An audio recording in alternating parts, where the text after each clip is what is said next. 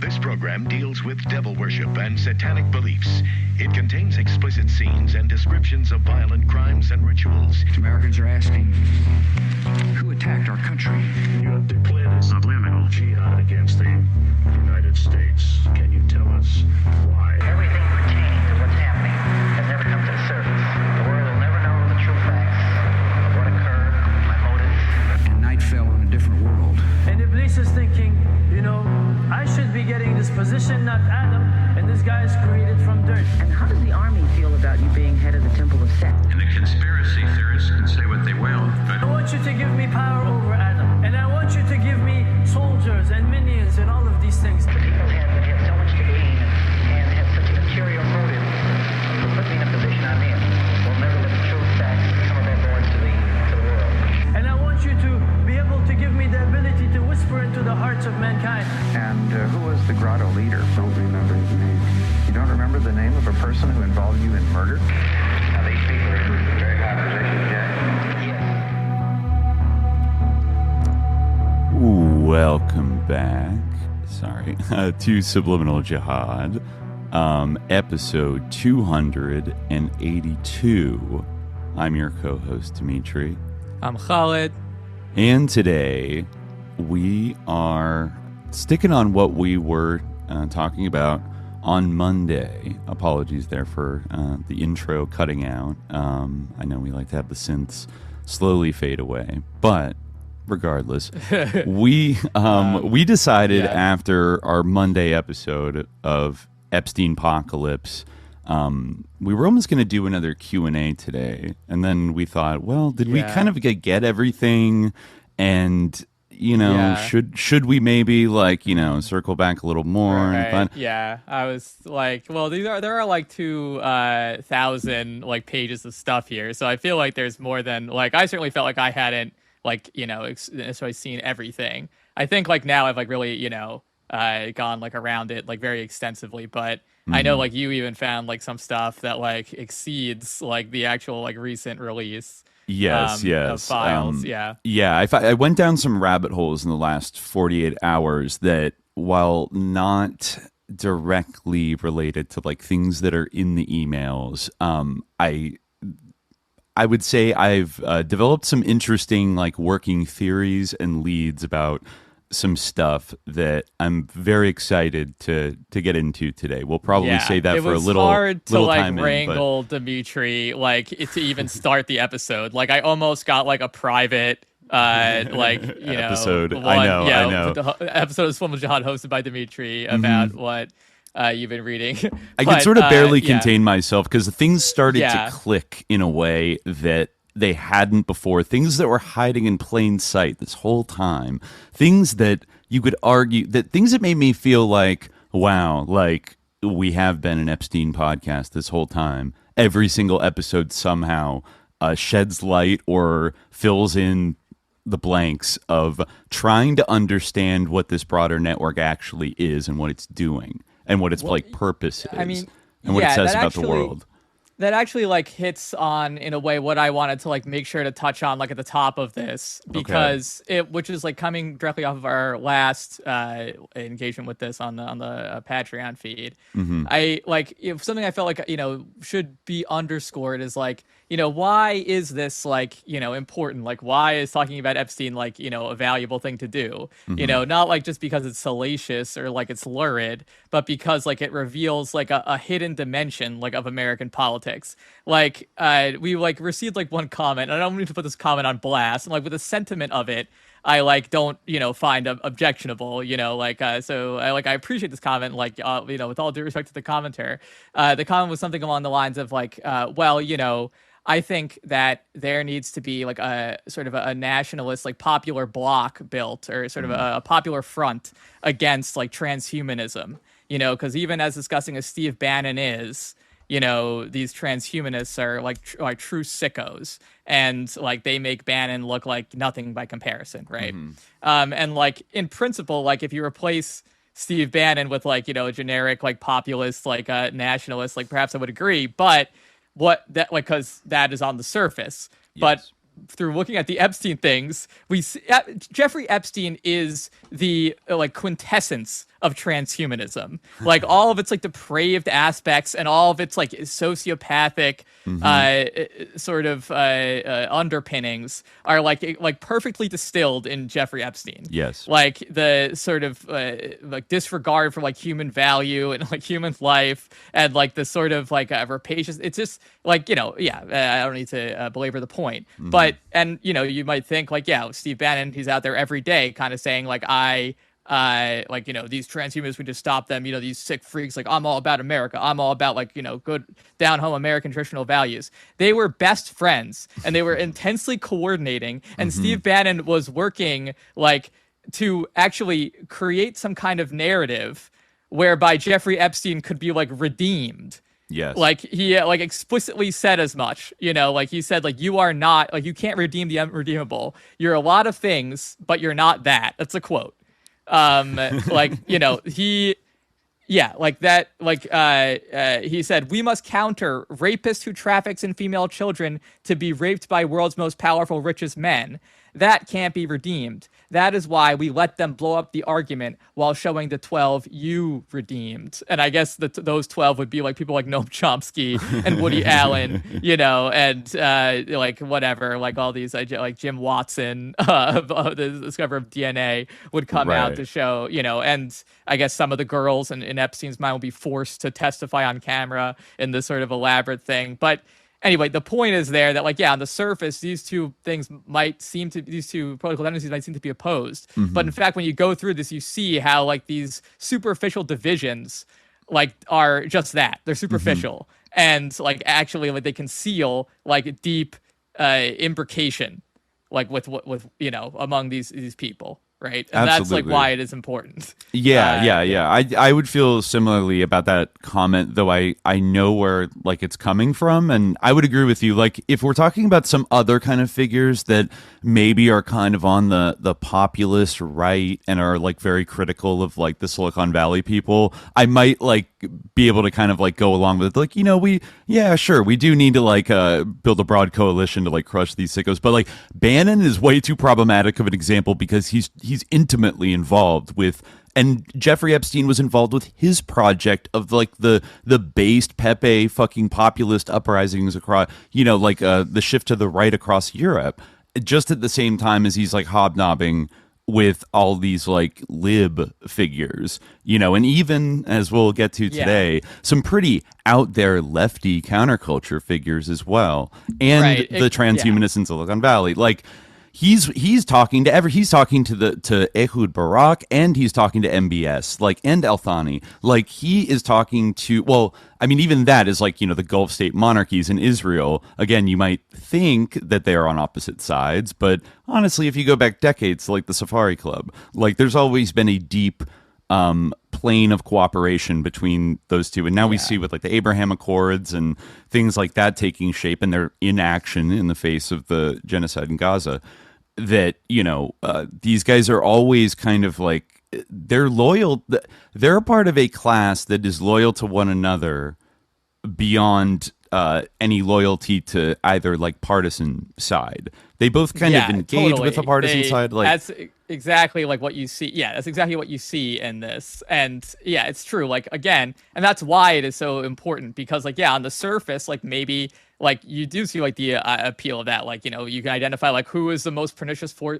what force is the most pernicious in society, and like any ally you can make against that, you know, is like, you know, whatever it takes to take down this most pernicious force. But like that force is in fact so pernicious that like it disguises itself. You know, it can't, like, not everything is always as it appears. And that's like an important thing to bear in mind, that you can't always trust like appearances, especially like in the domain of politics, right?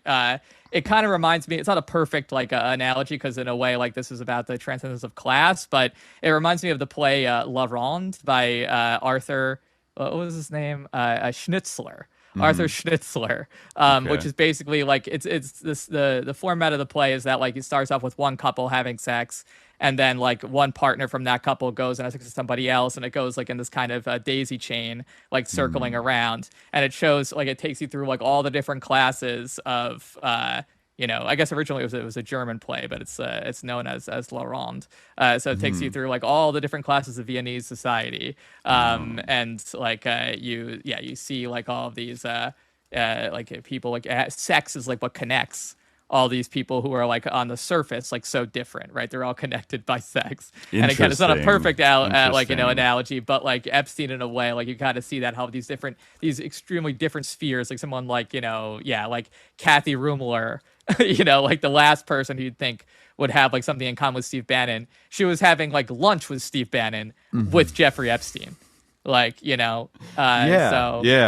Yeah, or, such a stalwart of kind of neoliberal economic orthodoxy in Wall Street, sitting down with Epstein and crypto renegade Brock Pierce. What's like on the surface? Isn't Brock Pierce all about challenging the conventional systems to liberate everybody through Bitcoin and blah, blah, blah? And it's like, no, and he himself, great friends and former business partners with Steve Bannon. And you could just go down the list of like, oh yeah, like behind closed doors, all these people are cool with each other because as Paul Krasner's good friend George Carlin once said, it's a big club and you ain't in it.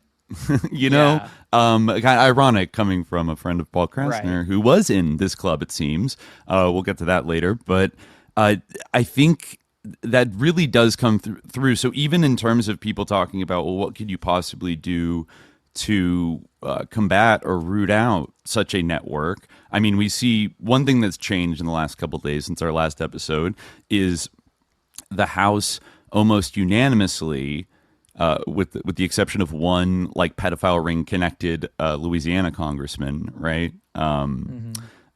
Voted to, release the Epstein files. The Senate unanimously voted to do so. And Trump, though without the usual fanfare, claimed on Truth Social that just last night that he signed the file. He signed the law to release everything. So hypothetically, in the next 30 days, the countdown is on. We are going to get the files, for the last time. So now what we see is, this uneasy moment of like, oh, they finally kind of led up to the pressure and assented to doing it, but everyone's nervous about like nobody trusts Trump to like play this clean, right? It's like how many redactions has he instructed people to make already? How many things are going to be withheld for reasons of national security or blah blah blah?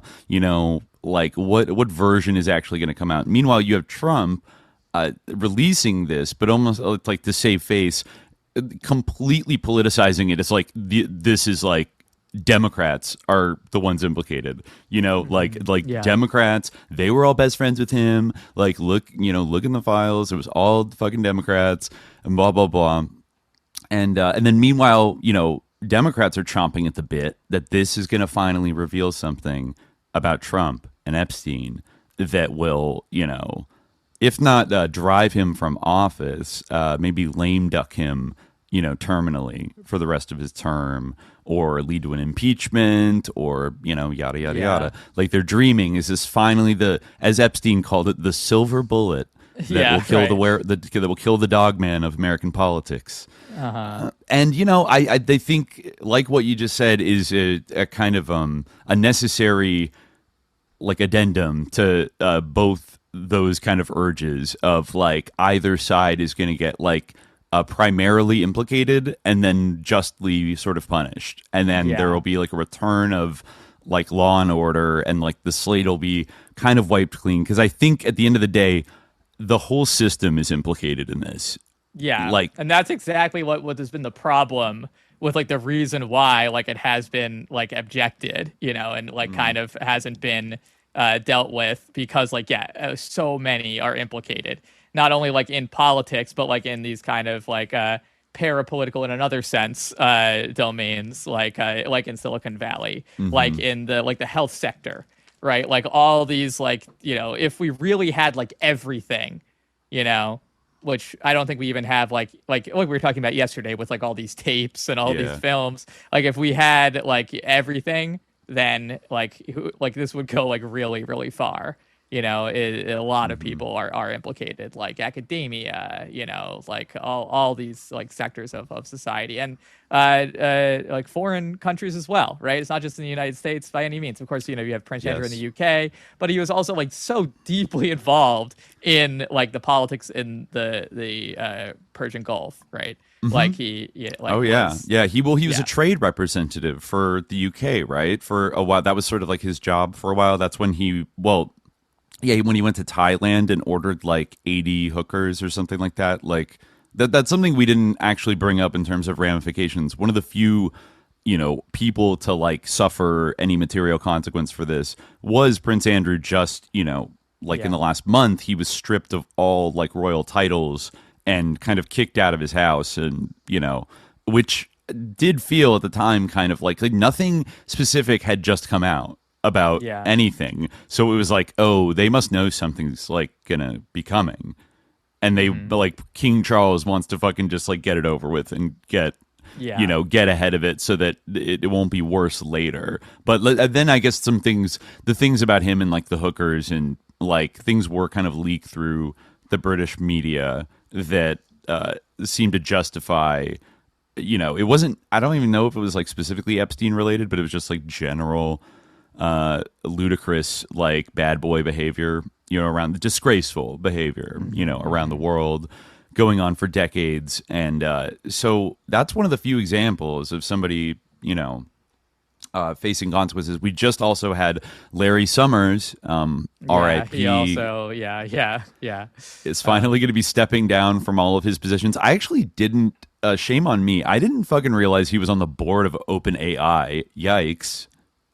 Right. This whole time? Really, bro? Like, we knew he was friends with Epstein, like, before, you know, probably back in, like, 2018 or 2019. Like, that name had been going around for years. That was very well known. I think, I forget if Virginia Roberts Giuffre had specifically, like, implicated him abusing her, you know, or anything like that. But he definitely flew to the island, like, we all knew on the flight records and stuff. And, you know, this guy, like, more than any other, represents, like, the awful like neoliberal economic decisions that were made in the Clinton and the Obama administrations that have taken us to like a pretty shitty place socioeconomically and politically, and was done, and meanwhile enriched Wall Street and all of his fucking friends and all their little foundations and everything else, while like the country decays from within.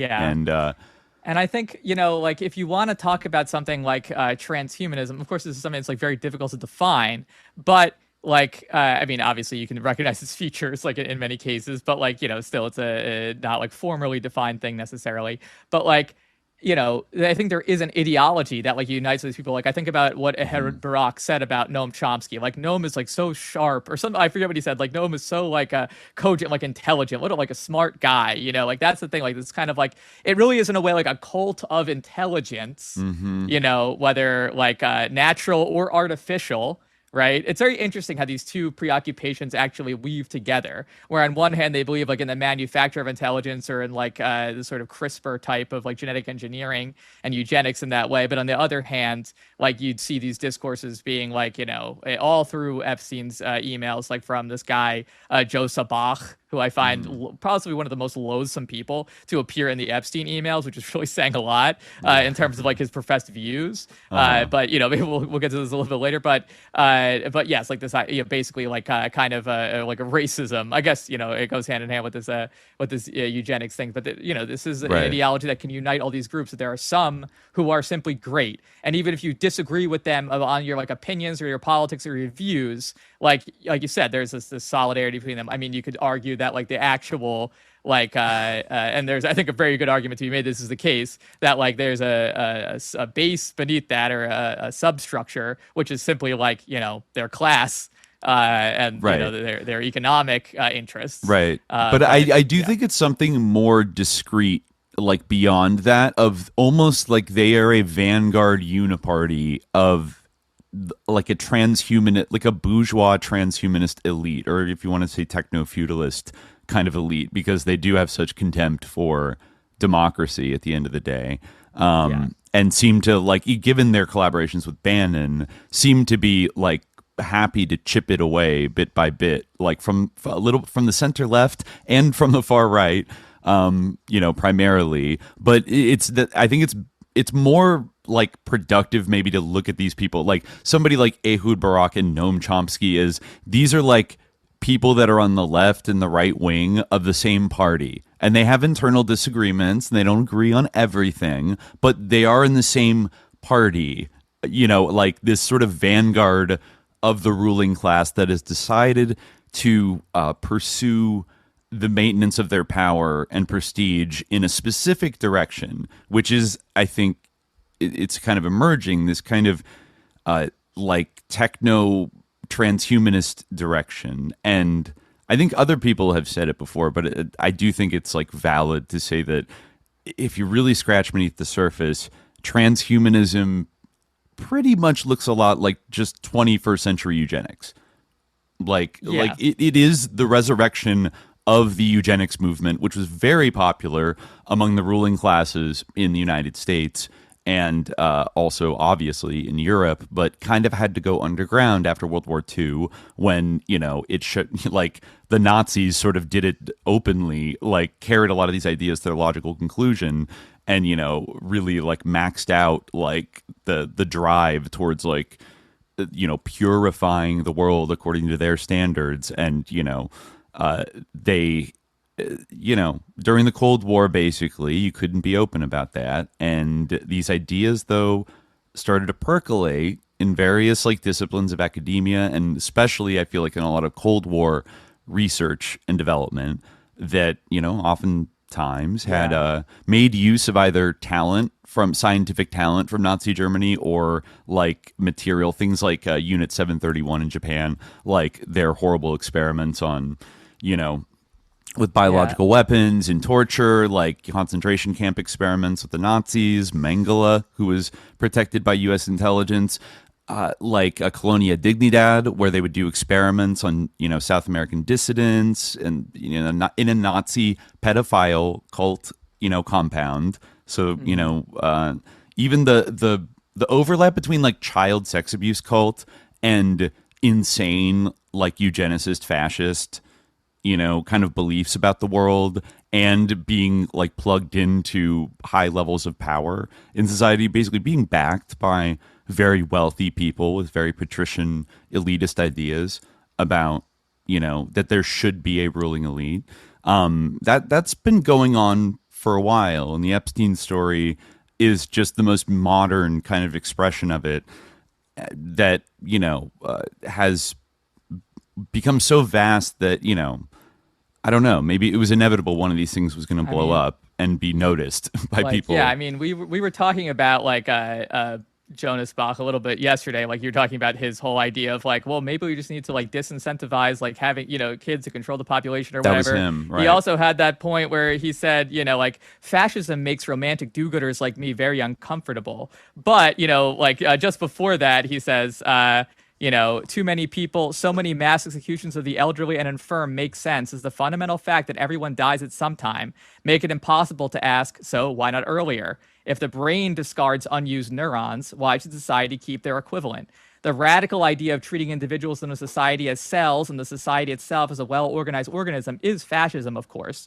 Probably the most efficient and radically stringent way of governance if someone could pull it off in a sustainable way. Sustainable fascism. Yeah, sustainable fascism. Exterminating large amounts of the human population. Yeah, and he talks about, and that's, like, interesting, and, like, this is another thing, like, to underscore what I was saying before, in the final years of Jeffrey Epstein's life, he and Steve Bannon were, like, in, enthusiastic conversation, excited, energetic conversation about the idea of starting something called the Republican Workers' Party, right? Okay. So I'm just saying, be careful out there and don't believe everything you see, because this is like he actually arranged a meeting between Steve Bannon and Noam Chomsky, and they apparently did meet. And Jeffrey Epstein said, I think quite trenchantly, you have more in common than you think. He said, and then he mentioned, like the Workers' Party. Just like, bear that in mind. Just something that that's like an important like lesson to take away from like all this is like not everything like isn't as it appears. Yes. Yes. And these people are always involved in deception and lying. That's like all these conversations. Like I'd say that like, 90% of them about like, how do we trick you basically? How do we trick the average person into believing something that isn't true? Like that's like what 90% of like this correspondence is about. How do we psyop and on top? Batch. Yeah. How do we play the game? How do we play games with these people, with the masses and advance our agenda? And let's see where I actually hadn't seen the ones about the Republican Workers' Party specifically. That was is that mentioned by name in the current batch? Yes, it is. Epstein asked him.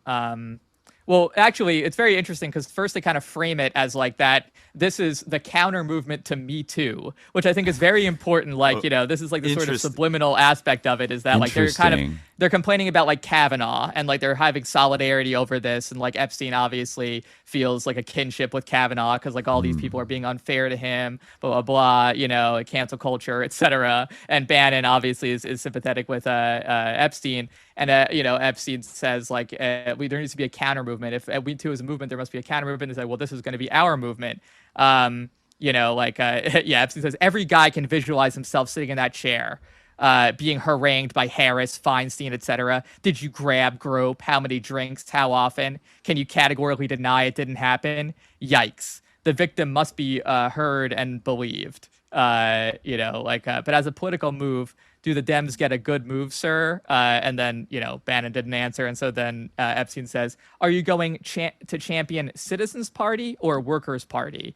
And Bannon writes back, yes, the Republican Workers' Party. And then there's also an interesting comment where, I think we talked about this a little bit, but Epstein says, if you have time, give some blood before you go.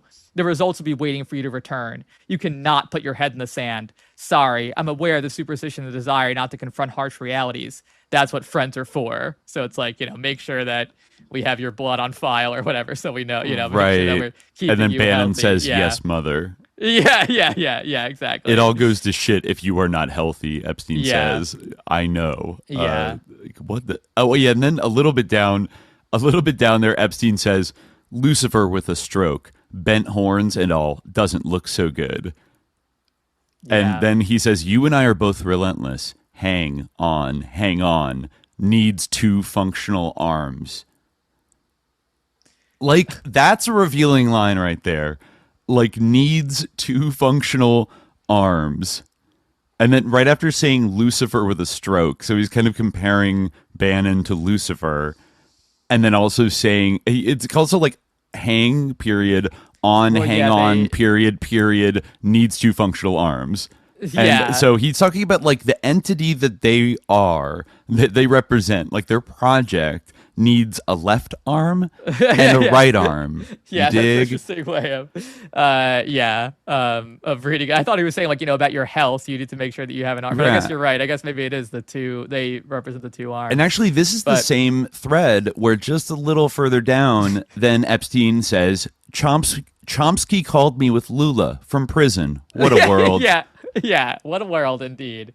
What a world. I mean, Lula is actually, like a leftist politician in Brazil, like he's not even like a Dem, like he's a little more left wing than that. But then Chomsky, due to his sterling spotless reputation as being the most radical academic leftist in the Western world. I assure you, I only met him one time, and it was simply Yeah. So, please tell your simps online that I did nothing wrong. Yes, sir, Mr. Chomsky. But it's funny. And then in the same thing when they're talking about the blah blah blah, like they're talking about Lula. Epstein saying during Thursday's press conference, a message from Lula to the Workers' Party regarding the organization's militancy was revealed. And then Bannon says, actually, Epstein first says Bolsonaro, the real deal. and then sends an article, and then Bannon says Bolsonaro is the all caps real deal. So like Bannon is very like supportive of Bolsonaro. Yeah, exactly. Meanwhile, Yeah, Epstein's he told him to talking go Lula. easy on the Bolsonaro stuff with Chomsky's wife because she's Brazilian. Interesting. I Yeah. actually didn't realize his wife was Brazilian. Yeah, I guess according to Epstein. Yeah. Wow.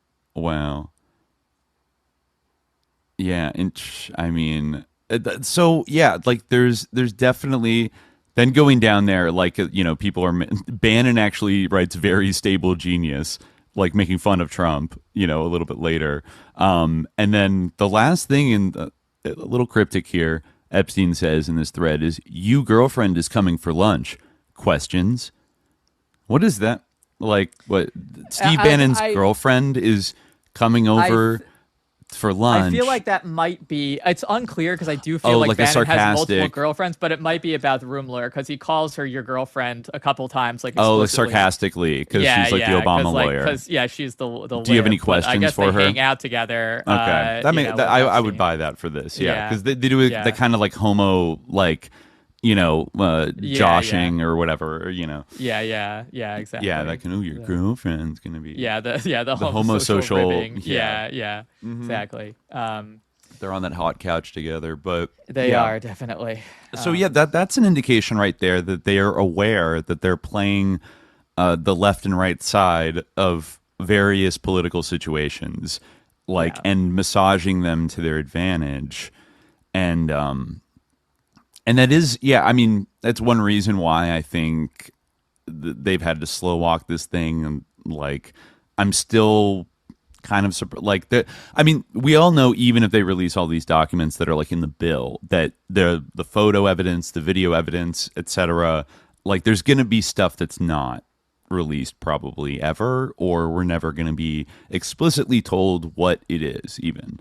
And we also we live in that world now where we have to accept, unfortunately, it sucks, but we sort of are forced to speculate a little bit and use inference and make educated guesses, because you're never going to get it handed to you on a silver platter, right? It's worth exactly, right. assuming that. Now, and that's the same thing we were kind of talking about last time, where if these files, when they come out, it's this is it, all the files, and then they don't contain Epstein saying I am an Israeli agent or whatever, that doesn't mean that there isn't another dimension to this, right? That's it's, you gotta read between the lines, or in fact just read the lines at some point, because he says multiple times I don't want to text about this, we need to talk about this face to face. It's over and over again you see these things. So there's a side to this that the paper trail isn't going to reflect. Right. So it doesn't necessarily, mean that, because you just know, when things come out, there's going to be something that can't be definitively established, beyond all possible doubt. And people's standards for evidence with regard to this are insanely high to begin with. But right. Some people's standards are insanely high to begin with. But I just already can tell that when more comes out, it's gonna be see, this thing wasn't explicitly in there, Epstein didn't confess to XYZ, therefore that means that it can't possibly be true because these are the files. And even though that when you say it seems completely incoherent and ridiculous, people are gonna do that.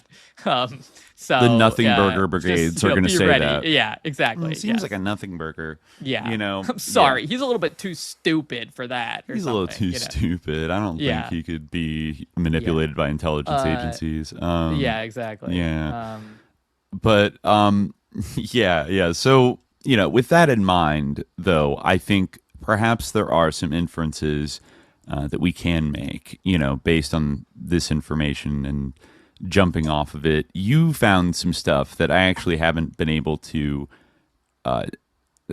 review yet, but it does look interesting at a glance.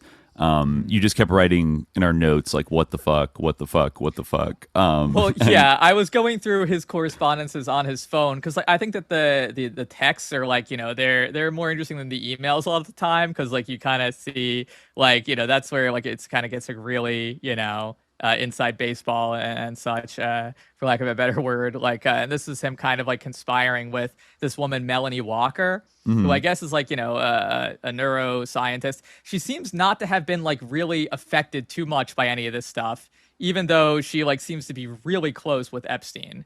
I guess because maybe she has like a low profile, but it seems like she previously had worked with the Bill and Melinda Gates Foundation. And it seems like possibly like she had a relationship with Bill Gates that of some kind where that like Melinda Gates didn't like. But yeah, she even mentions another email that she was introduced to Jeffrey Epstein by Donald Trump. Like 28 years, around 28 years ago. So like they've known each other for a long time. And he basically like she started out kind of, it seems like, as one of his interests or projects when she was like a younger woman.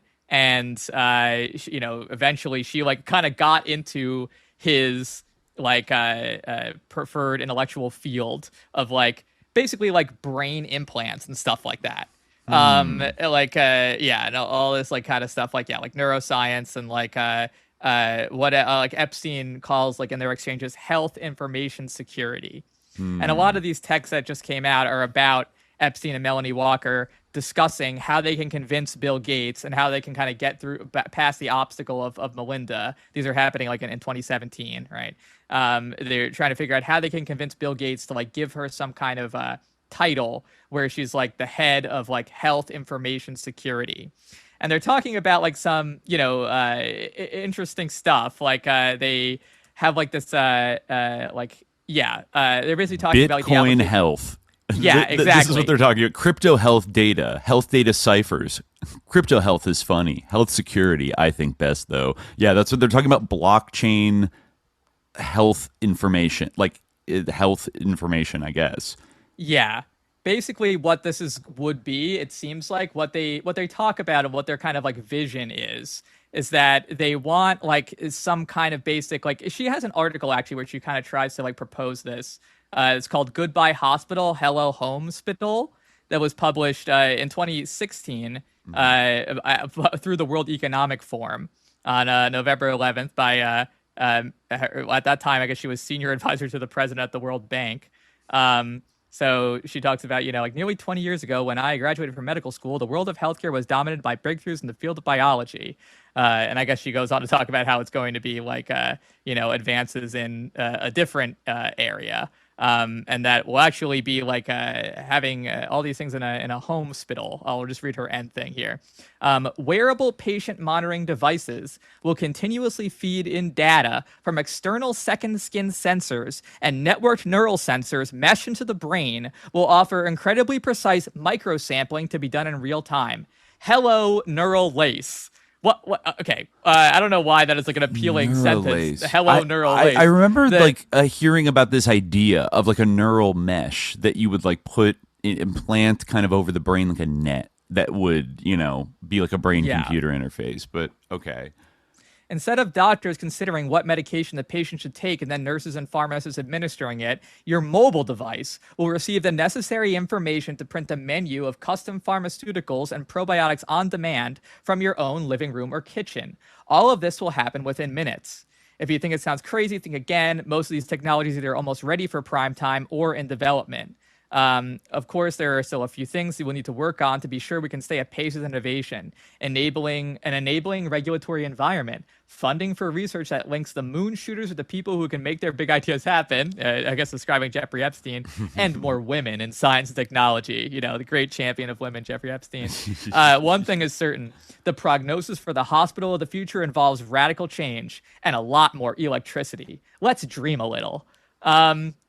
Anyway, so yeah, in their private correspondence, they, are talking a lot about what their vision is, and basically, like, they kind of want like a real ID like card, like a sort of like social security number, like for health, basically, where like it's gonna log all of your like how can I be public about being the one that is doing this, like a la the Surgeon General, and not just handing this off to Microsoft. Have you heard of Aadhaar, the Indian biometric made by Nandan Nilekani, Bill loves. Could this be a new type of social security number and used for all types of identity with health as a single use case? When I was reading this, I was a little bit like, folks, like, you know, like, like reject the national ID card. A little bit. Well, it's like also a little bit prescient. Like you're going to be getting healthcare in your home.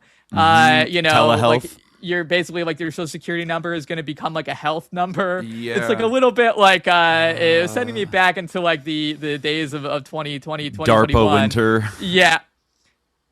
Yeah, well, you know, I think actually Event like it was 201. like the Hopkins program for health security that ran that, wasn't it? Like, so it was Yes, actually in the exercise, yeah. Melanie Walker mentions like getting an award that she was nominated for by like some people at Hopkins. But yeah, so like, yeah, he like one idea for their title is like Director of the Cryptographic Health Data Initiative. Like this is kind of like in a way like the essence of like biopolitics, like you know, like Foucault for all his faults, like described it pretty well. He like did have that's a like few the bangers. last frontier of like surveillance, like just Yes. everything about the body being surveilled all the time. Already, like all of our data, like all, you know, they're already like coming for like our thoughts, like our expression and our words and our language, which was Yes. Epstein's, you know, the big interest of Epstein. And now it's like, you know, your body has to be like constantly like accessible, you know, like they even say like it'll be like a way for you to get healthcare like right immediately, while also helping the government solve medical problems. And I assume the way that you would be helping the government solve medical problems would be by like having your like health data constantly accessible to in some kind of like data bank that like then they could like collate. Yeah, exactly, a blockchain. Like that maybe it would be like secure in some way, but basically like, you know, the same way OpenAI can read all your chats with like, you know, your AI boyfriend or girlfriend. And a wearable now with there are billboards all around my part of LA for the friend device, that your snarky AI companion that you wear around your neck that just like talks to you throughout the day, like the movie Her. Like all these things are coming together. Somebody, you know, because you know, credit to Foucault, but somebody needs to write a book called like Bioimperialism: The Final Stage of Capitalism, or something like that. You know, I like mean, I this feel is like bioimperialism. Yeah, definitely. I mean, I feel like there are like There probably are. things like that. Somebody's probably done that. Yeah. But, I mean, well, I'm thinking of like Jasbir Puar's book. I mean, like she talks about like the kind of like medicalization of like the sort of apartheid in Palestine, and like the sort of, you know, the stealing of organs and things like that. You know, she was like heavily criticized as like, that's blood libel, but like you know, there actually was like, you know, fair amount of credence to those accounts, you know. So yeah, it's like, actually, now that you mention that, I think we would be remiss not to mention that isn't the first subject on this thread like the title of it, or at least one of them. Oh yeah, like the title of one of the messages that starts out this thread is Israel/MIT. Right. You know, so, and then followed by somebody saying, you know, from a Wired article, seems like folks are trying, and then sending a World Economic Forum, you know, link, and then sending, this is one of the other World Economic Forum councils, ... could ask them. And then I guess saying after that, no one on council, very clever. Very clever. Yeah, I remember him having a really depraved exchange about her with her about this. I think, this is Melanie Walker, I believe. Like, we're talking about Trump, and they say like a peace meeting with Jared and Tony Blair and all those folks. Not sure Bill Gates is interested in the peace process mostly. Melanie Walker writes, he says he speaks to Jared a lot. Epstein writes back, peace boring and not happening, period, all caps, grow up. And so she says, oh Lord, 21st then, what to discuss? And I guess she writes back, more war. And when was this written? This 2017? 2017, March 2017. Yeah. Grow up. Yeah. More war. That's what's happening. Yeah, and Epstein writes back, cyber. And Melanie Walker said, agreed, that is a better approach. Israel best at that. Okay, so they're talking about Iran? I mean, I I don't know. I think they might be talking about like in general. Yeah. But I don't know if like Israel bested that is just like a general comment or I guess it's best at cyber. Yeah. Right. And they need to focus on cyber rather than on the peace process because Israel best at that. That sounds like they're talking about Trump walking out of the Iran deal and then, ratcheting up, tensions with Iran and him saying that we're going back to sort war. Of meeting with Jared and Tony Blair, I guess. Yeah. Grow up. Yeah. I mean, Jesus Christ, these people. Yeah. It's the first time Epstein has ever told anyone to grow up, I guess. But he the Mr. Peter Pan himself.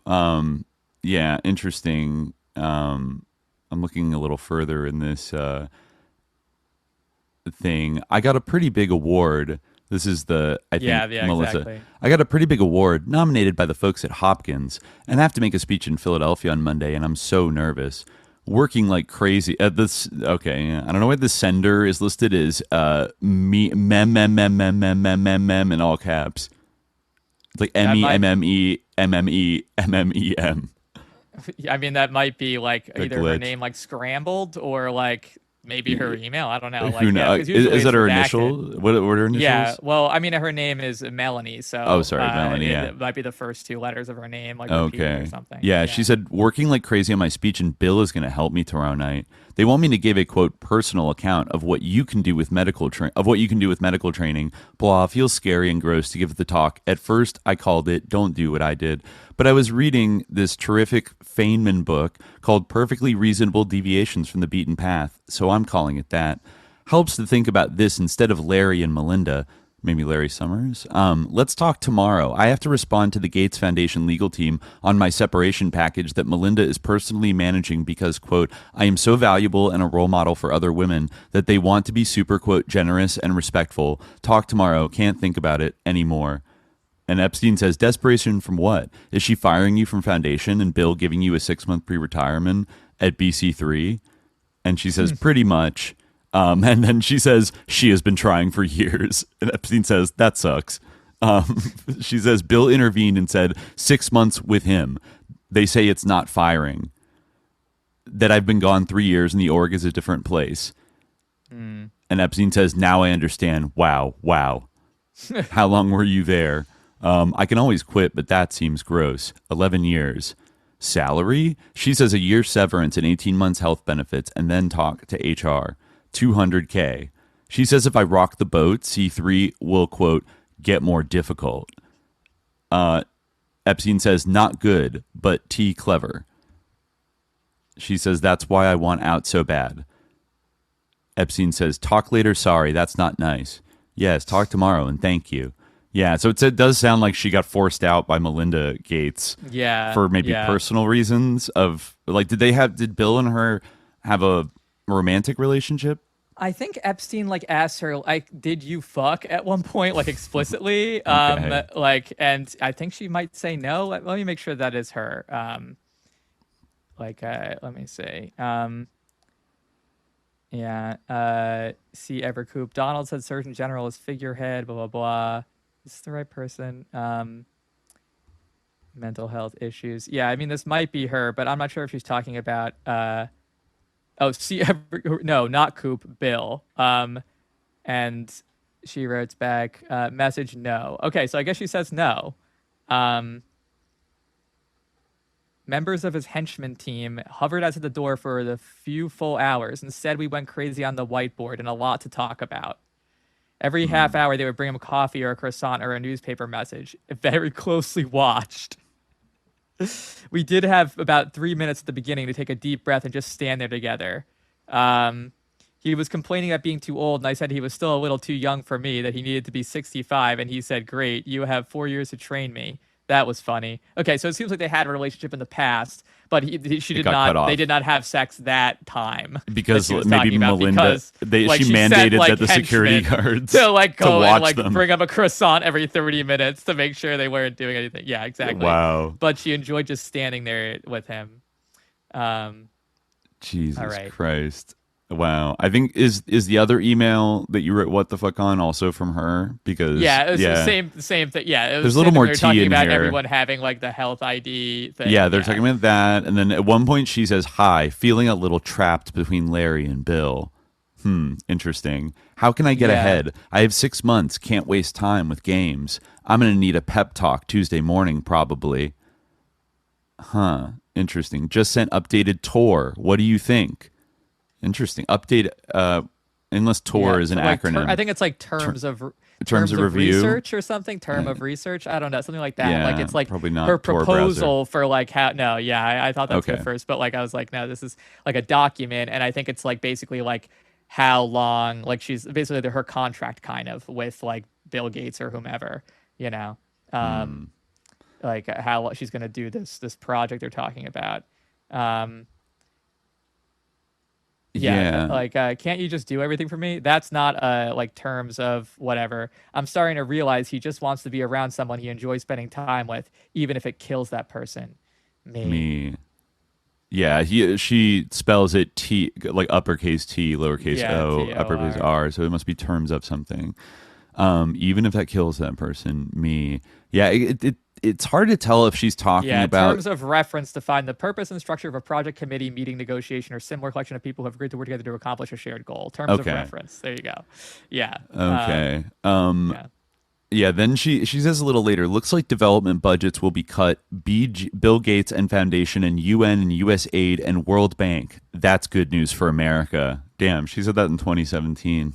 I guess did they really cut it back then? I feel like not as much, but Larry made me talk to 2 more people, one yesterday and one tomorrow, but separation with like Foundation Epstein's yesterday. Friends, like we might not have like it might have not have been as big like a news story, so we might not have appreciated it like at the time, but like it seemed like in Epstein's circles like it like was a thing where like they felt like he was like cutting down science, and especially like in this correspondence it seems like Bill Gates is like kind of stamping his feet about how like, you know, Trump only cares about Americans and not about like foreign aid and things like that, you know, and like things, and like Epstein is like, well, what if like Epstein says like, you know, what if Bill Gates agrees, makes a deal with Trump where he says like, you can keep PEPFAR if we give you cyber or whatever, you know, which I don't even know what he means by cyber, but I guess it just means like some kind of fascist shit to control all of our lives. And like, yeah, I guess it's like we get to keep PEPFAR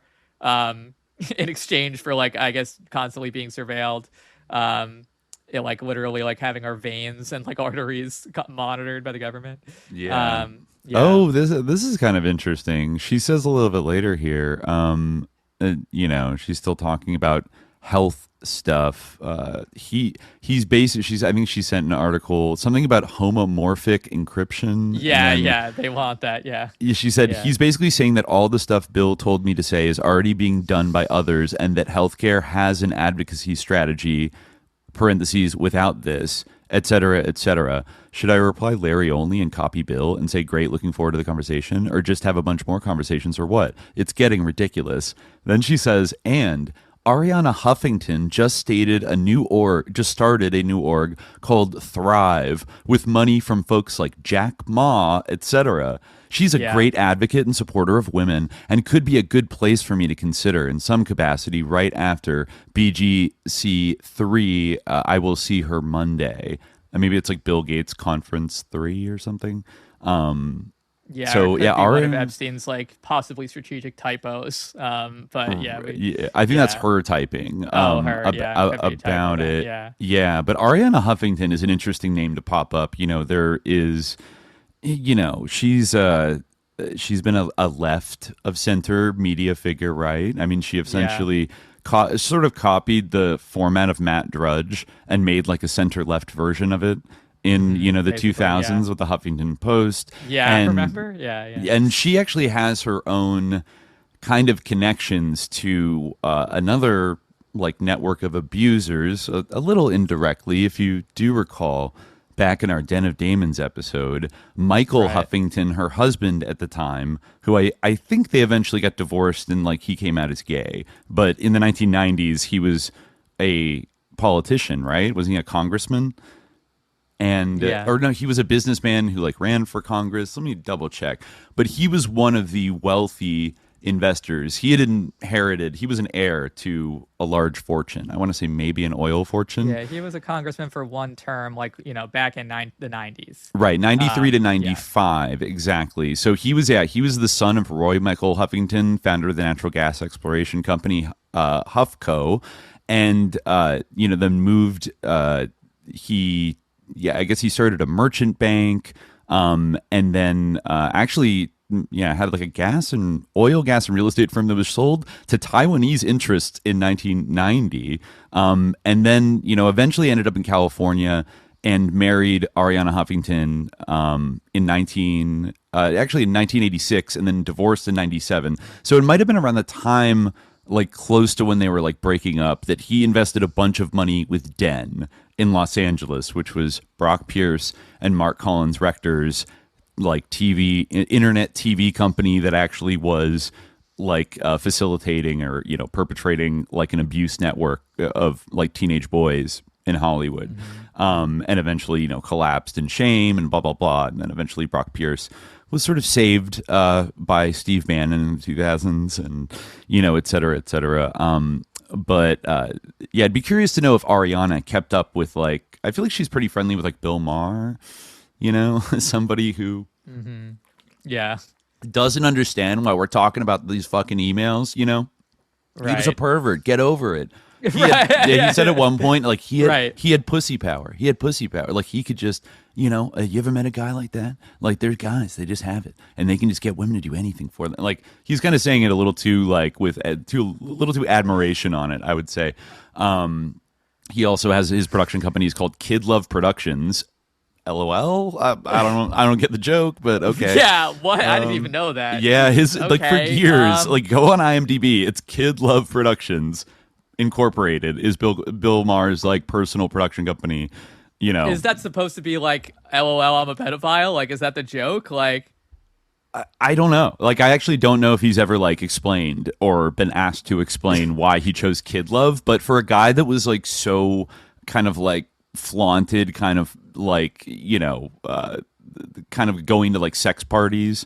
Remember there was that weird kind of there was like a private sort of club called Sanctum with like, it was all caps with no vowels, kind of like Nexium, and it was like you had to pay like $50,000 a year to join, and it was like an elite club in the Hollywood Hills that would host these like elite like sex parties. And Bill Maher was like a lifetime member where he got like a big amulet, like because he paid like $200,000 to like get to go to every event forever, and was like bragging about it in the press. This is like probably, I don't know, it's like around the time of Me Too, or like right before, when he was still just kind of like, he's very proudly like never been married, hates kids, like he's going to be a bachelor forever and date like way younger women, and is a big Zionist, been a very stubborn Zionist throughout this. I mean, like really, like his show on on HBO is like basically like Barry Weiss Free Press vibes, like the last couple of years, ever since October 7th. Absolutely.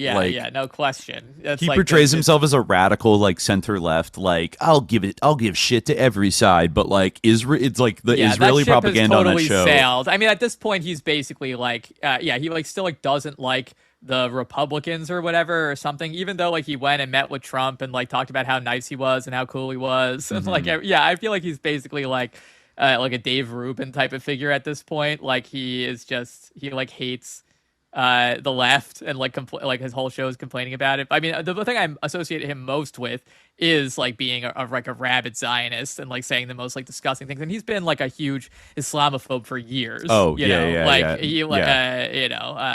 Wahhabist, to use the the preferred term of some people. And a leading figure of like 2000s like new atheist, like Reddit ass, like new atheism. This movie Religulous. Yeah, totally. And, remember in that movie, like the religious Jew was the person who was anti-Zionist. Like the example of the religious Jew was someone who was like an anti-Zionist Orthodox rabbi or something. I see. Like, you know, that's the true. If there's any Jew that's religious, it's the one that he sort of lip-washed it. So but no, it is important also to remember that he's like a total creep. And like he just like radiates like sex pest energy. Like, I remember Club Random he did with like some like way too young actress. I forget who it was, but it was like very uncomfortable to watch. Yeah, I forget who that was. It was Sydney. What did Sydney Sweeney go on? Maybe it was. No, I remember there was something creepy with that. I just remember like I interned on some like shitty like PBS show that like and never even like went on air. It was like a weird job, like right out of college in New York. And I worked with some like older woman who had worked with Bill Maher at some point. This is probably, I don't know, this is like 2009 or whatever. And I always remember her saying like, Bill Maher, he's a fucking pig. Disgusting fucking woman, like misogynistic fucking piece of fucking shit. Like she like went off on him, and I always like, I mean, it's not exactly hard to tell like when you look at how he behaves on television. Oh yes, the chat is clarifying that the episode I was thinking of was Hawk Tua. That was right. Yeah, he was like being a little weird about Hawk Tua. It was incredibly unpleasant to watch. It was very, very disturbing. Right. Oh, but before we move on from this particular email thread, there is another mention of Ariana Huffington from this woman, and she says that they're talking about like blah blah blah, that she sends an article about telemedicine, predictive diagnostics, wearable sensors, blah blah blah, apps will transform how, that's just in the URL. Epstein asks funding, NIH grants, and she says that's built around peer review and incumbent networks of power in each field. That's also why smart people and ideas are now chasing VC and private equity instead of grants. And then she says, have you seen Ariana Huffington's new effort? Media-driven platform for health and wellness. Money from Jack Ma and Jeff Bezos, with connections into Amazon and Alibaba. She wants to talk to me Monday, and I will be in NYC. Might be another path to Surgeon General in the sense of being the consumer-facing health and wellness guru, like a more evolved Dr. Oz or Oprah, but linked to products. Interesting concept. She's got reputation and money, and the whole thing dedicated to health and wellness, being on her leadership team, and the head doc is cool. Jack says I could do Alibaba pop-up shows or anything, health, wellness, and sell a zillion products of whatever kind, and also as a doc present the evidence. Bezos could do something similar on Amazon. Both are outside Bill's space, but he likes them also. Is profitable and builds credibility towards America's doctor / presenting best evidence on products and also education on certain topics like headaches or sleep or obesity or whatever. Of course, I'm still going to work with Bill a few months, but maybe start with her right after, or all caps sooner. More Monday afternoon. Then Epstein says, just left medical advisory, lots to do. I have zero interest. Yeah. Maybe he means about she says zero interest in medical advisory. Oh no. I guess he met with Bill Gates, and Bill says he has zero interest in doing anything helpful on health or tech for US until Trump stands up on international development and aid. So it seems like, Bill Gates is like taking a stand on like how he's not going to help like US health until, Trump does something about international, because that's his biggest priority, I guess. Interesting. Then he seems like Bill is mad about overseas development aid. That's his number one priority in 2017 is keeping that high. And it seems like she's kind of pleading with Epstein to like she has to convince Bill Gates to like back like this plan with Alibaba and Bezos where she's going to become like America's doctor and like sell like biotech products on. Yes. By the way, when did Jack Ma get like fucking disappeared in like China? Remember that? Remember how he was like the hotshot, like kind of like Silicon Valley guy from China that built this like Amazon type company. Then just one day he's just like, no, you're gone. Yeah. I don't know what happened to him. Like, I don't know if he was disappeared or what. Like, but I think he came back and then was like allowed to have like a lower profile. They halted the anticipated initial public offering of digital payment company following his criticism of China's financial regulators for prioritizing risk control over innovation. I see. So he was like kind of hobbled because he was like too critical. That's the But I mean, seems like he deserves it. I mean, maybe they read these emails and saw exactly. who he was maybe collabing with. Maybe they were advanced on cyber and they were able to access this, or maybe they just had instincts. Yeah, this is interesting. Yeah, he disappeared for a while. Then he came back at the end of January 2021, actually on the inauguration day in the United States, January 20th, speaking via video link to a group of rural teachers at a charitable event. And then in May 2021, he resigned from the presidency of Hupan University, which was founded by him in 2015. In 2022, he moved to Tokyo and largely retreated from public life. I guess he was a professor at Tokyo College for a little while. And then he popped up in Hangzhou, China, in March 2023. It was like his first public appearance. And the same month, Alibaba Group turned into a holding company, and its subsidiaries separated into 6 independent firms. And he was involved in the engineering of that. They made major changes to their ownership structure and corporate governance.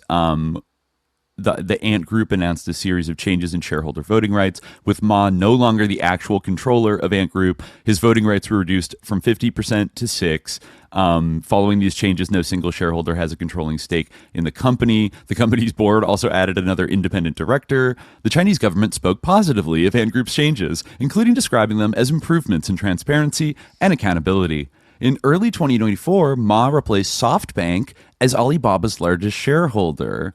In 2025, he attended a symposium with Chinese industry leaders hosted by Xi Jinping and at the Great Hall of the People in Beijing.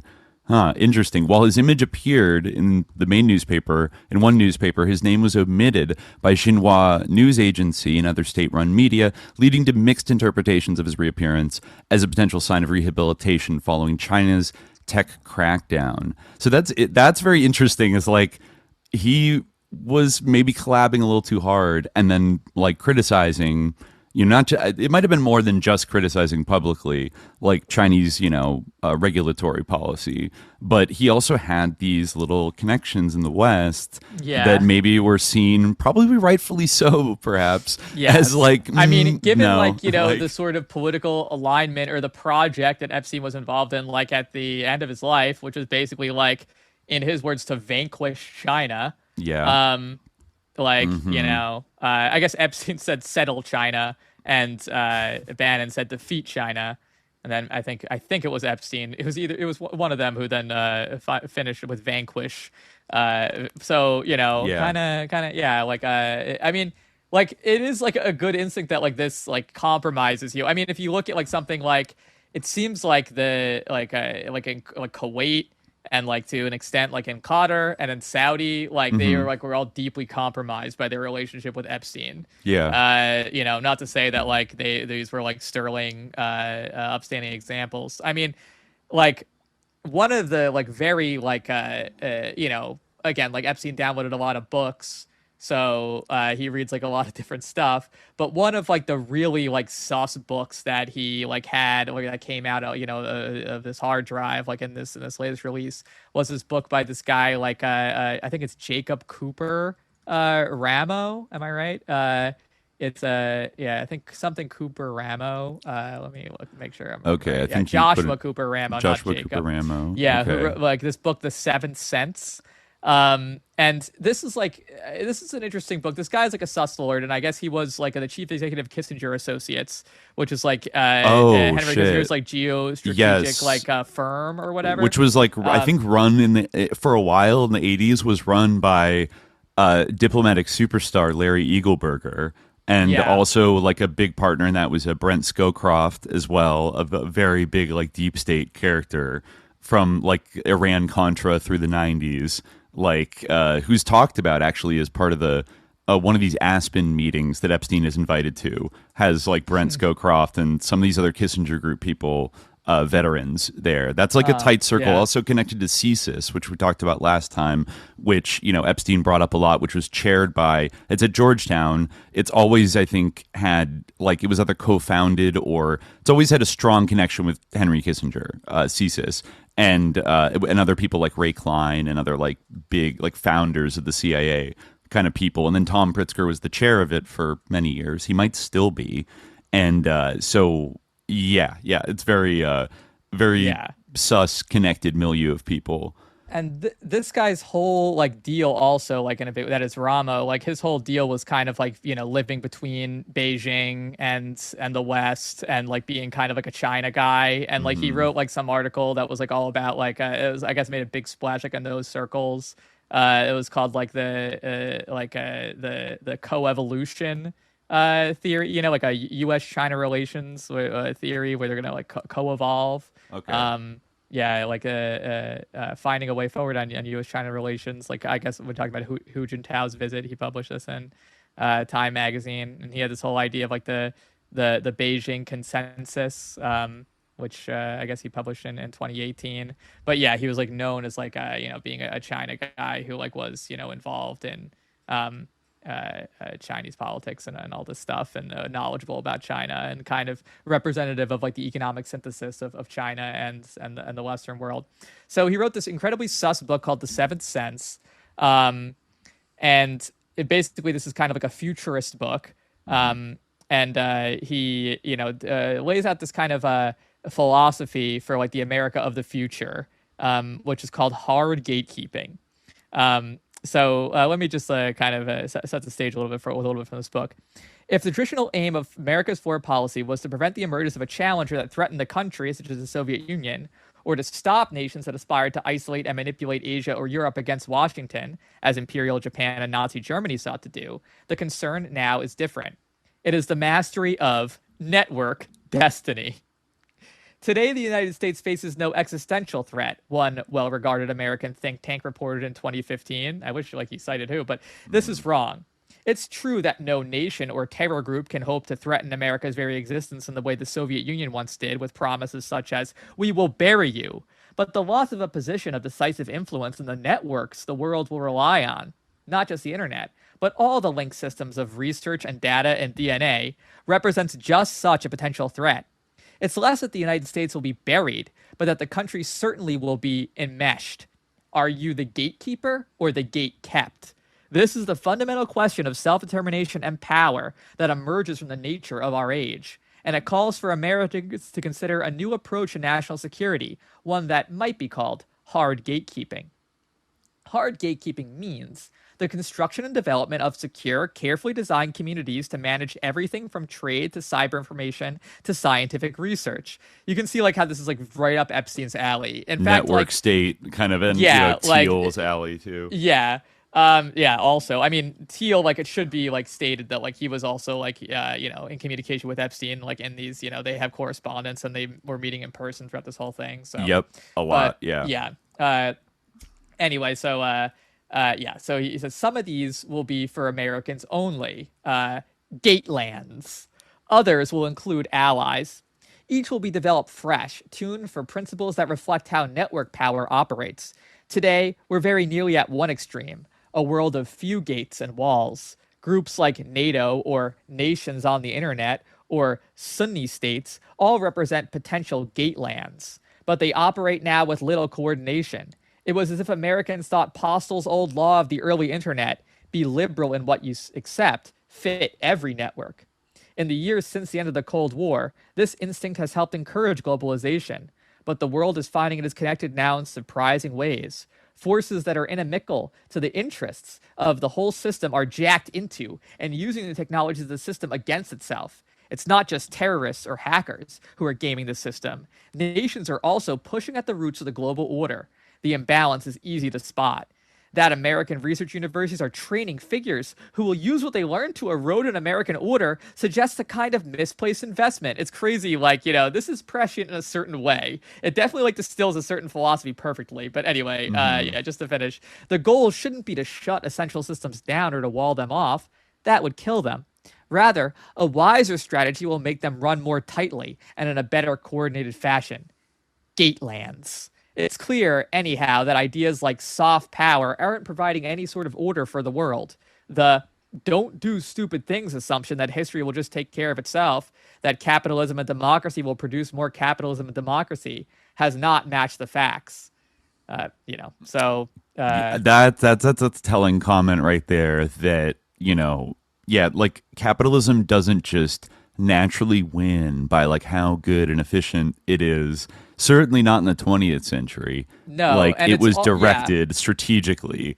It's also very interesting. Like, yeah, it dovetails totally with what like we are seeing now with like kind of the like repudiation of the abandonment of like conventional forms of soft power, which actually Epstein in that, or I guess actually it was Melanie Walker, she criticized like in that email exchange where she said like, how do these foundations like spend American tax dollars? How generous would they be if they had to spend their own money?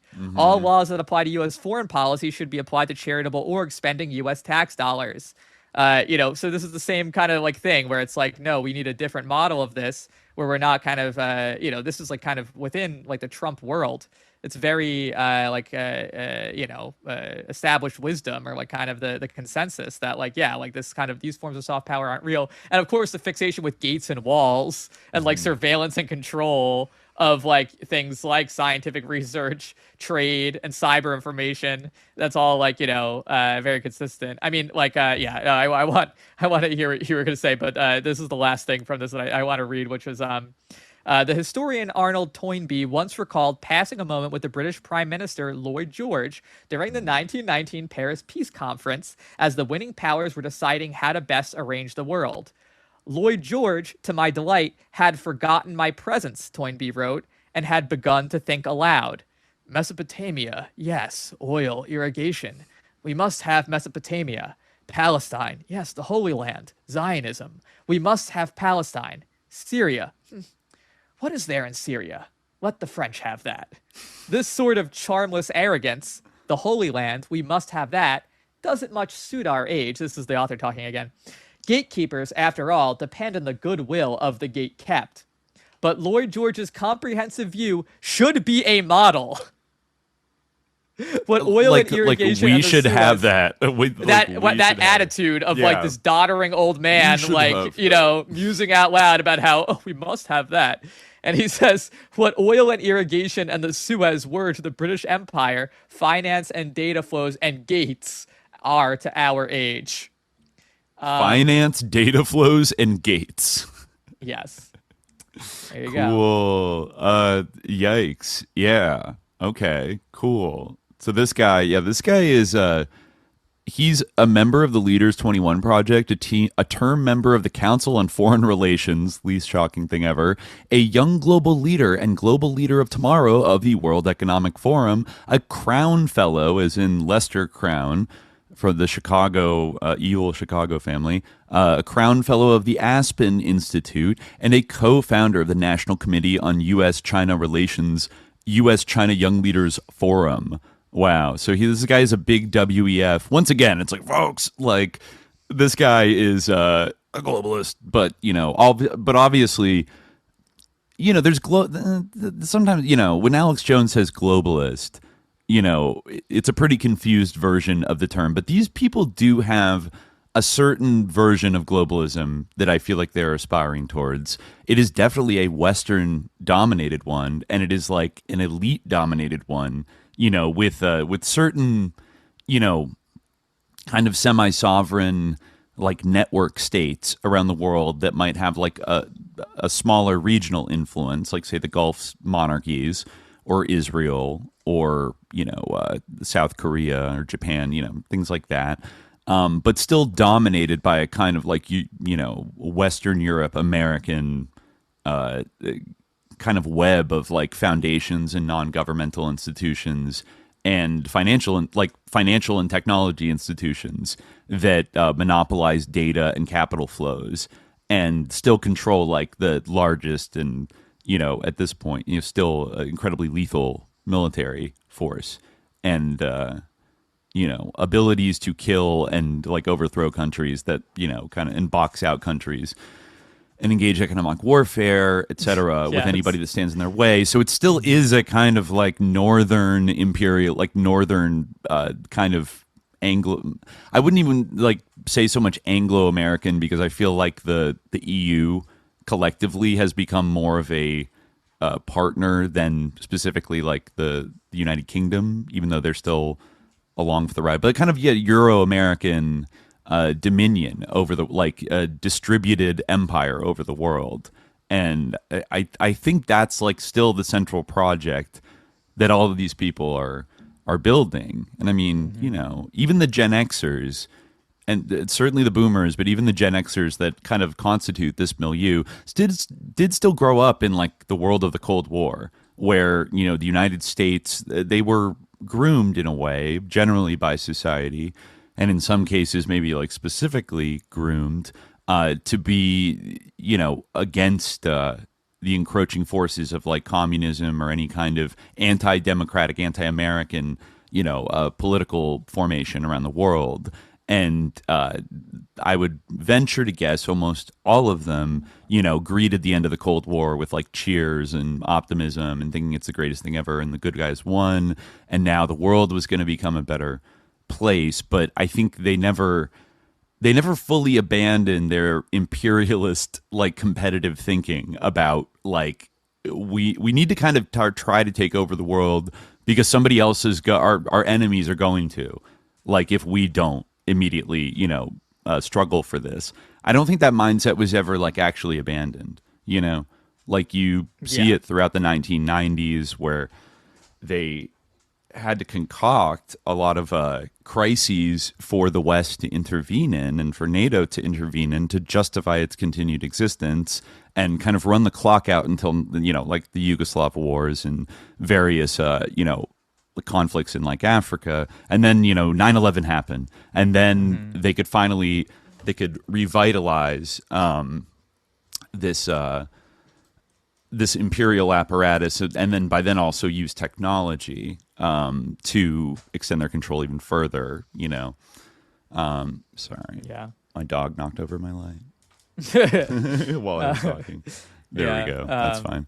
Well, I guess Epstein did correspond with this author, Joshua Ramo, on at least one occasion. In this recent drop, we have Epstein wrote to him on April 9th in 2017, asking him, "Are you playing a part in the Xi-Trump fun?" And Ramo wrote back, "In Europe, you well?" And Epstein replied, "Very." That was the extent of their correspondence, I guess. Wow. Wow. Yeah.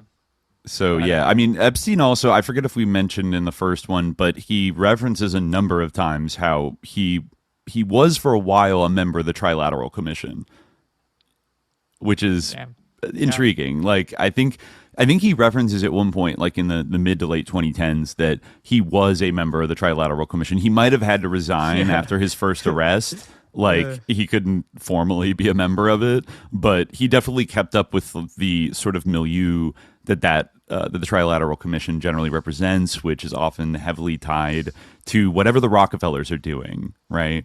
In fact, I think there was something about, there was something a little bit in the second email when I think he's still talking to, Melissa Walker? And, you know, he's going on, and he says, at one point, Walker says, Bill also says, just spoke to him, that he wants me to do a learning session for him in the Middle East on their health and health tech.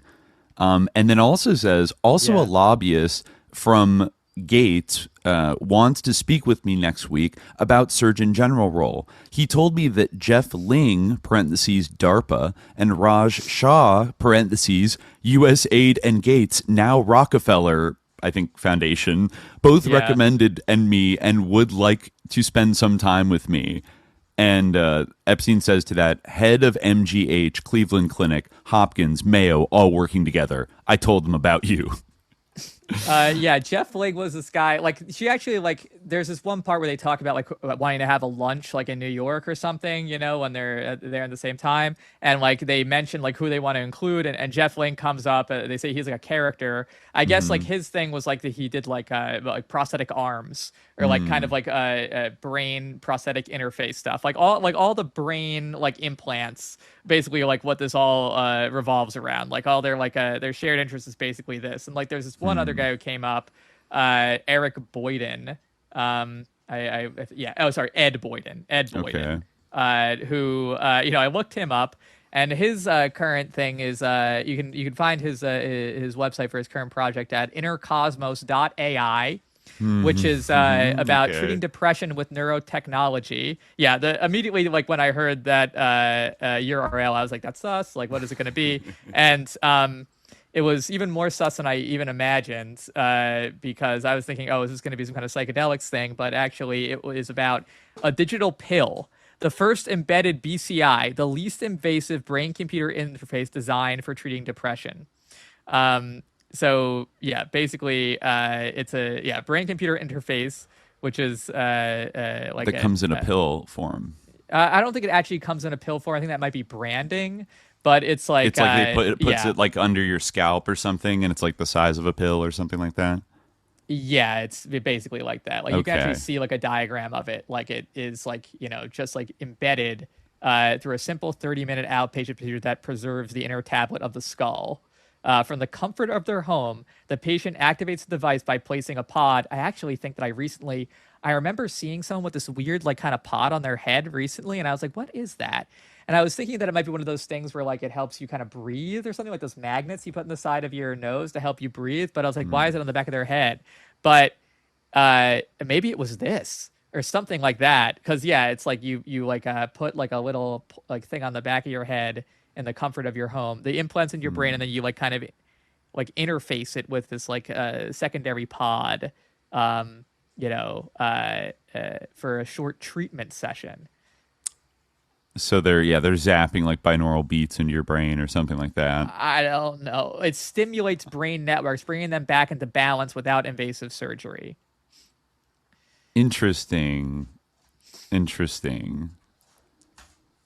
I wonder if that has any overlap with that thing that the Monroe Institute is, like, very into. You know, that weird institute in Virginia that has, like, the Gateway tapes.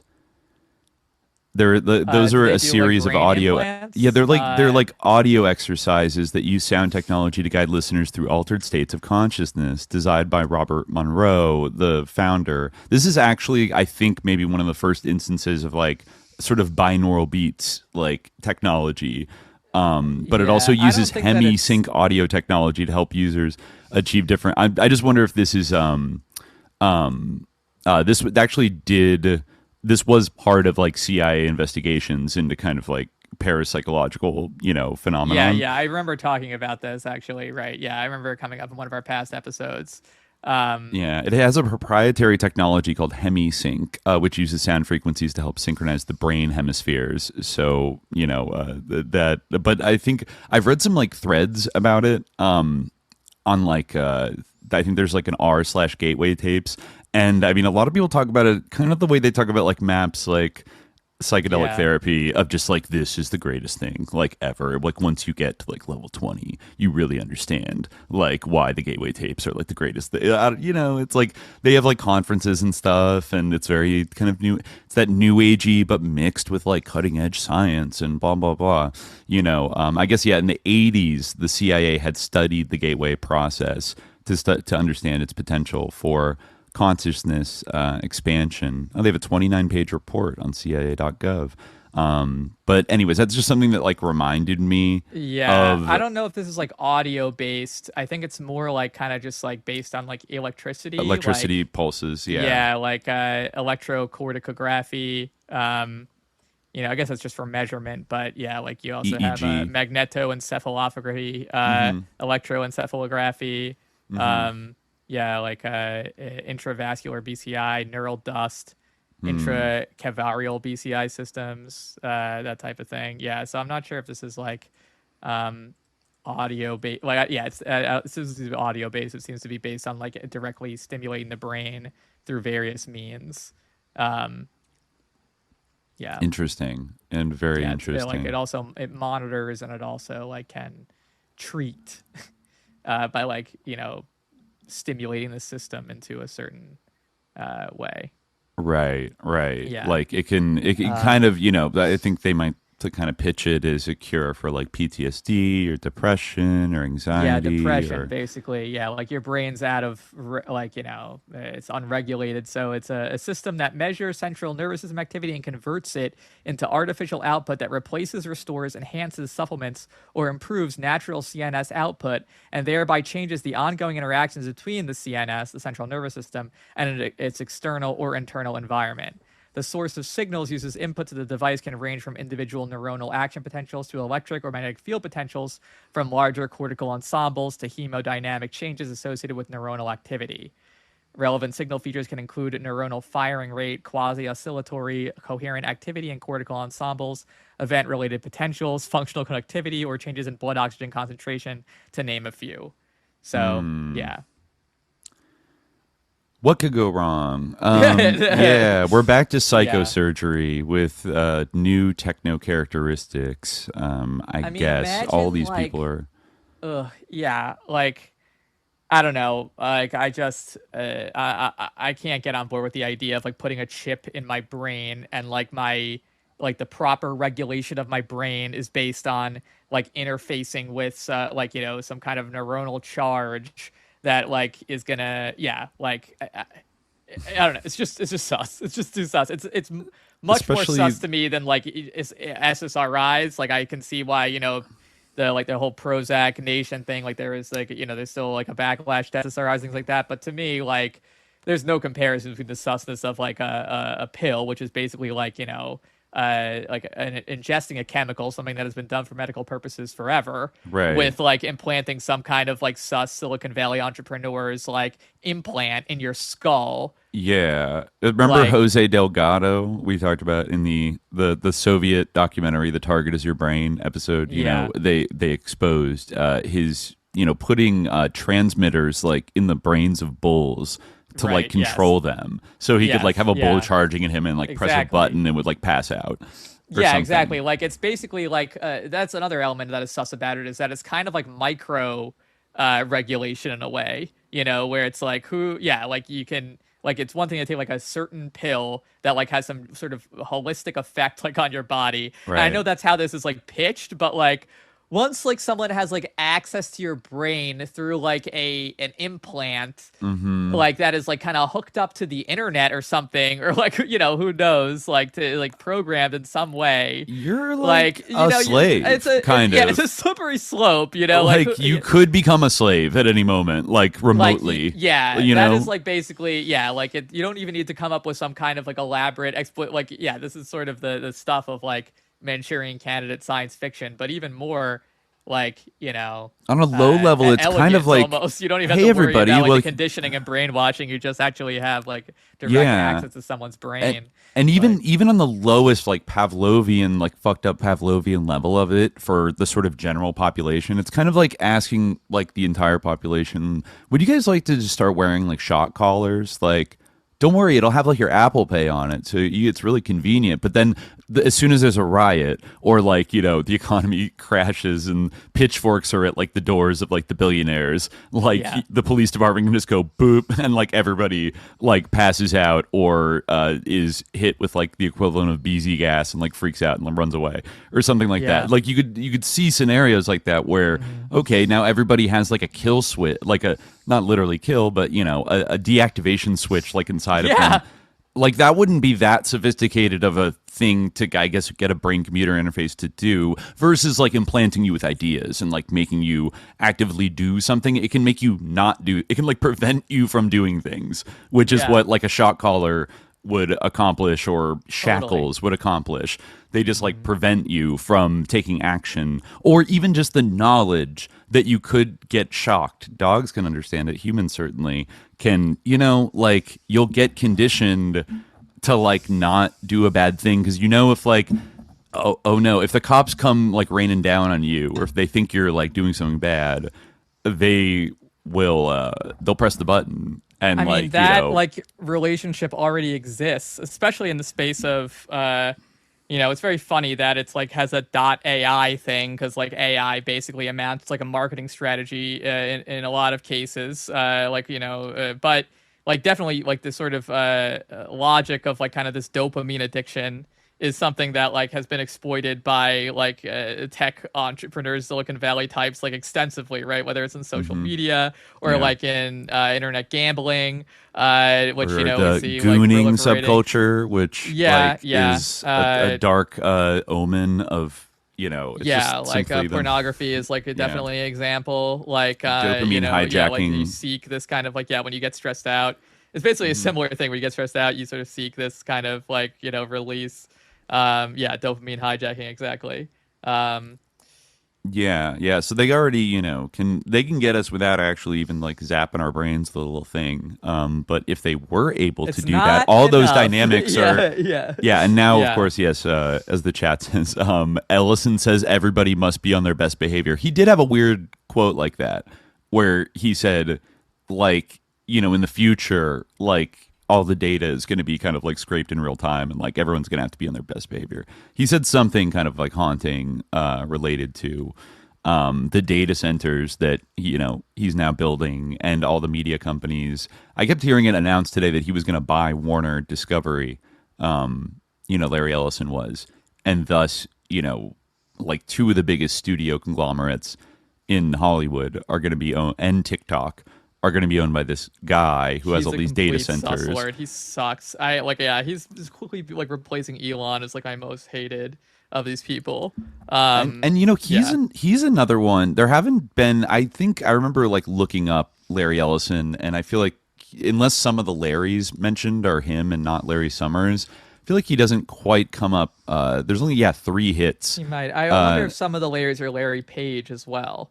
Right, another Larry. Yeah, they definitely were at the Edge conferences together. But Larry Ellison, I think, was as well. But lest we forget that Larry Ellison, by his own admission, like the company Oracle, which started in the 70s, it started as a project name for a contract that Larry Ellison got from the CIA to build like a relational computer database for them. And then I guess he did this allegedly, finite project for them, and then decided, like, what if I made like a company that does that in general on the open market and call it Oracle? And that's like where he comes from. So this guy like literally started out like working with the CIA at the very earliest stages of like ARPANET, like before the public internet even existed. That relationship has always been there, right? And, if we want to be a little extra crazy, we can throw in that Jeff Bezos, his like step grandfather, I think was one of the movers and shakers and forces behind the formation of DARPA in the first place, which created the internet. But, all we ever hear about is he was just like a little kid in a garage and blah, blah, blah. Bill Gates comes from a prominent banking family in Seattle, right? William Gates III. His mother, was on the board of, what was it? United Way, I think. One of these national charity orgs with the CEO of IBM, if I recall correctly. And she like pitched to him that he should like hire her son to like make software for them or something. And that's kind of like the seed of Microsoft getting started. So like, go down the list. Like none of these people really like came out of nowhere. And a lot of them have like either ties to like the ruling class or the intelligence services or like the military, like going back to their most formative days. And now here they are, like, then eventually they all became friends with Epstein. And then now they're like basically trying to roll out some kind of techno-feudalist like control system over all of us while they buy up the entire economy. And like, I don't know, like that sounds a little groomed for this, but I feel like in a sense, like they were selected to be like the faces of a shift in our economy to like a new mode that is probably still being designed to like stay on top of the world and like confront China and outcompete them or whatever, right? Yeah. Like that has to be at the end of the day. Like it certainly isn't going to contradict like the desire to like control the world, because I feel like there's hard limits within the US government and our institutions. That's one of the taboos that you really can't nobody can be allowed to like subvert the American empire in like a real way, like for like moral reason, like get the fuck out, like as Epstein said, grow up, like that's literally not, you will be like killed like before that, is ever allowed. That probably happened to JFK, and he probably wasn't even trying to do all that much, but like, maybe steer us in a slightly less like murderous direction, and even that was too much, So I think, it's all empire all the way down, and like this system, which I think has been cooked up for a long time, is ultimately about like using the West's technological edge to build systems of control and like social and political management that are decentralized and still preserve like the core like values of the free market and private ownership. Kind of like the Changing Images of Man paper from SRI in the 70s, like talked a lot about how to build a kind of like shareholder capitalism, or like something that just wasn't like literally like socialism, but like something that like maybe sought to do a lot of the things that socialism wanted to do. But it actually had a lot, it reminds me a lot, like if you want to go back further, is like the Fabian Society in the UK and like Fabian socialism, which I have to say, looking at the Silicon Valley people, and at least the the ones that are a little more like lib utopian in the way they express themselves, like it all does have very like Fabian socialist kind of vibes. But I also feel like at this point it's just straight up like fascism. If you look at like someone like Alex Karp, like they've all like kind of gone mask off, and maybe at one point like that might have seemed to be the case. Like like this whole like shareholder capitalism, like maybe, but like I almost feel like that is like now like somewhat out of vogue. Like like Larry Ellison, Alex Karp, like these like Sam Altman, Elon, like these people are all like openly like nakedly fascist like sickos who like are just gloating about how like again like the free market, like obviously like it's called that, and like that's like it's part of, but like it's not actually like it's part of their like ontology of their own like right to govern. Basically their narrative of their legitimacy as our rulers is that there was a meritocracy and they simply are the greatest, and what have you built lately?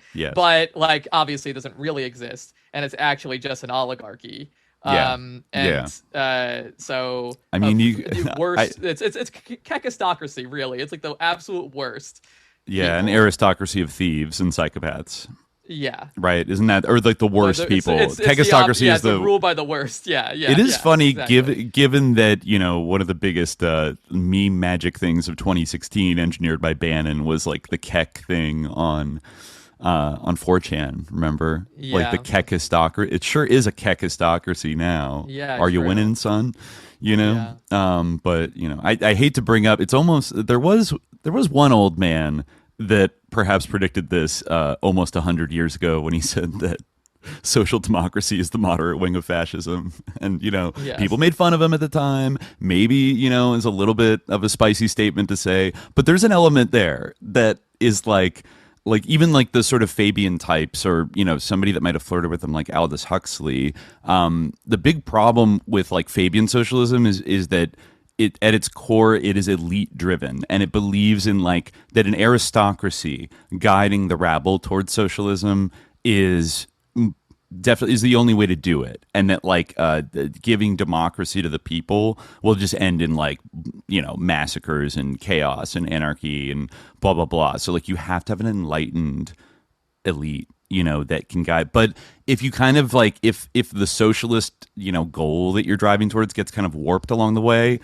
but then you hold on to like an aristocratic elite, like it's for the good of everybody that we control everything. It is kind of this like thing where it's like it's similar to the effective altruism, which someone in the chat mentioned. Like, yes, it's true. Like even someone like Elon, who like I don't think he like openly subscribes to effective altruism, you do see the same logic like expressed by him and his defenders, where it's like it's really just like this I guess the long-termism of the effective altruists, where the ends like justify the means, but the ends are so far off that they're almost fantastical. And basically, like in the meantime, you can do anything because like it's theoretically going to advance this. Like you say, like, oh well, like I'm gonna kill 1 million people now, but in so doing, that's gonna save 1 trillion people in the distant future that is like indeterminate. But like I'm so smart and I'm so brilliant and I'm such a genius that I know that I'm saving these trillion people, so it's okay for me to do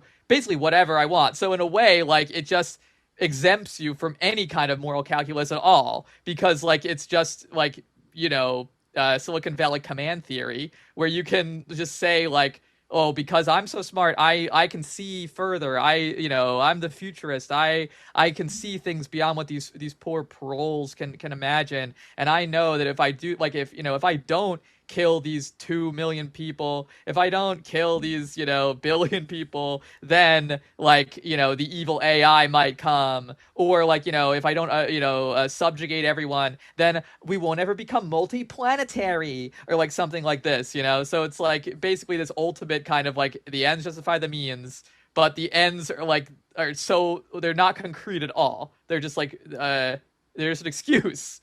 I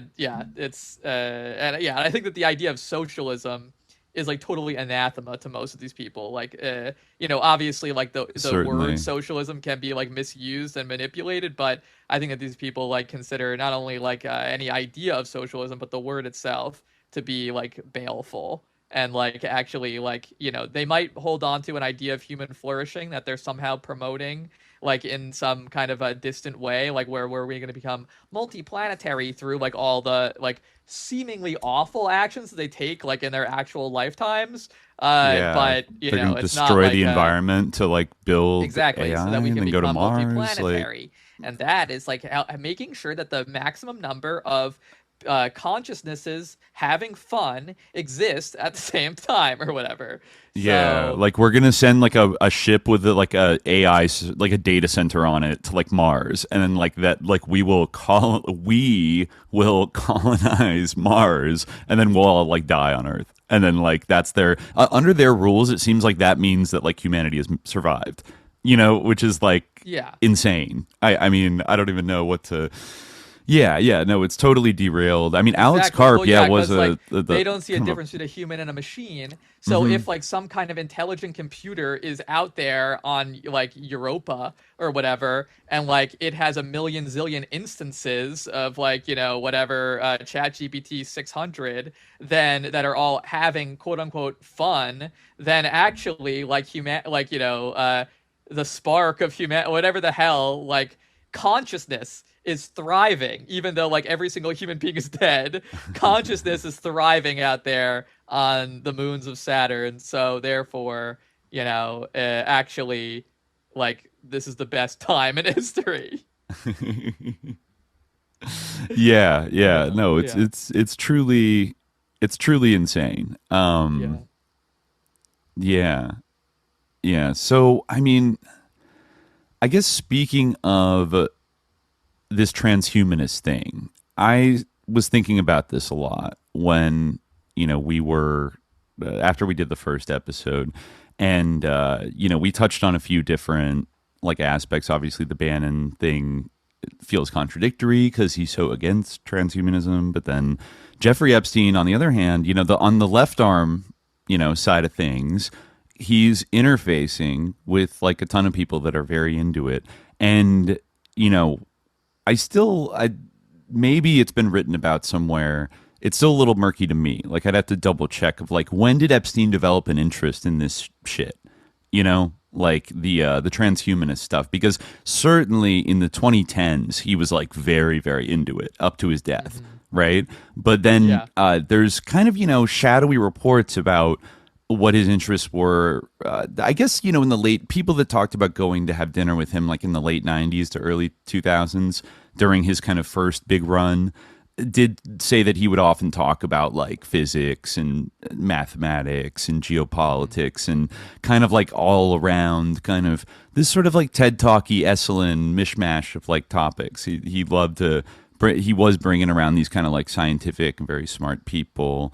But one thing I would like to pin down, I don't know off the top of my head, if anybody in the chat happens to know this, please shout it out, is like, when did he meet John Brockman? That, to your mind, do you remember reading anything that like kind of states like when they kind of linked up? No, because, I don't know off the top of my head. Yeah.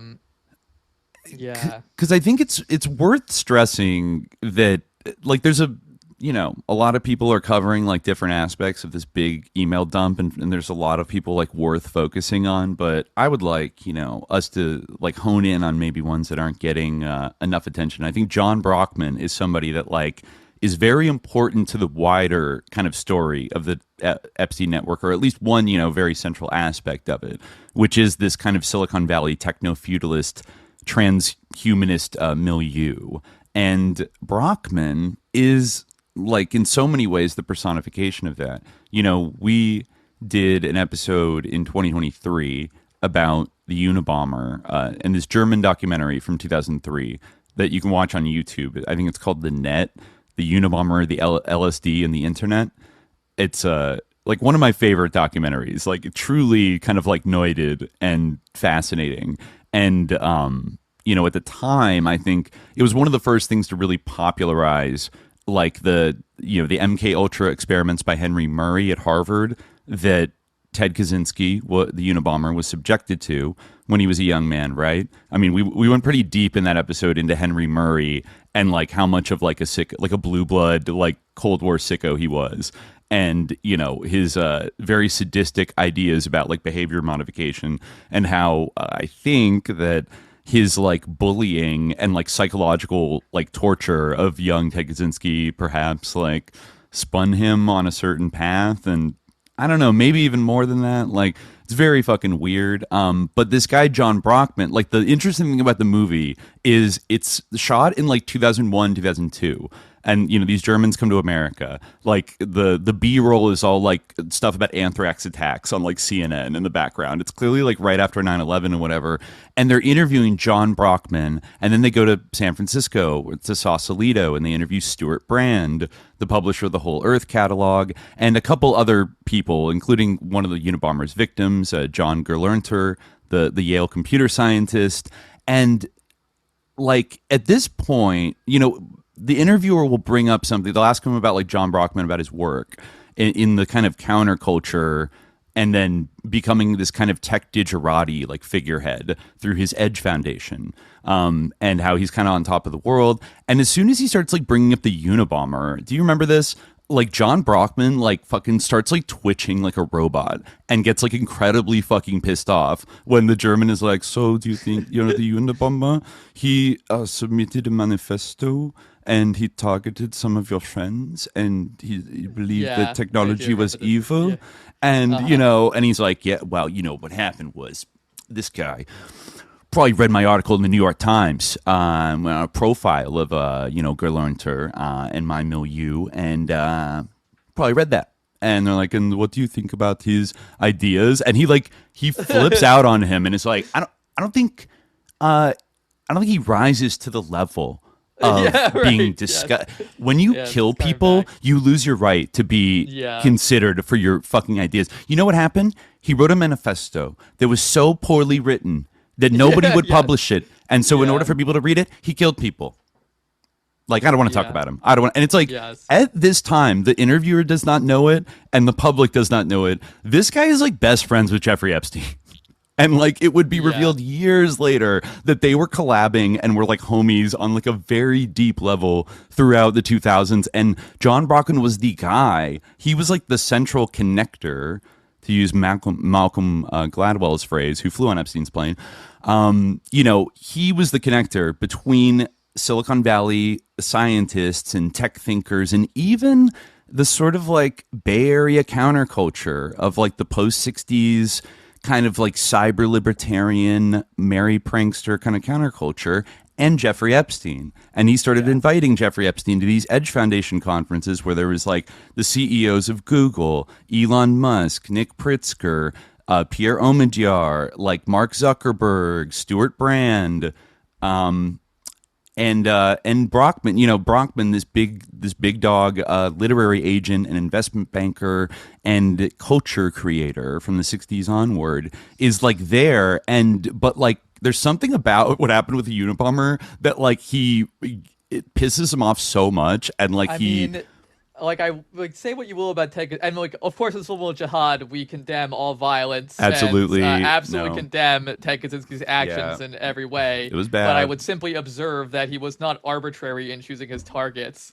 and that he put thought into who he targeted. Like, it's actually insane that Ted Kaczynski, whether he knew it or not, targeted like the tech wing of the Epstein network, like in the fucking 90s. You know what I mean? Like, and I'm not saying, again, that was totally wrong, and adventurous terrorism it doesn't work. In fact, it just made these guys look sympathetic and be heroes and hide their connections to pedophiles for a lot longer. It didn't. And then his manifesto was full of like stupid boomer shit that like missed the point and like didn't even like drive home the fact that like they're these evil transhumanists. Like, ooh, wow. Like he did. This is a guy that was tortured by malicious MKUltra psychiatrists and was a very brilliant mathematician, and then got the inspiration, weirdly enough, to, as the documentary shows, to build that cabin from like, there was like a kind of build your own cabin guide that you could order out of the back of Whole Earth Catalog, published by Stuart Brand, the great thinker of the counterculture, who, published all this shit in the 60s and 70s that inspired, that was always a part of the lore with like Silicon Valley, is that all these early guys like read Whole Earth Catalog. And then Stuart Brand founded the message board in the 80s, right? It was like the first internet forum that, people joined. And, I think, I forget if it was like completely started as like a Grateful Dead fan forum, or that was just like the biggest faction on there for a while. But sorry. I was just gonna say that I've been trying to figure out like when Epstein met John Brockman. The closest thing I found was that there's a website saying that he met him before 2004, which isn't very helpful. But like, there's this Guardian article that says that the Nobel-winning physicist Murray Gell-Mann, who discovered the quark and was represented by Brockman, thanked Epstein for his financial support in the acknowledgement section of his 1995 book, The Quark and the Jaguar. Okay, so at least 1995, like I would imagine. Those circles, yeah. Okay, okay. And so, I mean, Brockman, these Edge conferences are like, that's where you get a lot of like photos. The Edge Foundation like scrapped a lot of the photos from, say, like 2010, 2011, 2012, when like I think some of them still had pictures up where you could see like Ghislaine Maxwell chopping it up with like all these big like people who would go on to be major like the gods of Silicon Valley in the 2010s. That's the other thing, is like he was connecting as far back as 1995 with these digerati people. And, I've heard it claimed before. Another person who even Trump, was talking shit about the other day was Reid Hoffman from LinkedIn. He was a member of the PayPal mafia. He was at the Edge conferences. And I've heard allegations that Jeffrey Epstein was like an early kind of VC, like angel investor in LinkedIn from like, the mid 2000s or something, like onward, and had actually provided some of the initial seed money for a lot of these companies. I think I've heard Uber. Don't quote me on that. I think I've heard that. But like Uber, Airbnb, I believe I've heard it as well. These monopolizing evil-ass companies that took over Silicon Valley in the great unicorn zero interest rate era of the 2010s and devastated, like disrupted all of these previous businesses, right? Like we are now living with the consequences of the economic model of these companies, which don't even really make a profit, but they acquire control over entire sectors of the economy. And then, drive down the wages and then drive down like the quality of the service being provided to like a bare minimum to like pay back, to like stay, and then sell stock or whatever after they go public. Like it's the same game they keep playing, but Uber did that with like the transportation industry. Airbnb did that to hotels, and then even started cannibalizing the rental market in every major city to the point where places have had to put laws up, right? Because like people are buying out like whole apartment buildings and keeping them empty for like vacation Airbnbs and like, driving rents up everywhere. Like all this shit, and it's possible that Epstein was the good little angel investor hooked up by John Brockman and his edge idealists at their conferences all the time, and hooked up with God knows what else on Epstein's island. But it paints a disturbing picture, And so maybe that's a good place to pivot to a kind of rabbit hole I tumbled down for the last couple of days. And this is a kind of an addition to what we talked about a little bit last time. But I have to say, like, I already apologized on the Grotto Discord for not going hard enough on this individual that I'm about to talk about, Mr. Paul Krasner. So, we talked about him a little bit because I was surprised to see his name pop up directly in emails back and forth with Jeffrey Epstein in, let's see, up to 2019. I'm pretty sure he died at some point in 2019. So right up to the like end of Paul Krasner's life and Jeffrey Epstein's life. They actually would die the same year. Though, Krasner died of like old age. He was, I think, almost 90 at that point. But, I kind of said, like, I think I held back a little bit. I mean, obviously, anybody that's like talking with Jeffrey Epstein is like sus. But Paul Krasner has a huge reputation in the history of like the 20th century New Left.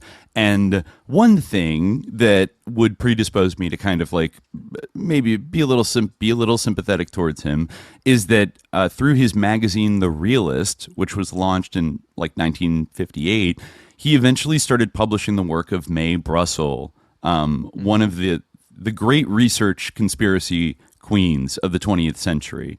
Like really one of the realest ones to do it. Somebody we've cited on the episode, not somebody who's like 100% like everything they, every theory they ever had was 100% on point, but somebody whose hit rate was very high for somebody who just kind of like got interested first in the JFK assassination and then in the sort of years of lead deep events of the late 60s and 70s in California, where she was from.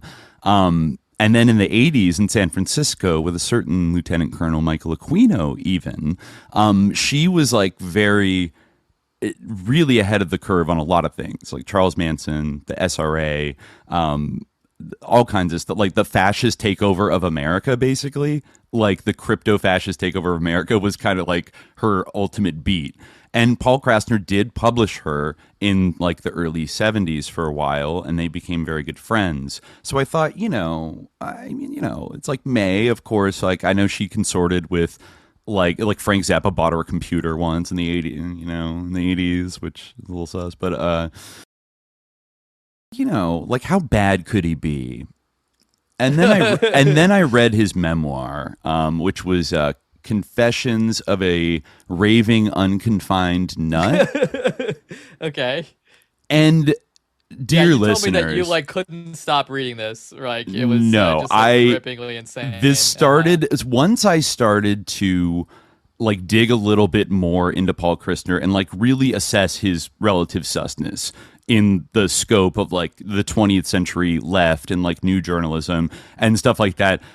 The hits just started racking up, and I thought, oh my God, like, wow. Like I even like, hadn't looked into him close enough to be, I was like a little wary. I knew he was like, he consorted with some like sus individuals, people I would consider a little sus, like he was a yippie and merry prankster, whatever. But it actually like, he's kind of like a Forrest Gump of like the sus 60s and 70s and like up to the 2010s, where he capped off his long, strange trip by being like best buds, like emailing back and forth to Jeffrey Epstein. And I thought, holy shit, like if Mae Brussell were still alive today, like, oh my God, I would love to know what the fuck she thought about this, because I mean, to be clear, Mae, like I think she was sincere in what she was what she was writing when she was putting out. Paul Krasner, on the other hand, is a little bit of a trickster, a little bit of an irony guy. In fact, I would argue that he is the patient zero of leftist irony guy, influencer that, attains a lot of power and influence by just being a little guy and making up stuff here and there, but then also mixing it with hard-hitting truths, but not telling you the difference, Yeah. Right. Yeah. Mm-hmm. Like Gonzo type of. Very much. And he was, yeah. friends with Hunter Thompson. He was friends with literally everybody. He, at one point, was asked by Stuart Brand, who he'd befriended, to edit the sort of definitive first edition of the Whole Earth catalog with Ken Kesey, and then they spent months editing. So he was deeply involved even before the 60s. He's a silent generation guy. I think he was born in 1932 in New York, and so he was probably in his late 20s when he started The Realist magazine. I think it was in 1958. And then, it kind of picked up a small but very fervent subscriber base. But right off the bat, a lot of famous people, for example, one of his best friends, Lenny Bruce. Lenny Bruce, the greatest hero of, Western values of all time. Right, yeah. Fucking, you remember, we've pointed out before, it's what's with this? I get the Lenny Bruce thing, it's fucked up that they arrested him and persecuted him and fucked his career up. Yeah. But everyone can just cool off a little bit. He's, I don't know, he's just it was the dirtbag this thing. Weird topsy-turvy values that we really see coming to full fruition now, where comedians are the philosophers of our time. Yes.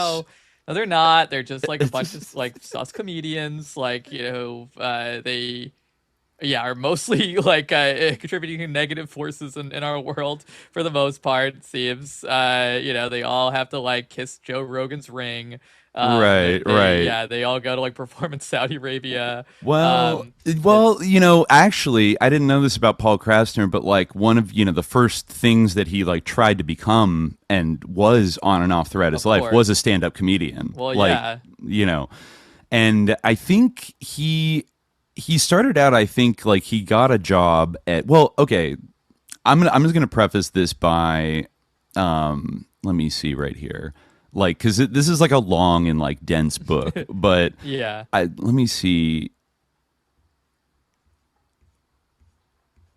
Okay, yeah, because there's a lot of things as we kind of go through and explain some things about his life that I did not previously know. Some of these little early biographical details might seem pertinent. This might kind of mean nothing, but he was born in New York City in 1932. And did you know he was actually not unlike Jeffrey Epstein, a very gifted musical child, and actually became the youngest child to perform at Carnegie Hall, I think when he was 6 years old. Wow. Yeah. Was it for some kind of special kids concert or just in general?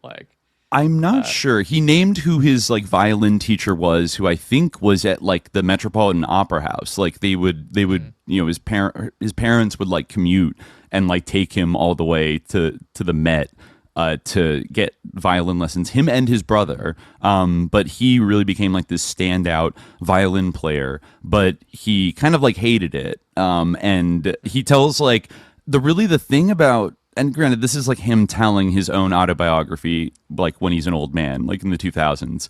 But he kind of sets up as the pivotal moment of his life where he does something embarrassing on stage, and I think he had to scratch himself, and then he did it, and it wasn't a polite thing to do, but then everyone laughed at him, and then he laughed and thought it was funny, and then he realized that doing the unexpected thing and surprising people with humor and sending people up and doing little bits is the most important thing to him in life. This guy is nice. He is a comedy purist. He's an irony man. From age 6, he realized this is the thing that gives him joy in life, and it's the thing that really animates most of his decisions beyond political convictions or like moral convictions or whatever. He's also like very like staunch like atheist at a young age, and his parents were Jewish, but he felt like and he would always object to people calling him Jewish because he's like, no, like that's Nazi logic, like to say it's a religious belief, like it's not an ethnicity. Okay. Like if you call me, but there's a fair argument to be make about that. But he very much identified with like being an agnostic or like whatever. And had like a classic, like almost like Jack Sarfati-esque, like young adulthood in New York and stuff. Gifted child, kind of, Yeah, like he went to some summer camps. I mean, he mentions, this is kind of a theme throughout his book. It's part of like the dirtbagginess of it all. That like he mentions, some instances of like sexual impropriety with like adults, like and older kids and stuff, in like his childhood, and kind of like jokes about, like, I mean, he, in a kind of like, it was fucked up, like a kind of way. Like he mentions one of his aunts went insane one day and tried to get her brother to like, she was like, let me like suck your pee-pee or something, and then he's like, no, and she like grabbed a knife and is like, I'm gonna cut it off, and then they had to like commit her to a mental institution. And like, so he said that was like a weird incident that they had to like run away from their aunt who had gone insane.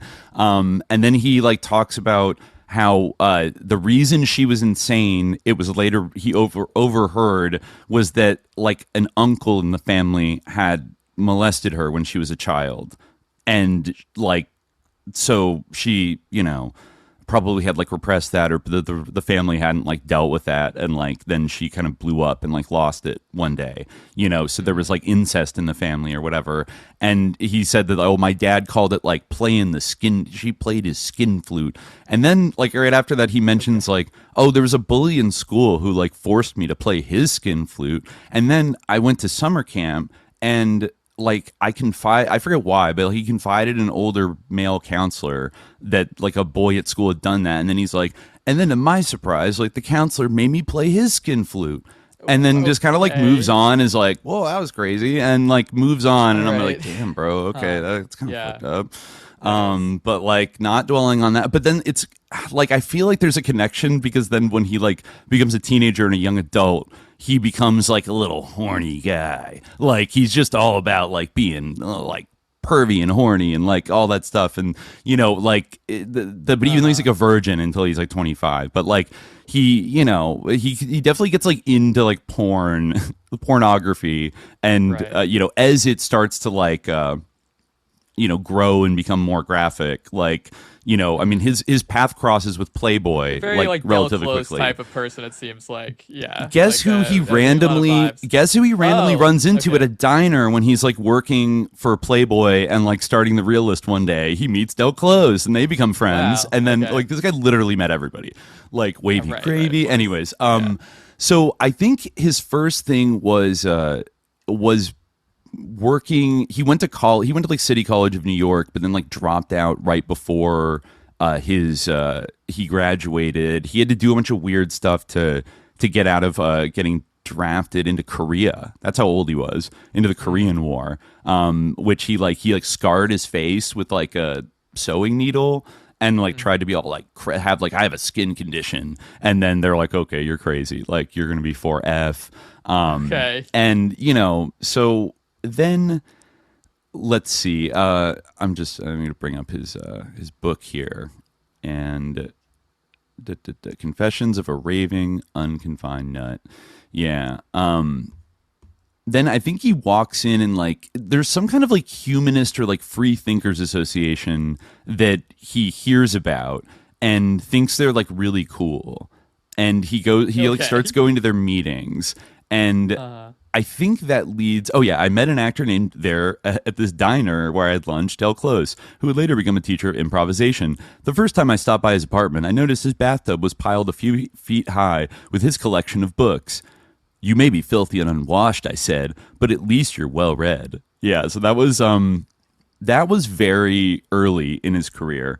But then actually, okay, like right after he he was working at Mad Magazine when he launched, I think, the Realist and stuff. And like, I think like Lenny Bruce was like his first subscriber. And like, it's like, okay, whatever. And they became friends and stuff. But right after this Del Close thing is something that I definitely want to get to. Because it introduces somebody that Paul Krasner was pretty cool with that we need to talk about.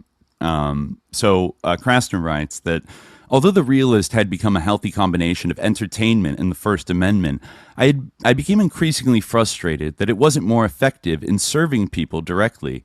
Then I had dinner with George von Hilsheimer III, who had been a child evangelist and was now a practicing humanist.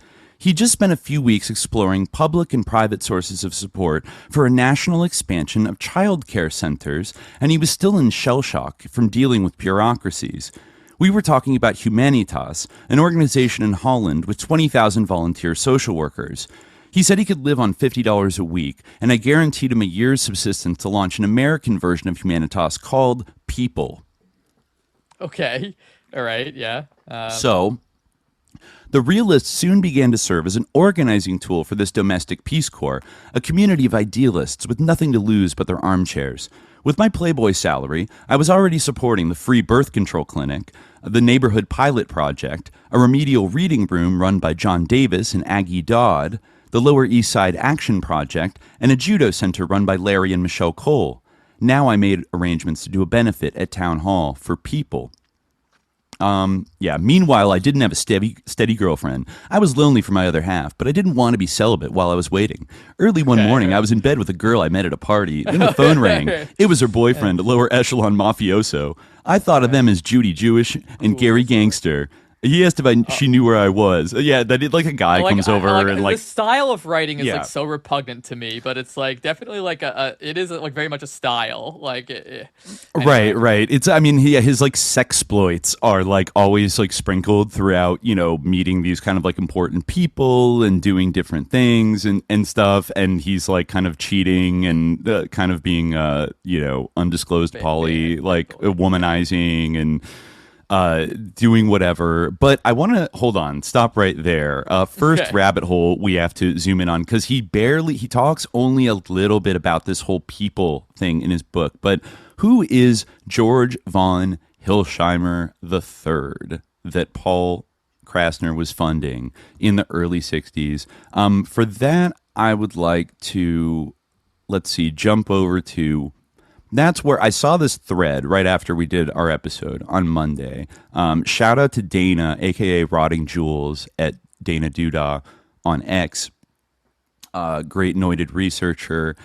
She posted this thread called Paul Krasner and Operation Paperclip, When Keeping It Realist Goes Wrong. And actually, let me see if I can pull up, because I think the pics are actually quite good. If I can pull it up in the browser here for everybody. Here we go. So let's take a look through this thread. For the sake of time, we can just get to the really juicy stuff here that makes you jump out. Here's Paul Krasner. Everybody can see him. Cool. He's smoking weed. He's a yippie. Right. Uh-huh. Yeah, he's so cool. So let's start. Yippie, Mansonite, and possible Scientologist Paul Krasner is often painted with a sympathetic brush as one of the shakers and movers of the counterculture movement. He's best known for The Realist, his popular newsletter of social, political, religious criticism and satire. There's a little subscription form with a little top hat. He's a magic guy. What he and his buddies leave out is the Operation Paperclip-led charge.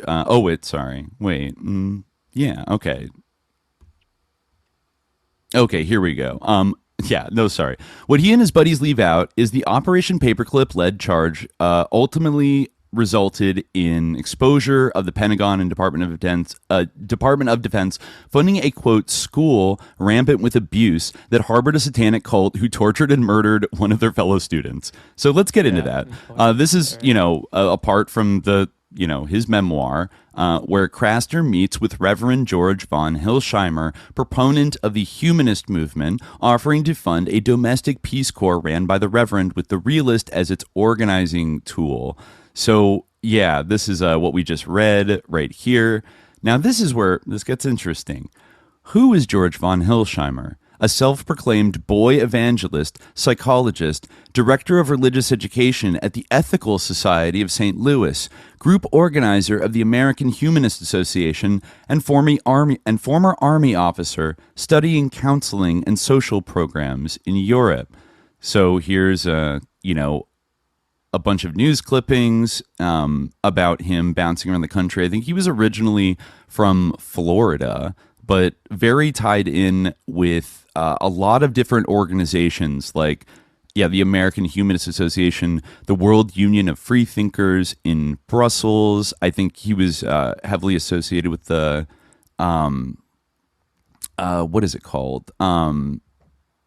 Like Society for Ethical Culture in New York is another humanist offshoot of that. Or the New York Society for Ethical Culture. He's a member of the ACLU, the Southern Regional Council, Unitarian Church of the Larger Fellowship, and the Society for General Systems Research. Interesting.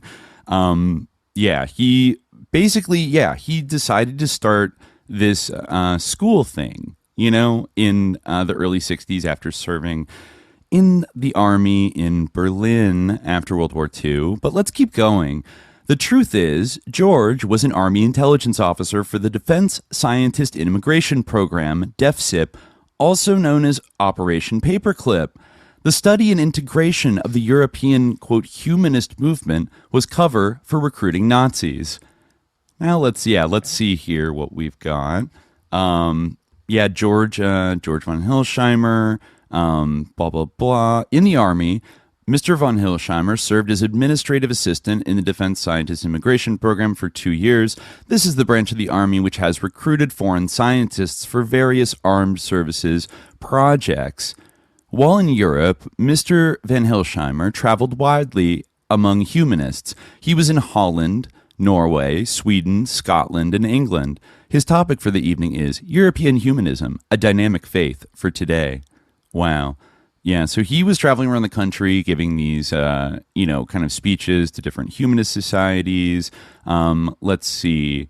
Yeah, I guess this might be a direct quote from him. I was the director of JIO. Oh, actually, this might be from somebody else, but they're saying I was the director of JIOA from 1955 to 58. One of our operations was Project Paperclip in 1956, renamed the Defense Scientist Immigration Program. So here we have a military intelligence officer that personally was involved with Operation Paperclip, bringing Nazi scientists and war criminals to the United States to work on top secret things. Going on here, George got married to Diane Kirk, a former employee of the FBI in Washington, D.C. Below they are pictured hosting a J.C. Wine Festival in 1965, held at Green Valley School. All right, which became his big school. I can think of another famous J.C. Is this John Wayne Gacy? Or is the person with John Wayne Gacy? No, this is Carter. Isn't this Rosalind Carter? I know. I guess you can't see it. You're not on the screen right now. I can see it. I can see it because, I'm like, they can't see me, but I can see this. Yes. Okay. Okay. Yeah, because cool. I can see the stream. Okay. Okay. Yeah. On mute, but yeah. Okay. So, that is John Wayne Gacy. I think it is with, I want to say it's the famous picture of him with like Rosalind Carter, but I could be fact checked on that. But anyways, going on, Green Valley. This is a very interesting thing. So there are two schools that George von Hilsheimer kind of set up. The first one is the one that like Paul Krasner is kind of directly involved with like sponsoring and promoting, which is the Summer Lane camp in North Carolina, which is itself based off of something called the Summerhill School in England, which, have you ever heard of that before? It sounds familiar. It kind of has like Waldorf school vibes, like from what it comes from the 1920s, and it's like an experimental kind of school, which it says here, quote, permits children total freedom. Was this the inspiration for the Wicker Man? I guess maybe I was thinking of like Summer Isle, I'm not sure actually. I'm sure we could look into like who founded the Summerhill School and maybe find something interesting, but this idea hopped the pond at some point. And, a few different people, including a faction of the STS, would set up a Summerhill, like a school on the Summerhill model. They did that in Michigan, and then it was, I think, shut down around 1968, which is another interesting like rabbit hole. But yeah, so there's, you see here that there's a progress report from George von Hilsheimer, who ran this camp. And there was an incident in 1963. Dana says Krasner details issues raised by locals concerning integration in North Carolina, leaving George von Hilsheimer at the helm because he was getting married that day at Norman Mailer's house. So then, he says Krasner says, through people, I was now supporting a daycare center, a bail fund, and a children's camp inspired by A.S. Neal's Summerhill School in England. George von Hilsheimer was supposed to run the camp in Rosman, North Carolina, but there were threats against the Negro kids, so on June 30th, 1963, the day Jean had set for our wedding at Norman Mailer's house, von Hilsheimer and I were checking out another site in New Jersey. I left him there so I could get back to help with preparations, etc. Von Hilsheimer was 4 hours late, and the ceremony had to be delayed. Meanwhile, guests were getting drunk. Jean's divorced parents were flirting with each other, blah, blah, blah. So what was the riot about at this place in North Carolina? Locals reported nudism, obscene behavior, and integration. Bear in mind, I don't know why I did that. Let's see. Sorry. Okay, yeah. Let's see. Bear in mind the campers were between 13 and 15 years old. A riot broke out and the camp was burned down. Police stated vehicles parked at the camp bore plates from California, Mexico, New York, Oregon, Connecticut, and Florida. So there was this big attack. Paul Krasner says in the book that it was like good old boys, local good old boys that didn't like that they saw a biracial girl there, and because they were, racists, they attacked the camp and started like shooting at it and setting things on fire and stuff. And it's kind of unclear what actually set it off and whatnot, but according to like people that lived around the area, it was more because of like the nudity and like strange people coming around and like naked kids running around, like there was a whole bunch of things going on that made them like freak out and like attack the camp or whatever and like drive everybody out. Going on to the next tweet here, Paul Krasner details how the North Carolina mayor criticized the realist and parents were, quote, understandably hysterical, calling in search of their kids. One asked to ask, A, the cop said, quote, no Negroes were present. Were they never there? Did they go missing? B, what the fuck? I guess it's weird that he uses the term like, and so a mob of serious Baptist gentlemen raped a children's summer camp. And I don't know. It's like a weird term to use for, given what was some people thought was like going on there. Going on to the next one here. Even the FBI was keeping tabs on von Hilsheimer and Krasner's operation, reporting the quote vagrant school bus as being riddled with bullet holes from the raid. And as an aside, I'm sure it's a total coincidence that the SDS Weathermen Underground were operating a school using the very same method of education at their children's community school in Michigan, which was eventually shut down for not having standards. But then back to Green Valley. So this first camp gets kind of shut down due to this incident. But then von Hilsheimer goes to Florida and he sets up this school called Green Valley, which did, last at least for like a decade. Like into the early 70s. So here's a little intro. It seems like this is honestly incredibly fucking sus. So like strap in. So back to Green Valley. From Cursed from Birth, the short, unhappy life of William S. Burroughs Jr., Reverend George von Hilsheimer states that initially it was a, quote, gifted school for underachievers. Yeah. Yeah, so then going down, in another passage, Ron Nowitzki described the school as, quote, Summerhill with a little Wilhelm Reich thrown in, stating the Reverend was trained in Reichian therapy. So like the Orgon energy kind of stuff. I mean, a lot with Reich. But anyways, how about this? So what's Green Valley? The school, funded by the Pentagon and DoD that encouraged sexual activity between students, kept porn in the library, tortured children for bad behavior, bought a gun for a kid who committed suicide, and harbored a satanic cult. Senate unit told of child abuse in Florida school. Let's check this out. Witnesses testified, this is, I think, from 1974, from the Palm Beach Post. Witnesses testified at Senate hearings yesterday that child abuse, bizarre medical practices, and sexual promiscuity took place at a Pentagon-funded Florida school for disturbed youngsters. Senator Henry Jackson said 2 former nurses and a Senate investigator described, quote, nightmare conditions at the Green Valley School in Orange City. Quote, I just couldn't believe this happened in America, said Jackson, head of the Senate Permanent Investigations Subcommittee. But the former director of the Green Valley School, the Reverend George von Hilsheimer, accused the committee of conspiring with, quote, malicious racists in Florida to conduct a persecution rather than an investigation.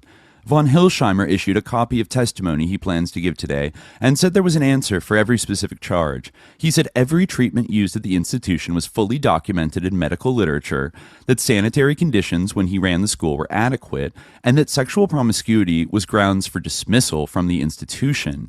The charges and countercharges emerged as Jackson opened a series of hearings on allegations that the Pentagon Civilian Health and Medical Program for the Uniformed Service, or CHAMPUS, like Champ US. I had never heard of this program before. Like, this is some really sinister shit. Like, this program was giving out money to schools like this for, like, troubled teens, like, back in the early 70s. And so let's see. Yeah, this program, Champus, had paid for psychiatric care of military children in institutions where they have been abused. It does make me think of, like, Dave McGowan's, like, thesis about military brats in Laurel Canyon. Like, they're allowed to, like, you could fund programs to, like, experiment on kids if they're military brats. And, you know, just the thought. The nurses said sexual promiscuity was widespread, both among the students and the school staff. The investigator John J. Walsh of the subcommittee staff produced a statement and a detailed chronology alleging that one student committed suicide with a gun that von Hilsheimer had permitted him to buy, and that another ex-student was beaten to death by members of a satanic cult led by students still in the school. Yeah, that's insane. I mean, and apparently the story behind that is that eventually this school was raided in 1973, as you can see here, by law enforcement officials after, I believe, receiving a tip from a resident of the school, Michael Cochran. He was a Green Valley student, and his statements formed the basis of the raid.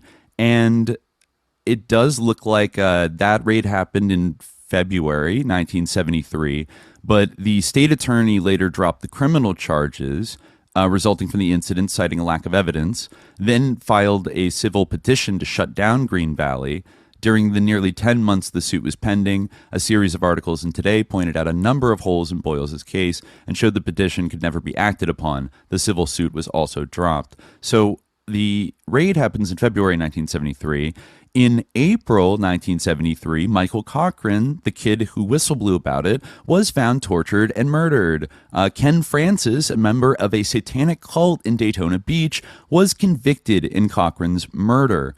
But Green Valley School never was closed, although it now operates with less than half the 90 students it had at the time of the raid. Attorneys for the school have filed suit against an Orlando television station for its broadcasts of the raid. Okay. All right, so we have what appears to be a little bit of an MK Ultra behavior modification camp run by a hecking humanist, like, cool influencer guy that worked for Operation Paperclip and is best friends with Paul Krasner and is funded and supported and was like, people like sent their children to this guy because Paul Krasner like advertised it and like talked it up and promoted it in his magazine, basically The Realist, you know? And Krasner does not talk about the Green Valley School, but it seems like the milieu of people actually like, let me see here. Yeah, like for example, I guess like William S. Burroughs Jr., I haven't read this book, but like I guess the tragic, miserable, like neglected son of William S. Burroughs, who like, I don't know, died of alcoholism or like a, you know, overdose or something, and wrote a book about how much his life sucked because like the heckin' hero of the counterculture was like a sicko who didn't raise him at all. You know, like I think he spent time at the Green Valley School. Okay. And you know, so yeah. Also, yeah, Ronald Nowitzki, or Nowicki, people would say, was the headmaster who, I guess, suit claimed school heads okayed pupil sex and sadism. Let's see right here. Yeah, they would allow boys and girls. Yeah, they put porn literature in the school's library. Let's see, Boyles. The prosecutor said children are subjected to cruel and depraved punishment, including being chained and shackled, locked for days at a time in an enclosure known as the bomb shelter, and poked with an electric cattle prod called the bull shocker. Adult supervisors strike and beat the children about the head and face as punishment, he added. Cool. Like, yeah, this is like so leftist. I love it. It's not torturing children. And yeah, I found an article about this, like from the 70s. Like there were like five people that were convicted of satanically murdering this kid for going to the police about this center. Like, folk, like the satanic, but this is like 8 years before Michelle remembers. Like you can't miss me with that satanic panic shit. Like there was something going on with the satanic cults in the fucking 70s that were doubling as like drug murder gangs and like assassins and kind of like mafias for people like this. Okay, he was also running a school in Ann Arbor, Michigan. We don't know if he was working with the SDS and the Weatherman Underground, but they do have overlapping interests. Oh, yeah, here's a sus quote from the William S. Burroughs Jr. book. It says, I guess he stayed there for a while. And the son of William S. Burroughs, who himself is an heir to an early computer fortune, lest we forget, but you know, which afforded him the trust fund to just hang out and like do heroin and be like, I'm a sicko all day for his entire career and get famous off of it, and then like not get arrested for killing his wife. But I digress. Right. His son, who had a miserable life because his dad sucked, says, when I got back from Alaska, I was feeling healthy, responsible, and vastly sexual. I was now among the elite at the school. Oh, so I guess he attended this school. Especially among the girls. I was fucking regularly, wantonly, joyfully. A young man's fantasy, the absolute run of the harem. 4 girls on my couch staring at me every night. My choice. The Reverend George von Hilsheimer, who conned some millionaire into buying an old Spanish monastery in Orange City and starting Green Valley there, said to me, quote, God damn it, Burroughs, I founded this place so I could get laid, not you. Telling comment, I would say, for a head, like a founder of a school for underage teenagers. You know, I don't think, you know, you could be, he's just talking about the counselors. I don't know about that. Like, yeah, he said George was large. George was large, loud, lusty, but compassionate and driven by an uncontrollable hatred of ignorance. A marvelous man, a warrior. Yeah, and then he talks about hooking up with all these girls and blah, blah, blah. Yeah, he talked about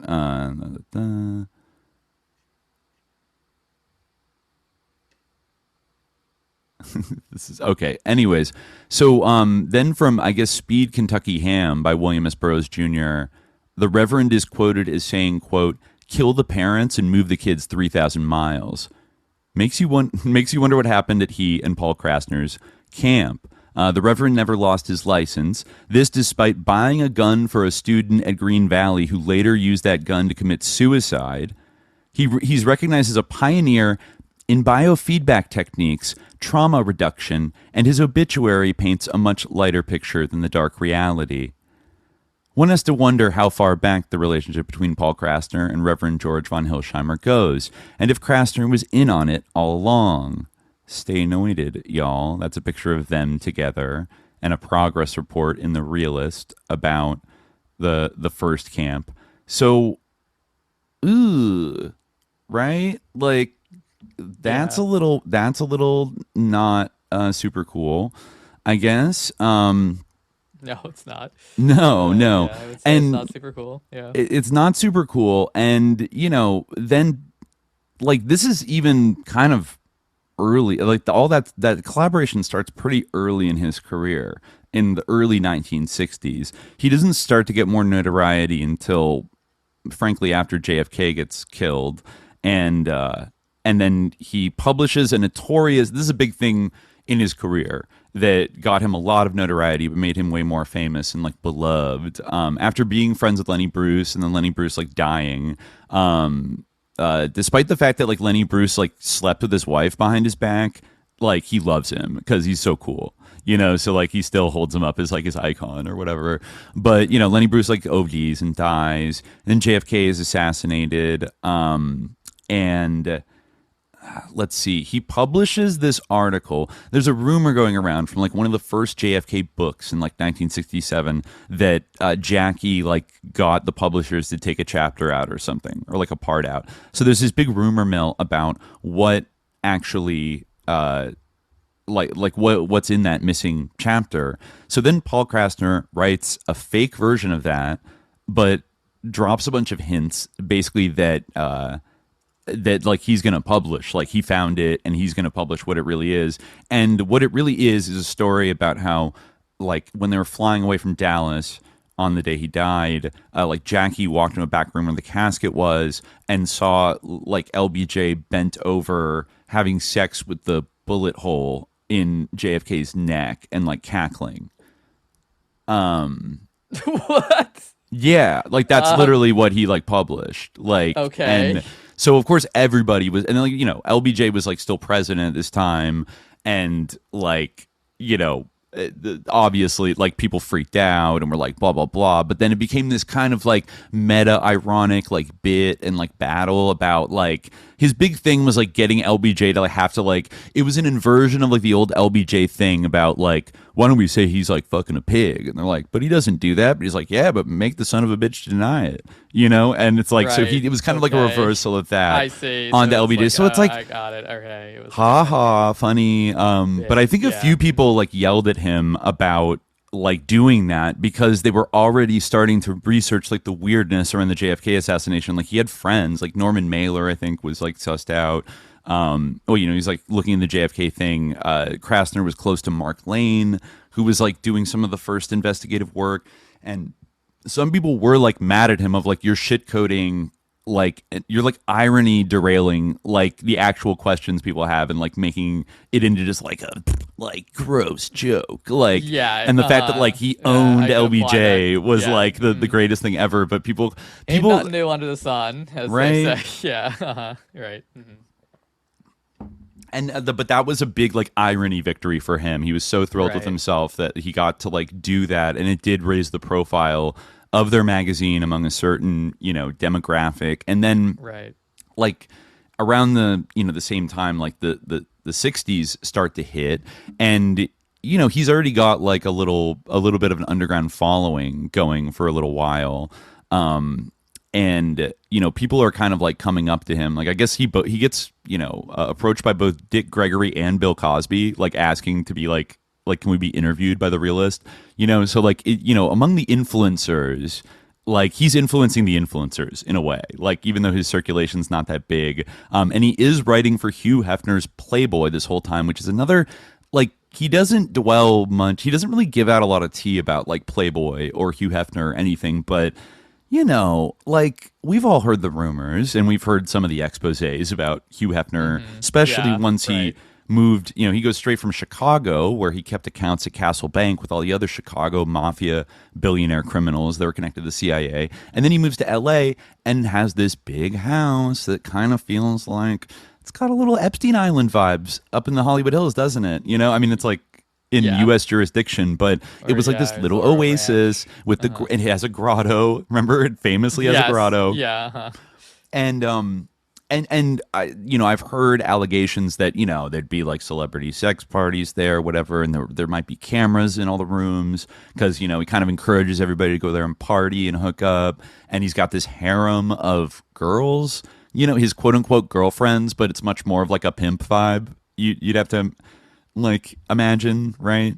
That, you know, he becomes a guy. I've always heard rumors that like he has, you know, tapes of like all these different celebrities, and, you know, great guy to have as a political blackmail asset, maybe if you're a powerful force in society and you want that kind of thing.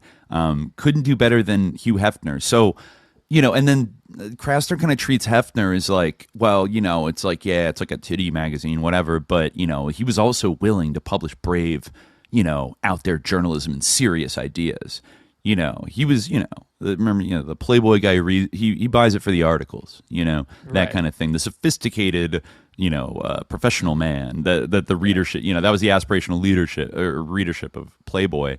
And, Paul Krasner was like associated, doing interview columns and stuff like that for many, many years. And then later would get involved with Hustler and Larry Flint. They would have a kind of whirlwind collaboration that sort of collapsed after he got shot and all these other things. But like, he's always had a leg in the porn industry, like his entire career. That's kind of paid his bills up until he was very old. I think he had a column for AVN, like the website, until maybe like 2011. And they finally like dropped it because, it's like the gooners don't want to read articles anymore. But like, that's a decades long consistent like employment and affiliation and really like defense of like pornography, which like he did get razzed for from time to time. Another big thing that he had two big things that he did in the late 60s once the hippie thing kind of started happening. He did another epic bit where he totally owned the chuds by printing these posters that said "fuck communism." But wait, it's actually, let me tell you why it's leftist. Because it's leftist because these stodgy conservatives hated all the foul language of guys like Lenny Bruce, like real truth-telling asshole, whatever. So by combining, the sentiment of like hating communism with the word fuck, with something they normally would support, they have to say fuck, but then they're embarrassed because it says fuck. They don't support the language. Got them ratioed. Yeah, no, I mean, and he sent those out to like everybody around the country, and everybody loved it. Everybody thought it was the most epic thing ever. It? Yeah, like he sent it to right wing and left wing like famous people, and everybody kind of like enjoyed, like appreciated it in a weird way. Like except for maybe a few bitter tankies. Understand like that beyond just like, being anti-communist. Like you just have to be in on the joke. You don't get it. Yeah, well, maybe it was a different time or something. Because I couldn't even like see how people would like get what he was driving at. That like, oh, it was profane. Well, I think the presence of the word "fuck" itself was so like provocative at that time because it was like you could get arrested for walking around with a sign that says "fuck" on it. So it was I see. So it was like this true rebel shit. Dark juxtaposition. But then basing it on something that normally right-wing people would love to say fuck in their, off camera or whatever. They would say fuck communism. I think he sent it to like Barry Goldwater and he was like, thank you, son. Like, or something like that. Kind of weird. Then the 60s happen. He's on the ground right away. He gets invited. He hears about Tim Leary and he gets invited to the Millbrook estate, which in his memoir, he does not fucking like disclose that it was owned by like Billy Mellon Hitchcock and like these rich like right-wing like banking families that were all tripping on acid and like gay. He just says it was like donated to Leary, his borrowed mansion. And he gets invited to like drop acid because he wasn't like a drug head before. He wasn't a doper before this. But then Leary gives him his kind of like whatever, his kind of shit. He says, so he goes to like cover that. He said Leary talked about the way people are always trying to get you onto their game boards. I guess he named the Castalia Foundation after the Glass Bead game by Hermann Hesse. Didn't we talk about that book in some episode and how it was sus? Yeah, I think we might have, but the Glass Bead game specifically. The Glass. No, I don't remember talking about that. I feel like we did because it's like it's a really weird book. The Glass Bead game. Yeah. Okay. I Maybe don't know if it was. I don't know. Yeah. I feel like it must have been a long time ago if we did. This is a really revealing line from his first acid trip at the Millbrook estate. Krasner says, like, he starts laughing. And he's like, the more I laughed, the more I tried to think of depressing things, like American atrocities in Vietnam. And the more uproarious my laughter became. The climactic message I got was, all caps, it's very funny. Folks, that's not good. That's not good. That it's very funny. Problem. This is another like values problem where people's like core value is like being hecking hilarious and funny. Like is just like not like a good anchor for like a life or a worldview. I think like it's just, and also like a lot of times people aren't like funny; they're just like kind of like repellent. I don't know, like there's something gross about it. Like it's funny because you're not supposed to laugh at it, like because it's horrible. Like you're supposed to have humanity and think it's awful, but then it's like. But what if I said it was funny? It's like dead baby joke, LOL. Like, this type of shit permeated our culture heavily in subsequent decades, but he was like a pioneer of it a little bit, of doing the gross out shit. Like music play in my head. Like that's like what I feel like is like the ethos of all this. Like it's just really like, it's just. The other big example of that from this era is he decided to commemorate after Walt Disney died, a like Disneyland orgy kind of mural that was printed in the Realist, and it's also kind of like, let me see if I can bring it up here for everybody. I mean, obviously Disney is sus, and this sort of like it displays the susness of Disney, but also like is sus itself, kind of. Especially because I don't know, he's just like so pro like porn. Basically, you can see a lot of just gross things happening, like gross, naughty things happening with all the Disney characters and like defiling them, and the dollar bills emanating out of Disney World. Right, yeah, his yeah, right. This is a sick. Yeah, the three little pork, like they're porking each other, like I don't know if we're allowed to show this on YouTube. Yeah, maybe I'll stop. Yeah, maybe I'll stop. Well, I could see their AI like scrubber algorithm like finding an issue with this. No, hopefully. I mean, I guess of course we've used expletives like several times in this episode. I think, but I think expletives are like okay. But some of the paintings. But as you can see, there's a lot of like that kind of stuff, and it just kind of like goes up. There's actually, he's not like, I kind of maybe misspoke a little bit even when I said, he was kind of like a publisher of like conspiracy theory stuff. He kind of like wasn't until he stumbled across Mae Brussel around like the very early 70s, and then he had like a phase where he actually got like interested in sort of like this leftist like paranoid conspiracy kind of mindset, until he started to like spiral out of control, and then I believe had a mental breakdown at his dentist, and then decided that it was like no longer worth like worship. It was no longer worth paying attention to anymore. Okay. But for a while he did publish like a lot of really good like Mae Brussel work, and like kind of befriended her and everything, and like their daughters became friends and like all this kind of stuff. But then, and he looked into he was friends with Ed Sanders, of course, so they were kind of looking into like the sort of military intelligence connections to like the Manson murders. And but at the same time, he's talking about right after where he says that like thinking about the Vietnam War, like atrocities in Vietnam was so funny on acid. He says this like shortly after. The CIA had originally envisioned using LSD as a means of control, but millions of young people became explorers of their own inner space. It backfired. Yeah, literally, acid was serving as a vehicle to help deprogram themselves from a civilization of sadomasochistic priorities. While the nuclear family was exploding, extended families were developing into an alternative society. There were sub-communities developing across the country, and the anti-war movement sprouted like weed. The CIA scenario had backfired. San Francisco became. This is a great thing right here. This is like torture. Like this is torture to me. Anyway, keep going. Go ahead. I would just I would stop right there and be like, no, bro, you got psyop. Like you either got psyoped or you're part of the fucking psyop. But he goes on and says, San Francisco became the focus of this pilgrimage. A whole new generation of pioneers was traveling westward without killing a single Indian along the way. In January 1966, on one of my trips to the West Coast, folks all over the Bay Area were ingesting LSD in preparation for the acid test at the Longshoremen's Hall, organized by Ken Kesey and the Merry Pranksters. The ballroom was seething with celebration, thousands of bodies stoned out of their minds, undulating to rock bands amid balloons and streamers and beads, with a thunder machine and strobe lights flashing so that even the Pinkerton guards were contact high. Kesey asked me to take the microphone and contribute a running commentary on the scene. All I know, I began, is that if I were a cop and I came in here, I wouldn't even know where to begin.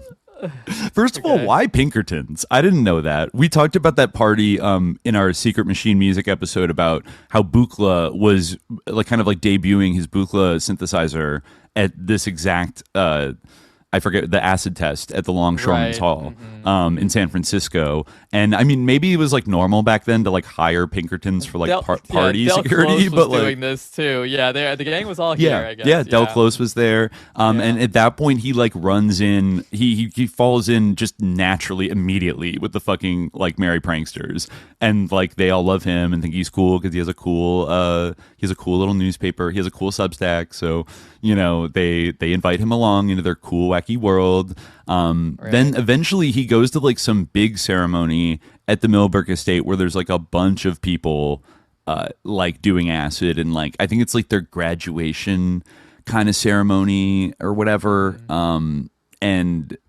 yeah, he said, I don't know. Leary says there's a reporter talking to Leary. Leary said something creepy. Someday people won't ask what book you're reading. They'll ask which level of consciousness you're in contact with. We've read this exact quote before, on the show. Yeah. Krasner notices that on the floor inside, the Holy Bible and Scientific American lay side by side like the proverbial lion and lamb. I thought that had major John Templeton Foundation vibes of reconciling these two things together, and all these transhumanists being very interested in it. They also talk about Tim Leary is hanging out with neoconservative nuclear war planner Herman Kahn, director of the Hudson Institute, who had gotten into taking acid, and along with his assistant Anthony Weiner, no relation, who Krasner says casually had been a conduit for CIA funding of the MK Ultra project. So that's two MK Ultra people now, three if you count Tim Leary, and probably more that Paul Krasner is floating around amongst, just kind of casually. By the way, people don't usually say this about Paul Krasner, but I think his brother George, his older brother, went on to become some kind of engineer, or I think he became an engineer for NASA and personally worked on missile programs with Werner von Braun. And one guy became a super straight top secret weapons engineer working with paperclip Nazis, and then Paul Krasner, the other gifted violin child, went off to be I'm a hippie freak and was also in a very powerful position himself, despite maybe having a couple thousand subscribers on his little thing. So yeah, I don't know. He's doing acid with all these people. They think it's so great. He hangs out with Phil Oakes a few times, and they do stuff together. He has a funny encounter. Oh yeah, he did a funny thing where he would post in the Realist a photo and label it softcore pornography of the month, and it would always be a picture that looks like. I think there was one of I forgot a politician or a businessman standing behind a disabled child at a charity at an Easter Seals event, and it from a certain angle it looks kind of bad, and then he almost got sued over that. And is what? It's just I don't know. I forget what epic point he was trying to make about censorship. He's it's people's minds that are dirty. It's their own imagination that makes it. It's well, no, it's actually the label you put on the photo that makes people think that. But anyways, he meets Owsley and the Grateful Dead at one point and hangs out with them. He does say that in the course of his conversation on acid with Jerry Garcia, at one point he says he uses the word evil to describe somebody, and Jerry Garcia said, "There are no evil people," just as the LSD was settling in. There are only victims. Okay.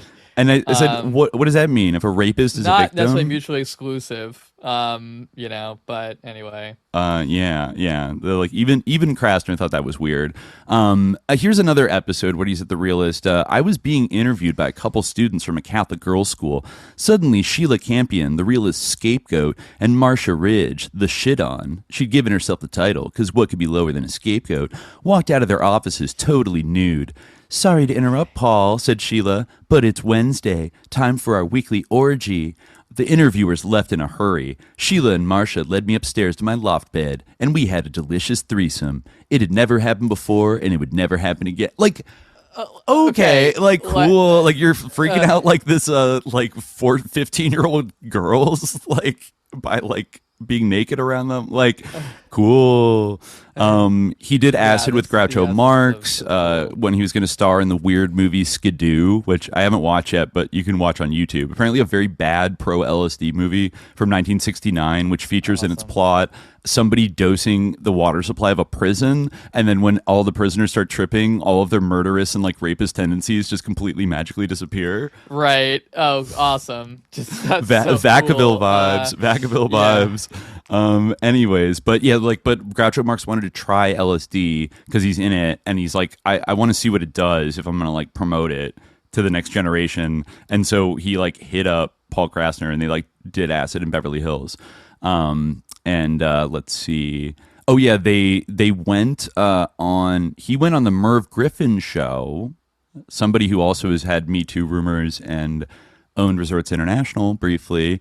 He went on with Otto Preminger, the director of Skidoo, and it was guest hosted by Orson Bean. Okay, you want another It's a Big Club and You Ain't In It thing? At the very end of the book, He mentions Orson Bean a few times. He says like it's his oldest friend. Like he loves Orson Bean. And somewhere around like 2011 or 2010, he says, oh, I hit up Orson Bean. And he was also a libertarian Christian conservative, but we still were best buds, even though we disagreed on, whatever.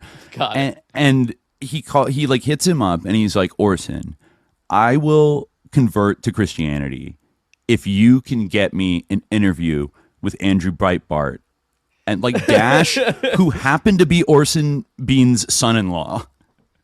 He was like best friend. His best friend was like his best friend's daughter married Andrew Breitbart, and then he did get in contact with him, and they had like an interview, which is in the book, and you can read it, about how like Breitbart is like, like he kind of chafes about how like he gets persecuted way more than Krasner ever did because he's a conservative and the media's all lib. But at the same time, he fucking respects Paul Krasner. Like Paul Krasner was the goat. Like he was so fucking funny, and he was a rebel, and like vim and vigor and all that and shit. And they had like a great vigor. I don't know, like there's just some stupid phrase like that. What? Okay. I just remember standing. I will find the tape one day of like standing 3 feet from Andrew Breitbart at Occupy LA in 2011, where he just kept screaming, "Stop raping people!" I remember this clip. I've seen it. I've seen it. I have it somewhere, but it's not on my like drives.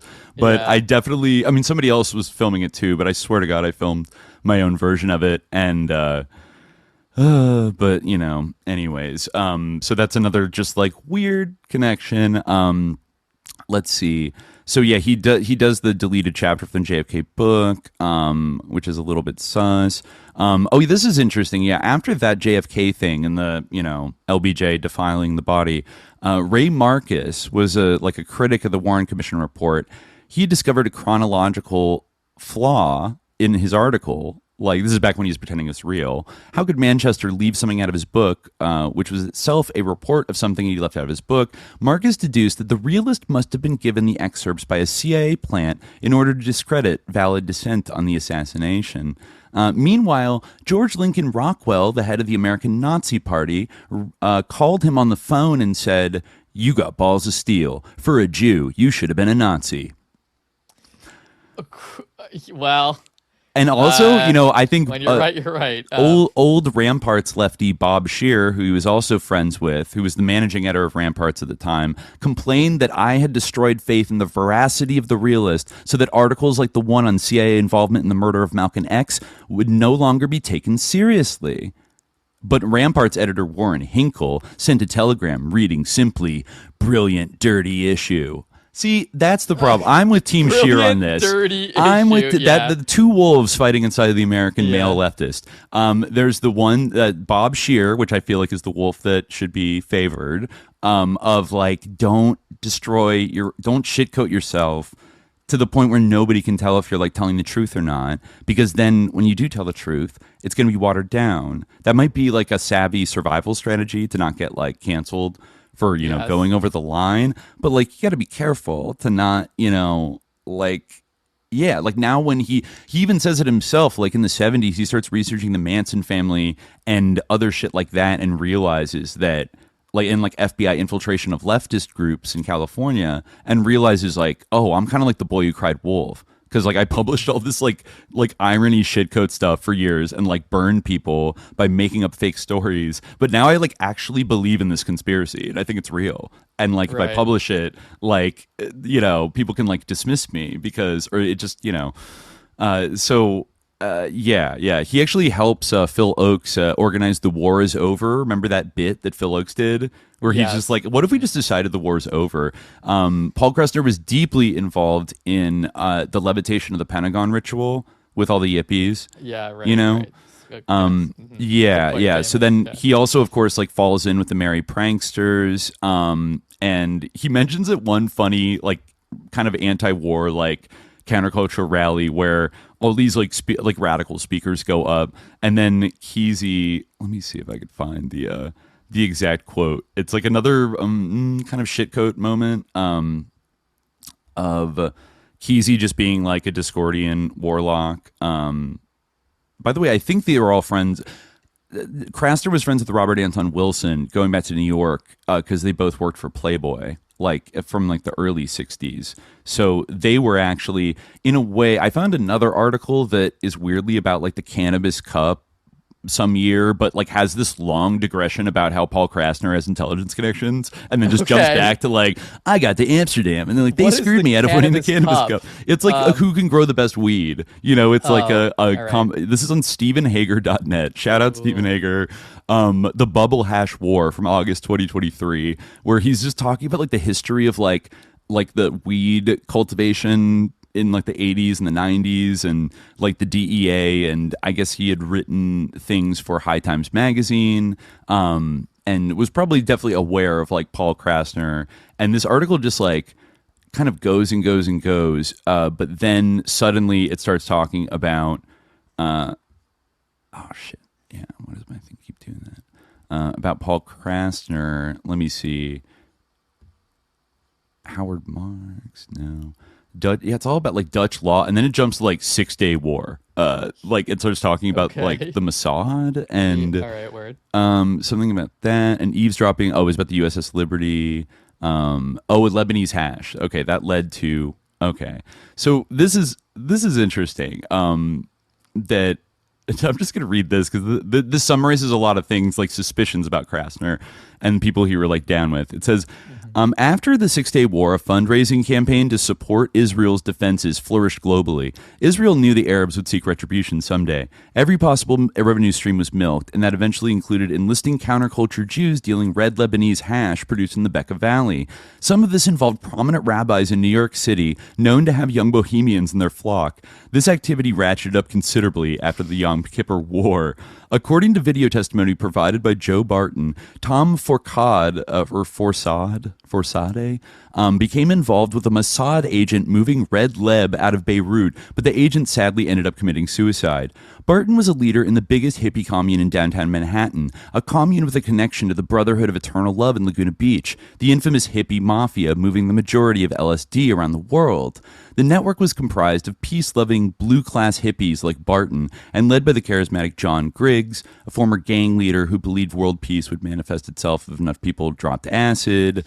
Barton met very Forsyth. Widespread belief, I guess, to this day, I suppose. Yeah. And this is the guy who started, I guess, High Times magazine. Was like involved in this. I forget Tom Forsyth. I'm the old heads probably hate that I'm pronouncing it wrong. But then, I don't know either. Getting down here, after Timothy Leary was evicted from the Mellon estate in upstate New York and lost the support of Mellon heir Billy Mellon Hitchcock, he fled to Griggs's teepee near Laguna Beach, which exposed the secret leader of the hippie mafia to intense scrutiny because Leary had just been declared the most dangerous man in America by Nixon. Also riding Leary's coattails along with law enforcement was the mysterious Ron Stark, who claimed access to more of the essential LSD precursor than anyone thought existed. This is Orange Sunshine. But anyways, yeah, then there's a little thing about the Frankenspook, Charles Manson, and goddamn, like they're interesting. Yeah, the Red Brigades. Like Stark said, he was working for the Red Brigades. Okay, here we go. The Yippies were created in 1967, December. Paul Krasner provided the name, and Abby Hoffman, Anita Hoffman, Nancy Kirshen, and Jerry Rubin attended the ceremony. Krasner had founded the most influential counterculture publication, The Realist, as a satire magazine in 1958. Krasner had performed a violin solo at Carnegie Hall at age 6. He would later say he had been brainwashed by constant practicing and never had anything close to a normal childhood. Inspired by Lenny Bruce, he launched a career in show business as a comic who carried a violin. In 1962, Krasner interviewed a doctor who performed illegal abortions. Then he became an abortion referral service. One day, a mysterious character showed up at The Realist and soon became a co-conspirator with Krasner. He called himself Reverend George von Hilsheimer. Apparently, before launching his own religion, he had been an intelligence officer in Berlin. Hold on, we're getting to the good stuff. Hilsheimer convinced Krasner to fund an experimental school to the tune of around $50 a month and deployed the magazine to recruit students and staff. His first attempt, Camp Summerlane, ended with the entire camp fleeing in terror from gunshots, etc.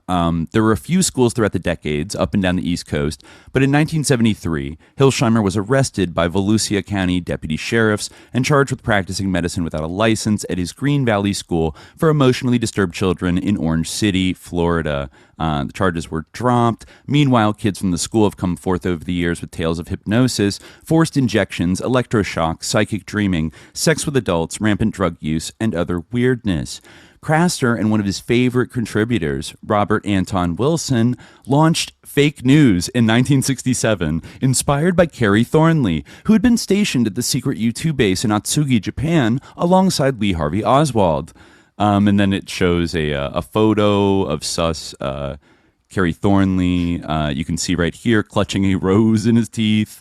You could tell by the photo Thornley was a flower child influenced by the Beats, Merry Pranksters, and Maynard G. Krebs, among others. But after his Warren Commission testimony, which, quote, proved Oswald was a communist, Thornley attended at a spook-infested summer camp in Colorado popular with the Koch family, co-founders of the conspiracy-mongering John Birch Society. And upon graduation of that program, he moved to California to become chummy with Johnny Rosselli, parentheses, one of JFK's assassins. I mean, yeah, possibly. Thornley then moved to Atlanta and commenced a long correspondence with Wilson during a time Wilson was letters editor of Playboy magazine. Garrison was, which interviewed Jim Garrison, interestingly, they were so authentic. Wilson was heavily influenced by Thornley's tales of secret societies running the world, a cosmology that bore similarities to the suddenly popular Morning of the Magicians, a text published in France in 1960, released in America in 1963.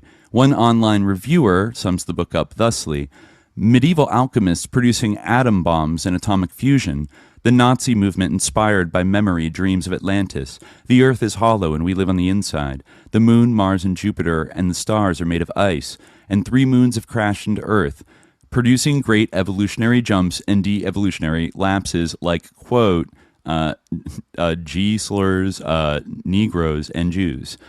Thornley wrote a similar opus to launch Discordianism, a goof religion. The opus was published in the style of an underground fanzine, a confusing mix of parody rituals, little-known Illuminati facts tossed with horror fantasies plucked out of Edward Plunkett and H.P. Lovecraft, who'd invented terrifying tales of monstrous conspiracies at the beginning of the century.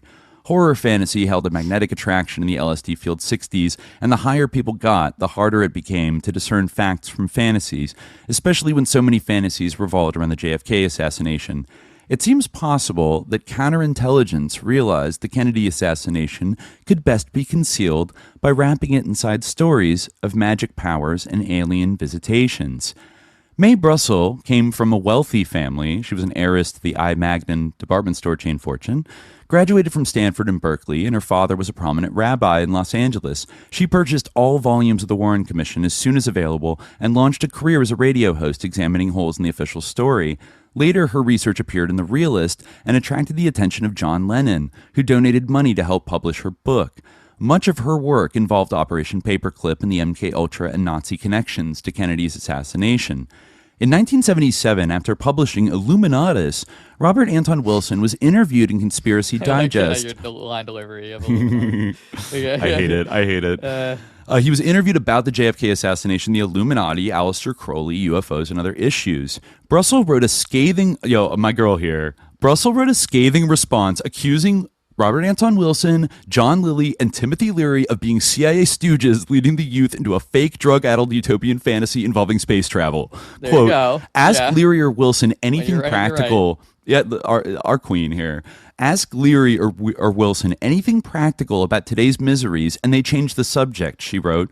Wilson responded by, he responded by denying he was a CIA dupe, insisting he was a, quote, high official of the agency since July 23rd, 1973. He literally, I'm CIA, LOL. Yeah, LOL, I'm CIA, yeah. Oh my God.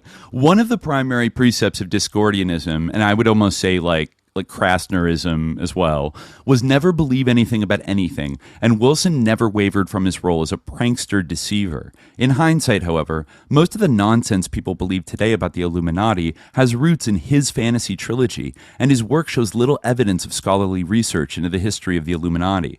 Wilson believed the eye in the pyramid was an Illuminati invention and ridiculed the suggestion the society could have been a Jesuit penetration of Freemasonry. Actually, that is certainly one of the many valid possible explanations, not something to be ridiculed. According to the Wilson, the Illuminati were, quote, good guys fighting against royalty and religion, and not some devious intelligence operation deploying ends justify the means morality.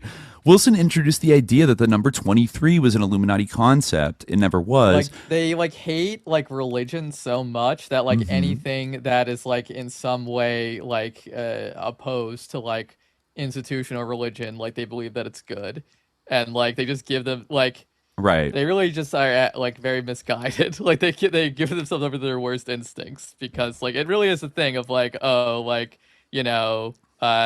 you do something I don't like, and you also breathe air, so I won't breathe air. Yeah. And I mean, despite all of the dabbling, they say here that he basically, he makes up stuff about the Illuminati and usually insisted the society had died out shortly after being founded. He also believed that Lee Harvey Oswald shot Kennedy and that Jim Garrison's investigation was a fraud. So he's like a debunker at the end of the day. He's not about this life. He's not really a conspiracy theorist. Last things here. Wilson's biggest contribution to Discordianism was called Operation Mindfuck, or OM. It involved disturbing a person's reality matrix with some mind-blowing conspiracy information and then trailing off into some make-believe maze of confusion. Life as Zen koan, wherein any sufficiently ambiguous answer works for any question whatsoever. If you ever got really high on psychedelics and had friends fuck with your head, you'll recognize the sadistic underpinnings of Operation Mindfuck and how it runs contrary to real investigations into conspiracies. Within a few years, however, Anthony Sutton published a factual book revealing how Yale University's Order of Skull and Bones deploys remarkably similar rituals as the original Illuminati, and how the Bonesmen have successfully penetrated the upper levels of the CIA, investment banks, and the military-industrial complex. Prescott Bush was a boner and also acted as Hitler's banker on Wall Street. The society was created prior to the Civil War by the cousin of the heir of the American opium cartel, Russell and Company, after visiting southern Germany, and based off a secret fraternity he'd been inducted to while there. After establishing Bones, he became the biggest financial backer of John Brown. Actually interesting. I'd like to see Anthony Sutton sometimes. He is Hoover Institution. But anyways, the terrorists who sparked the Civil War's armed confrontation. Anyways, Brussel, in the meantime, was not up on Sutton's research. Instead, she began making outrageous claims connecting dots that probably didn't connect, accusing almost every celebrity death of being orchestrated by the CIA for some nefarious purpose, much the same way every school shooting is branded fake by today's tinfoil hat patrol. Brussel claimed there were immense assassination plots to derail youth culture, and even claimed Charles Manson was a Manchurian candidate under hypnotic control. That was one of her wildest theories, and that one actually may have been true, although it would take decades for any solid evidence to emerge. When Krasner began checking out her evidence of a Manson law enforcement connection for a potential book on Manson, Krasner claimed it didn't add up. He suffered a paranoid meltdown at his dentist's office and departed the plains of conspiracy theory forever. A trustworthy guy. I would say that he sounds like he did kind of like feel like it added up, but then he started to just go frickin' crits, this frickin' schizo, and he just couldn't handle it, and then he just had to like drop it and walk away after his dentist like did something to him. I'm sorry, but like so he gets cred for being like Mr. Like maybe having some parapolitical cred, but I'd say that he like even though I don't know if he was ever like, he doesn't mention explicitly being a Discordian, but like he was kind of doing the same thing in practice. And, you know, for that matter, so was Ken Kesey, and like all these guys were like best friends, and they kind of saw their project as being like the same thing of being a prankster deceiver, but like for the good guys, you know, vaguely or whatever, you know, so you know, from there, I mean, these people are huge. They're central organizers of the Chicago protests in 1968 that turned into riots and all this other stuff. You know, in the 60s, he's tight with, you know, like he's basically running the Yippies with Abby Hoffman and Jerry Rubin, and you know, that whole kind of story goes on and whatever. Let me see my notes here. I mean, there's so many like little tiny things that, in the interest of time, we should we don't have to go over everyone, but the main thing is that eventually, I don't know when, he actually doesn't mention John Brockman in his book at all, though maybe he met him through Stuart Brand, because starting, I think, in the 80s, Brockman found something called the Reality Club. The Reality Club in the 90s would basically directly morph into the Edge Foundation that Jeffrey Epstein would fund, like you found, as early as 1995. And that is how I presume that Jeffrey Epstein and Paul Krasner became friends, as evidenced by the latest email drops where they are like directly emailing each other.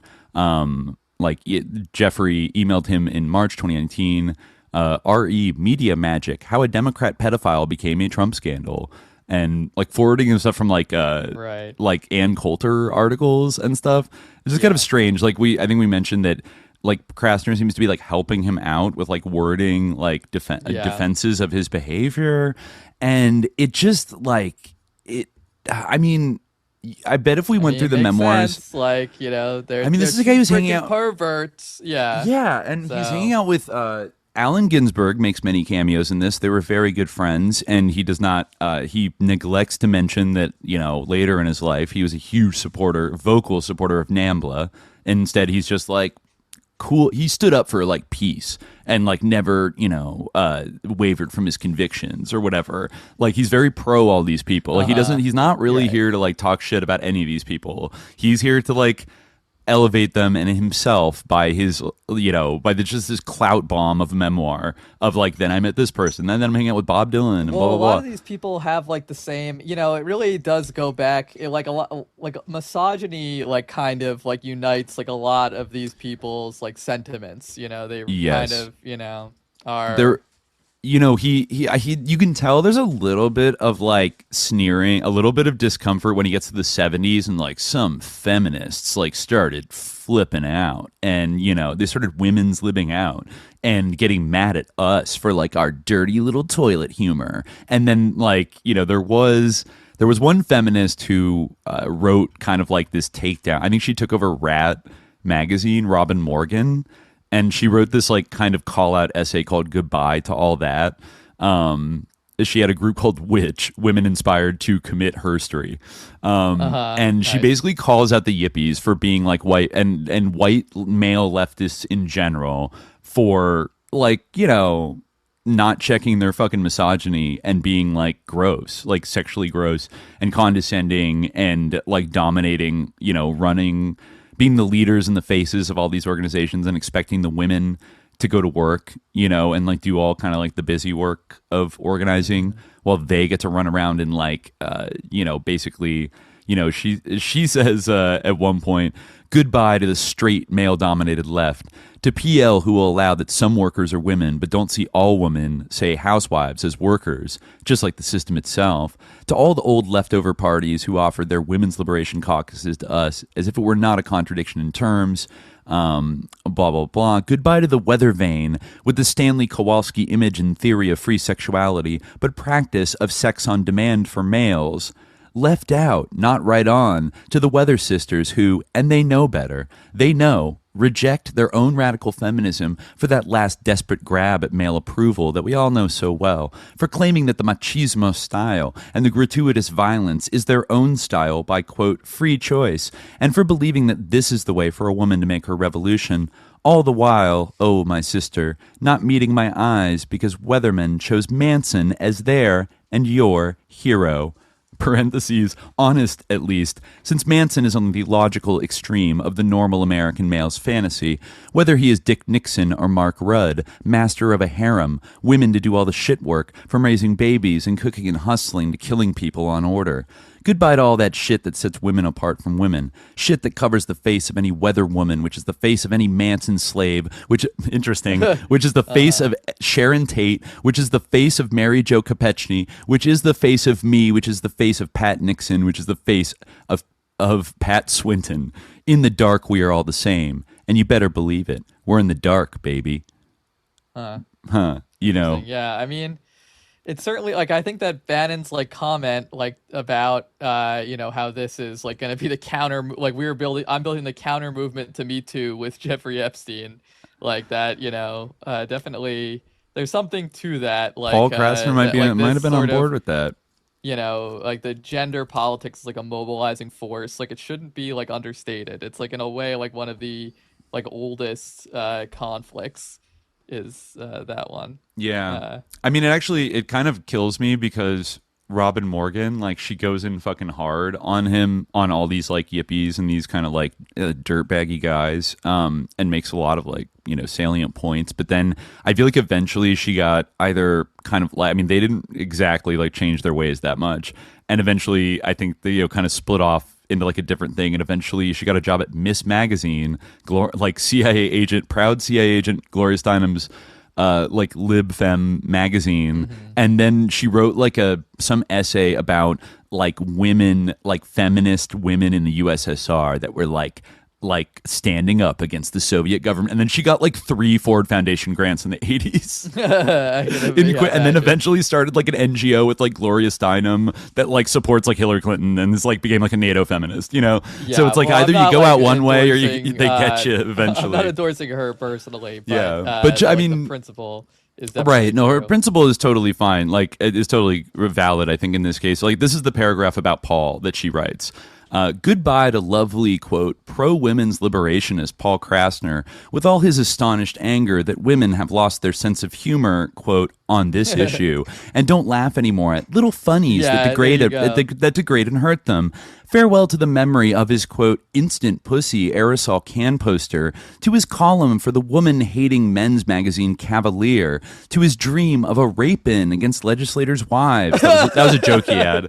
About that was a heckin' pro-abortion joke that he had. Like, what if we raped all the pro-life senators' wives and then they'd have to get abortions? Like, you know, and then like the feminists didn't like that. You know, to his scapegoats and realist nuns and cute anecdotes about the little daughter he sees as often as any properly divorced Scarsdale middle-aged father. That's true, actually. Nice. He basically bopped off to go be a fucking hippie and like sleep with people, and like his wife ended up like mostly raising their daughter. Goodbye forever to the notion that a man is my brother who, like Paul, buys a prostitute for the night as a birthday gift for a male friend, or who, like Paul, reels off the names in alphabetical order of people in the women's movement he has fucked, reels off names in the best locker room tradition as proof that he's no sexist oppressor. Yeah, like we all know this type of like guy, you know what I mean? For sure. Like he's he just loves being, you know, like loves porn. He loves, you know, I think she quotes also in the essay that it's kind of a telling thing when like a lot of these hippie guys were, you know, where they were pitching like all the things, you know, we were going to get under the new hippie utopia. And they're always, you know, like free love, like free drugs, like free love, free food, free women. And it's like, wait, what? Like, they're not like a commodity. Like, you know what I mean? Like saying free women as if like you could just sleep with whoever you want. Like, it's all good, man. Like, there's so much, obviously so much of that when they kind of open the floodgates of like, you know, sexual repression. And then all these like, these guys, I mean, yeah, like they just started behaving this way and lifting it up as like I mean, Krasner says it a lot, like going to an orgy in San Francisco and like getting it on, and like it felt like they were doing the revolution just by like having sex in an orgy in like a big theater, that they were like, you know, it's sticking it to the man. And you know, like yeah, like I think like like Eisenhower era like mores were like restrictive, and like, you know, it's like good that we don't have that level of whatever, you know, all those like, you know, neo-Victorian habits or whatever. At the same time, like I think we figured out that like, you know, like sexual liberation, it's a much more complicated thing than just this like one shot kind of, and then like, oh, take drugs, and then like you don't have to address anything else about like patriarchy or class society or anything like that. Like it's just all perfect now. And like if you're a guy who like says they're a heckin' feminist ally, then like all women should let you make like disgusting like misogynistic jokes about women getting like, you know, tortured or whatever. No, and then, you know, it's not like it. I mean, yeah, you're right. It is like much more complex. Like it's not like so simple as like, yeah, if we don't have like a sort of very like rigid sexual norms, then everyone will be like free and there won't be any like gendered oppression, or there won't be any like injustice. Like it's absolutely like in many ways like there's a lot of I mean, Epstein is a great example. Like of, and like you can see like how like he's like great friends, like, you know, to go back to where we were talking about at the beginning, like Melanie Walker, you know, talking about how like, oh, a great advocate for women and all these things, you know, like talking about, I forget who she was even describing, but yeah, like it, you know, you could see how like this or like there's that one line in his recent email drops where he says like, I no longer use terms like broad and things like that. I mean, that's kind of like that's a you know like a ridiculous example, but you know, like still a lot of the time like this kind of like ideological pose is not like, you know, actually actualized in practice, and is actually like conceals like even worse abuses than, you know, your like traditional sexual mores. Right. For sure. And you know, this is also a guy who was doing comedy workshops at the Esalen Institute starting in the early 70s, and was also attending lectures of Dr. John Lilly, who Mae Brussel called a, you know, fucking called a CIA agent. I mean, like he definitely was like an agent of like intelligence agencies. Like he definitely was like a, you know, John Lilly, government sponsored. Yeah, for sure. He's pretty sus. I mean, we talked about him in our Dolphin episode, like, and some other subsequent episodes too.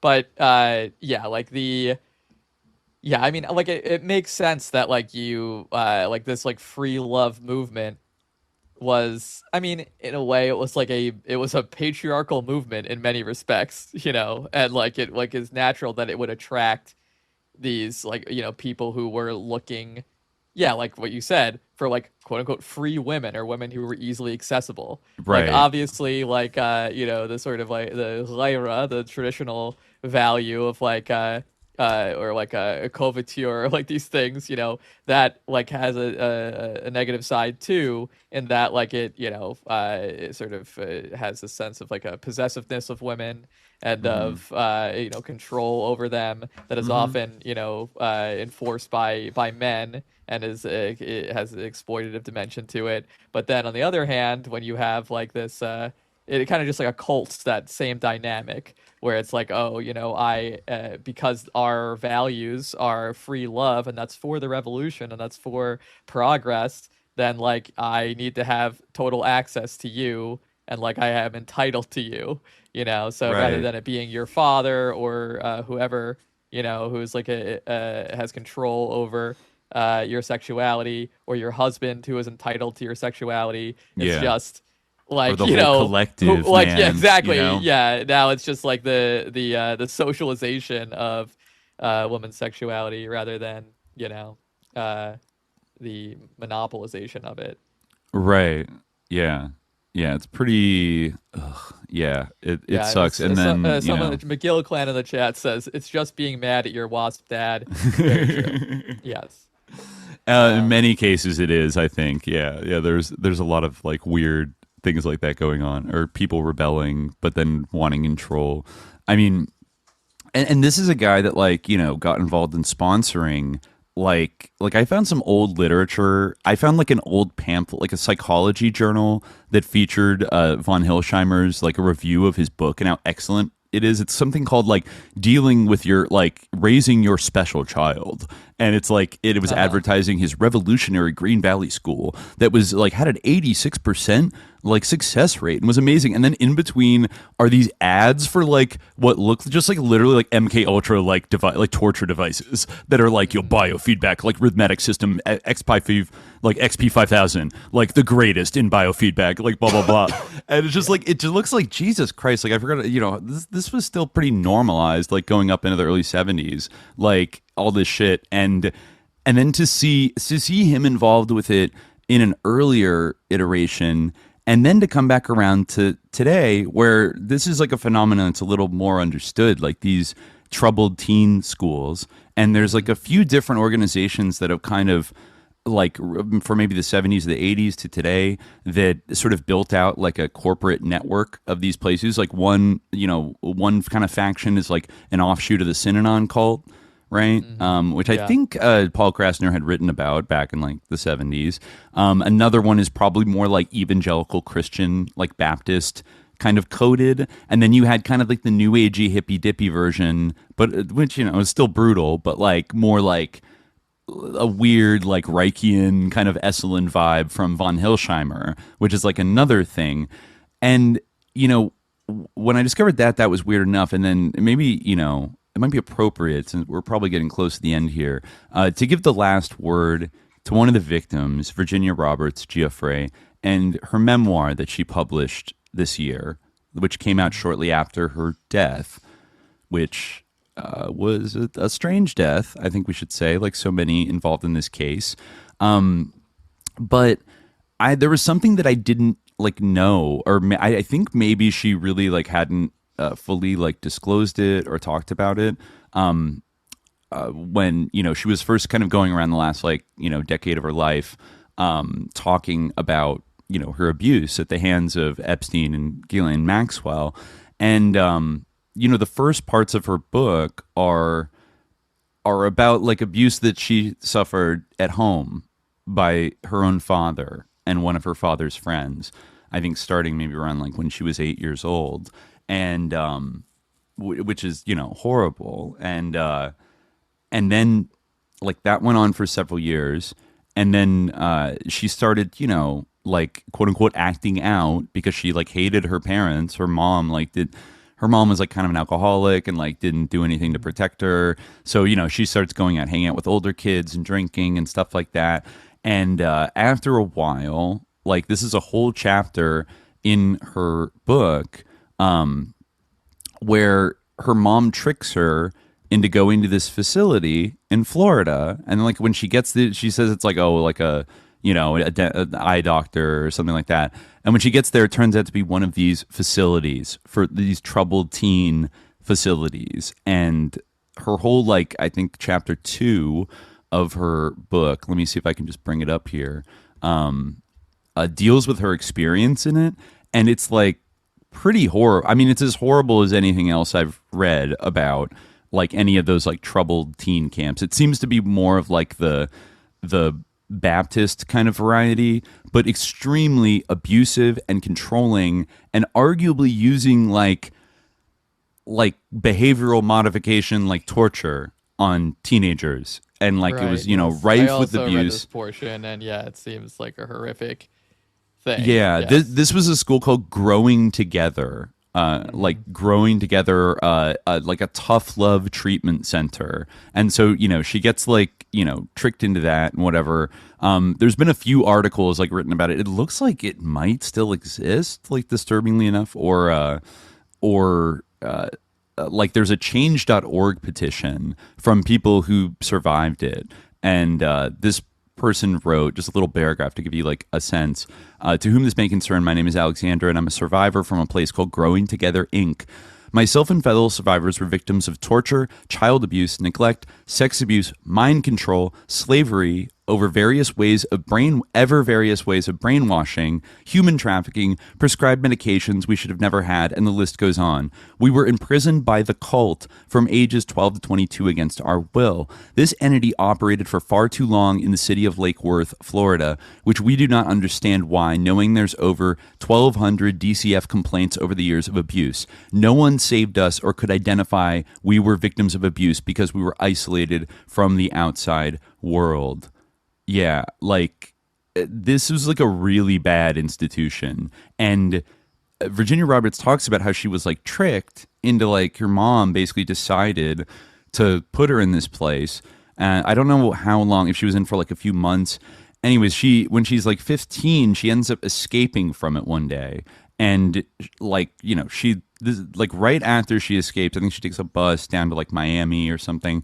And she's offered a ride by like a guy in a van who like takes her to a motel and is like, I have to drop off something, and then like immediately sexually assaults her, like, and basically rapes her.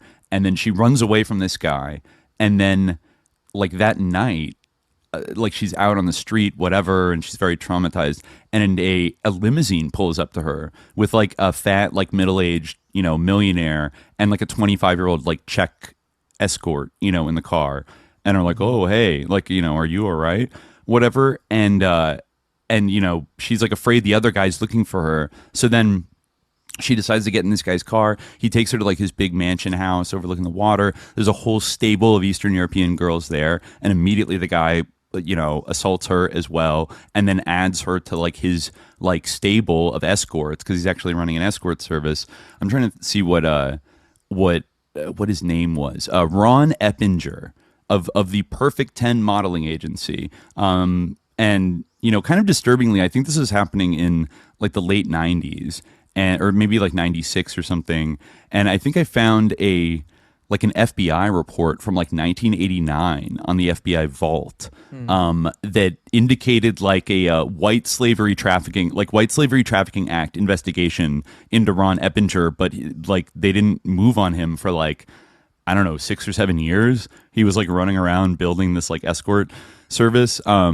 Yeah, she says that like she says about Ron, I was barely sleeping at my parents' house, but I guess they wanted to be gone for good, because this was when Mom tricked me into entering Growing Together.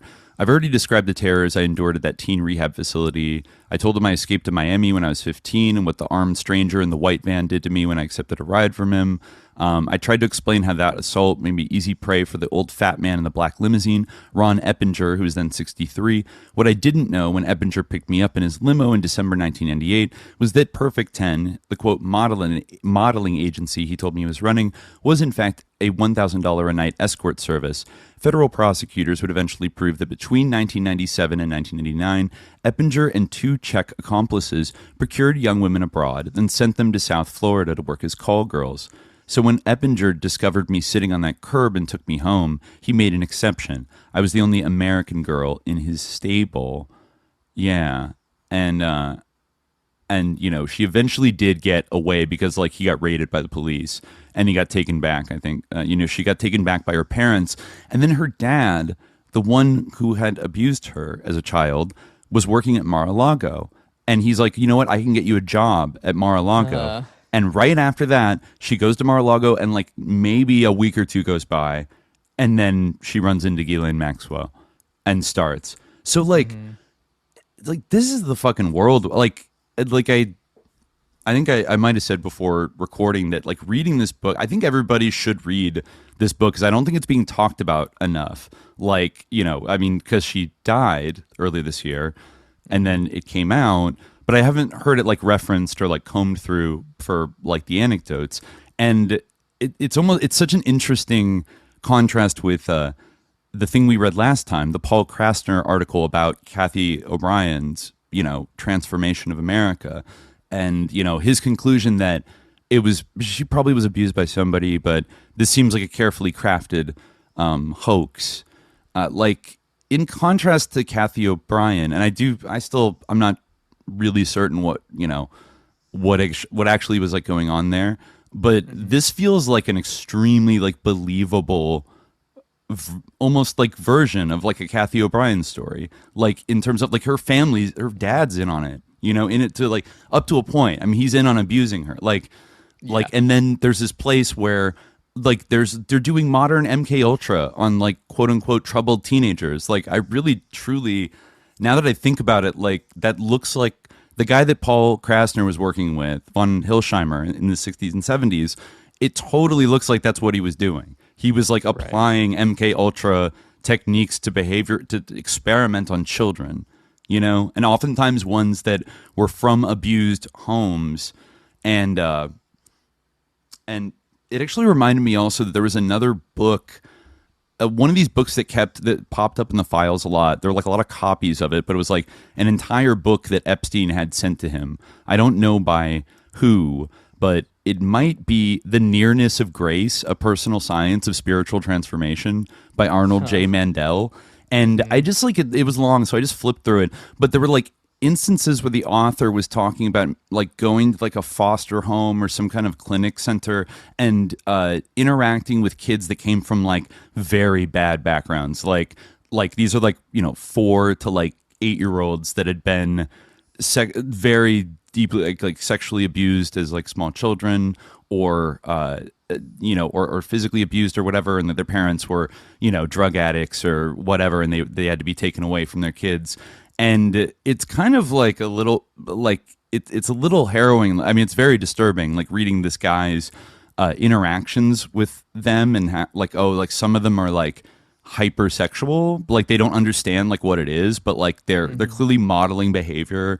That there's another one that's like he's very clever about making up like lying about like staffers like abusing him because it's like worked for him before, and he knows that he can like navigate this to stay safe, and kind of gets to this idea of like the dissociative identity disorder aspect, which Virginia Roberts also talks about kind of having, and that these people have to adopt like such a kind of a hollow, they end up playing kind of hollowed out caricatures of adult authority figures, like in order to sort of like feel a sense of safety and navigate the world, but they're very like shut off and like but I was kind of thinking like, why does Epstein have this fucking book? Like, you know what I mean?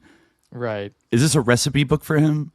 And it's just like the pipeline that Virginia Roberts was subjected to, that I think I don't mean to imply that like all these different people that abused her were like in contact with each other, but rather that these predators are kind of roaming, and like they could spot a teenage runaway and know one when they know a teenage runaway when they see one, and are like, okay, they've probably been through some tough stuff.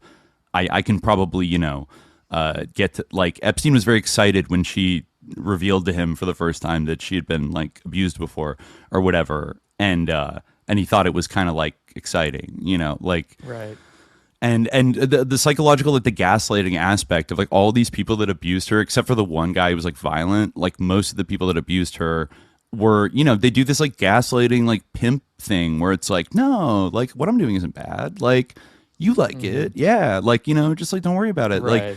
Like, and it's very, I will say one little side note that is sort of left dangling that Virginia Roberts says in this is she doesn't know. She knows that the facilities, these troubled kid schools, are very expensive. They're like, $14,000. Like hers was not even a fancy one. And it was like $14,000, whatever. And like her parents weren't like rich or whatever. They didn't have a lot of money. They were struggling on and off kind of all the time. So she's like, I knew my parents could not afford the money to throw me like in one of these places. And it's not like she was directly court ordered.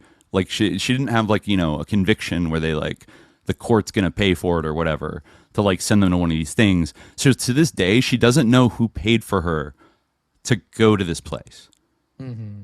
Yeah, you mentioned this. Which I mean, I don't I don't know. It's bizarre. I feel like there's a lot of places like that. I mean, obviously, this is not is somewhat of a banal observation, but I think there's a lot of places like that, and I think that there are like because it's like kind of a form of social engineering. There is I mean, someone made a comparison with like residential schools. The McGill clan again. Second citation of McGill clan from the chat here, but you can see like the parallels kind of in that like those schools were like subsidized because they were a form of social engineering on many levels.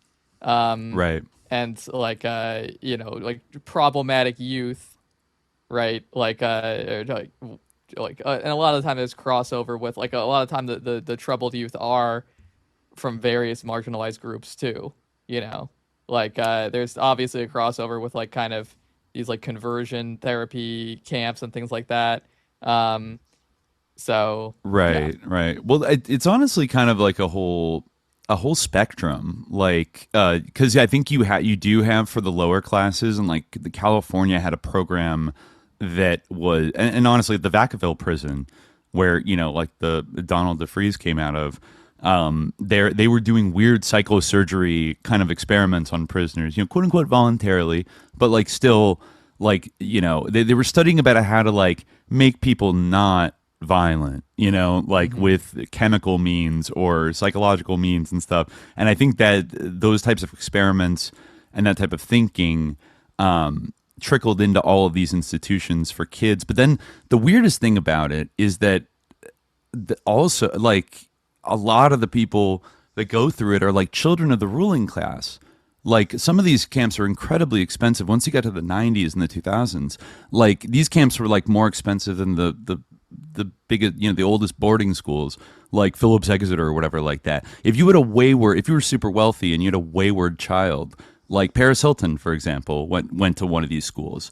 If you were like a bad kid, and that in that weird way, that almost seems like an American version of like the abusive British like boarding school kind of tradition. Yeah, there's also like that style of like these type of schools where it's like, we will like fix your kid.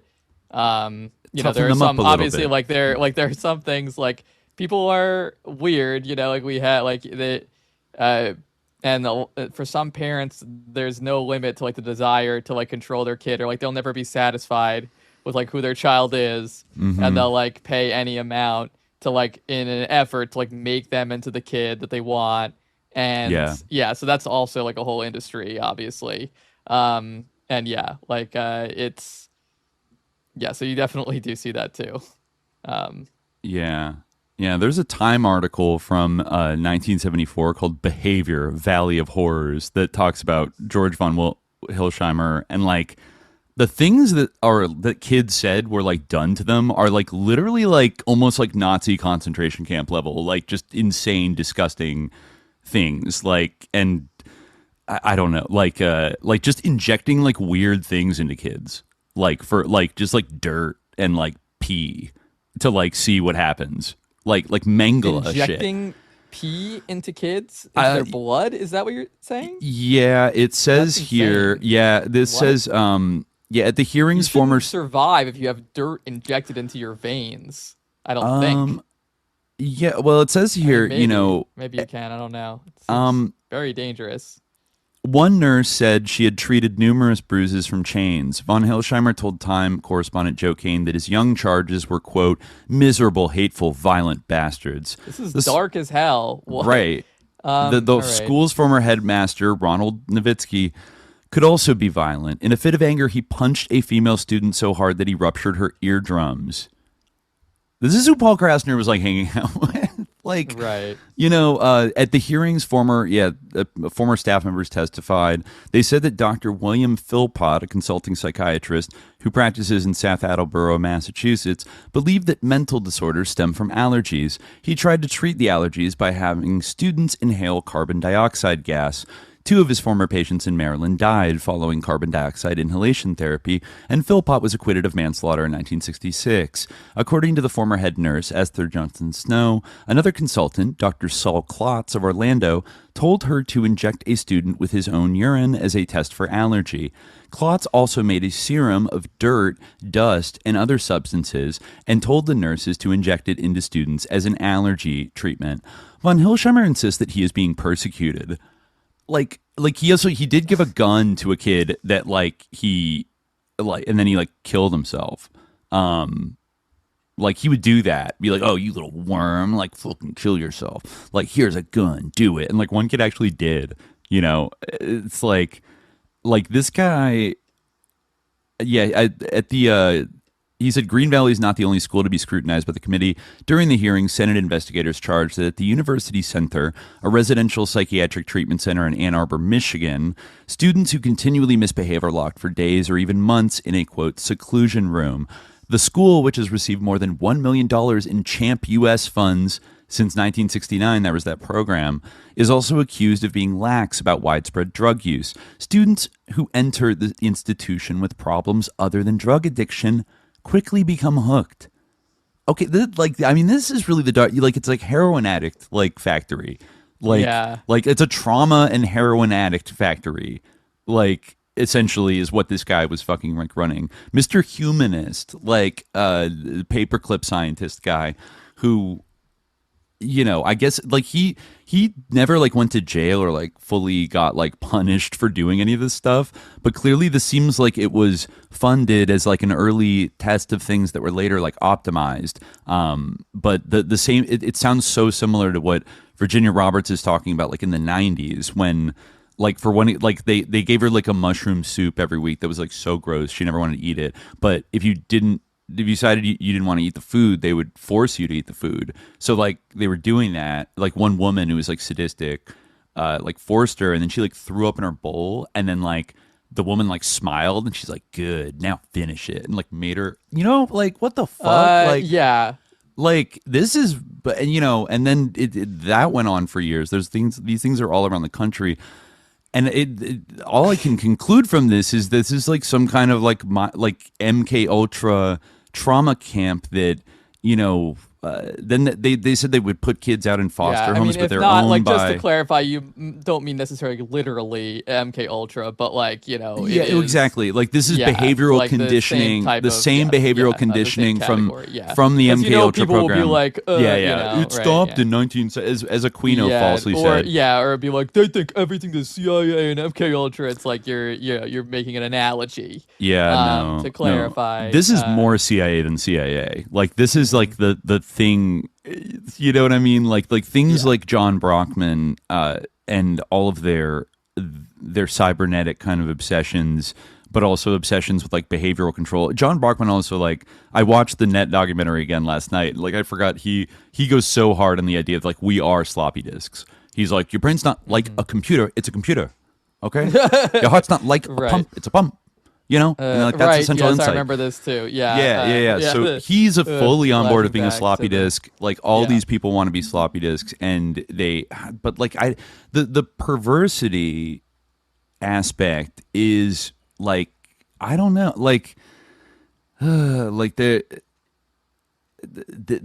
these people all seem to think this is normal, and they know it's not socially acceptable, but I don't know the satanic cult aspect, you know, Paul Krasner once thanked Satan when he got like a lifetime award from like Penn, like Penn Yeah, they America. love that so It's like, much. just Yeah. kidding. Yeah, But you know, LOL. so he must have at least known Epstein since like the 90s, and like I mean, at the same time, he never was really about that life. I could see, you know, Mae Brussel would, like, if she found out about it, like, she would be you know, like, she wouldn't be able to deal with that. She'd be like, Yeah. this guy's evil, like, he's so bad, you know, whatever. But like, Paul Krasner always has this comfort, you know, around these shady like individuals, and the common denominator is like having it be a little dirty little boys club, and like it has to be a dirty little boys club, and Right. like the humor gets elevated to almost the central point. It's almost libidinal, it's pre-political, so almost subconscious of like it's like goon politics in a way. It's like, you know, goonerism. In like before everything, of course they want to get chicks, right? So they'll pretend to be leftists if they have to, but like, you know, they'll stand up for the right things, but at the end of the day they feel entitled to, well, not just women but the world. They feel entitled to the entire world. This is where that logic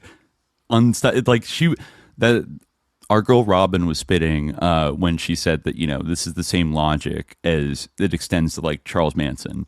You know, Charles Manson is just the extreme example of like the average male American, like kind of patriarchal fantasy that they've been raised with and like programmed to, you know, I think programmed on purpose to, that just think is cool. And I mean, I think like you do see that type of thing. Like, this is like not, you know, it's like it's the inconvenient thing, because like on one hand, like we're being told like, oh, you know, we've lost young men. Like, young men aren't like you know, they want to like, you know, engage with this like sort of like Roganism or whatever. It's like, how do we get young men back on our side? It's like, well, in a way, this is kind of the same like dopamine addiction like thing that we were describing before, where it's like an ideology that just like soothes all of your like your anxieties, and just like feeds into this kind of like megalomaniacal concept of yourself, and like, you know, feeds what your nafs, really, like your desires, like just the like stokes the concupiscence and the base and like low parts of yourself, you know, the part that like that is like just like your bodily impulses, the sort of the dirt element of Adam, you know, the part that that Shaitan doesn't, like, you know, the only part that Shaitan can perceive, the dirt part, and not the spiritual part that actually like it exalts us, and this the guy's reason... created from dirt. Wow. Exactly. And then the doctor tries to Because inject kids with dirt. I mean, you know what? I didn't even think about that, but there you go. This is the synchronicity. This is even the dialectic dirt. here. What did Warren Hinkle say? Like, great dirty issue. Being dirty They want is to drag denying you down into the dirt, because that's exactly what Shaitan has always believed that human beings fundamentally are, is dirt. But even though, you know, like we were formed of dirt and clay and fetid slime, like we have a spiritual God breathed into us, right? And that's what they deny and they want to destroy. But anyway, to bring it back to my point, which is that like something that destroys that is kind of this like ideological like slop. This which is like you know, I was watching this dude who like does that podcast where he kind of like argues with like he just argues with women. He's just like a huge misogynist. I don't even know what his name is, but like he's kind of like a known influencer. Is it the one where he brings OnlyFans girls on and like shames kind them? of, yeah, I think so. The whatever, I think it's called. Yes, yeah. I just saw a clip of him the other day, but that type of thing, or like the Myron, that guy, you know, this type of stuff, and like it's kind of like the, you know, like I think that you can connect this back to the Epstein and Bannon thing, where it's this vision of like this kind of like resurgent, for mostly like sexual politics, like a backlash to Me Too, which is again, this is not the only component, but a fundamental component of it is like the like control of women, the domination of women, and like the enslavement of men to like their desire, their sexual desire, by promising them that domination. Right. It's kind of why Playboy always had the Krasner says he was writing something about like sexy college co-ed stories, and Playboy shot him down and was like, that's not really the aspirational demographic we're going for. We want, most of our readers are college age, but we want them to fantasize about being basically Don Draper and just betting, like being a cool corporate guy with a cool office and a suit that beds all kinds of interesting women, you know, as a Alex bachelor. Karp was recently talking about, like, this is what, like, he never had a girlfriend, right? I don't know if he ever had a girlfriend. I wouldn't be surprised if he didn't, because he's like disgusting. Yeah. Like, you know, I'm not insulting his appearance. I'm, you know, insulting his personality and like it's wretched. Disturbing individual. Like, recoil from him.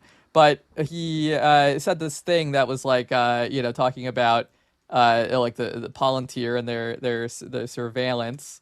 And like he said, like the like, you know, the fundamental right that we're like trying to protect, like, or like that this, you know, this technology is going to be applied in a way where it won't affect like the basic right to like find someone hot and like take them home or whatever. Hold on, let me see if I can find the actual quote. Someone hot, Alex Karp.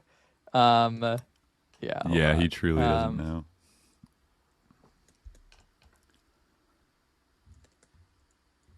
All right, hold on. Think is hot.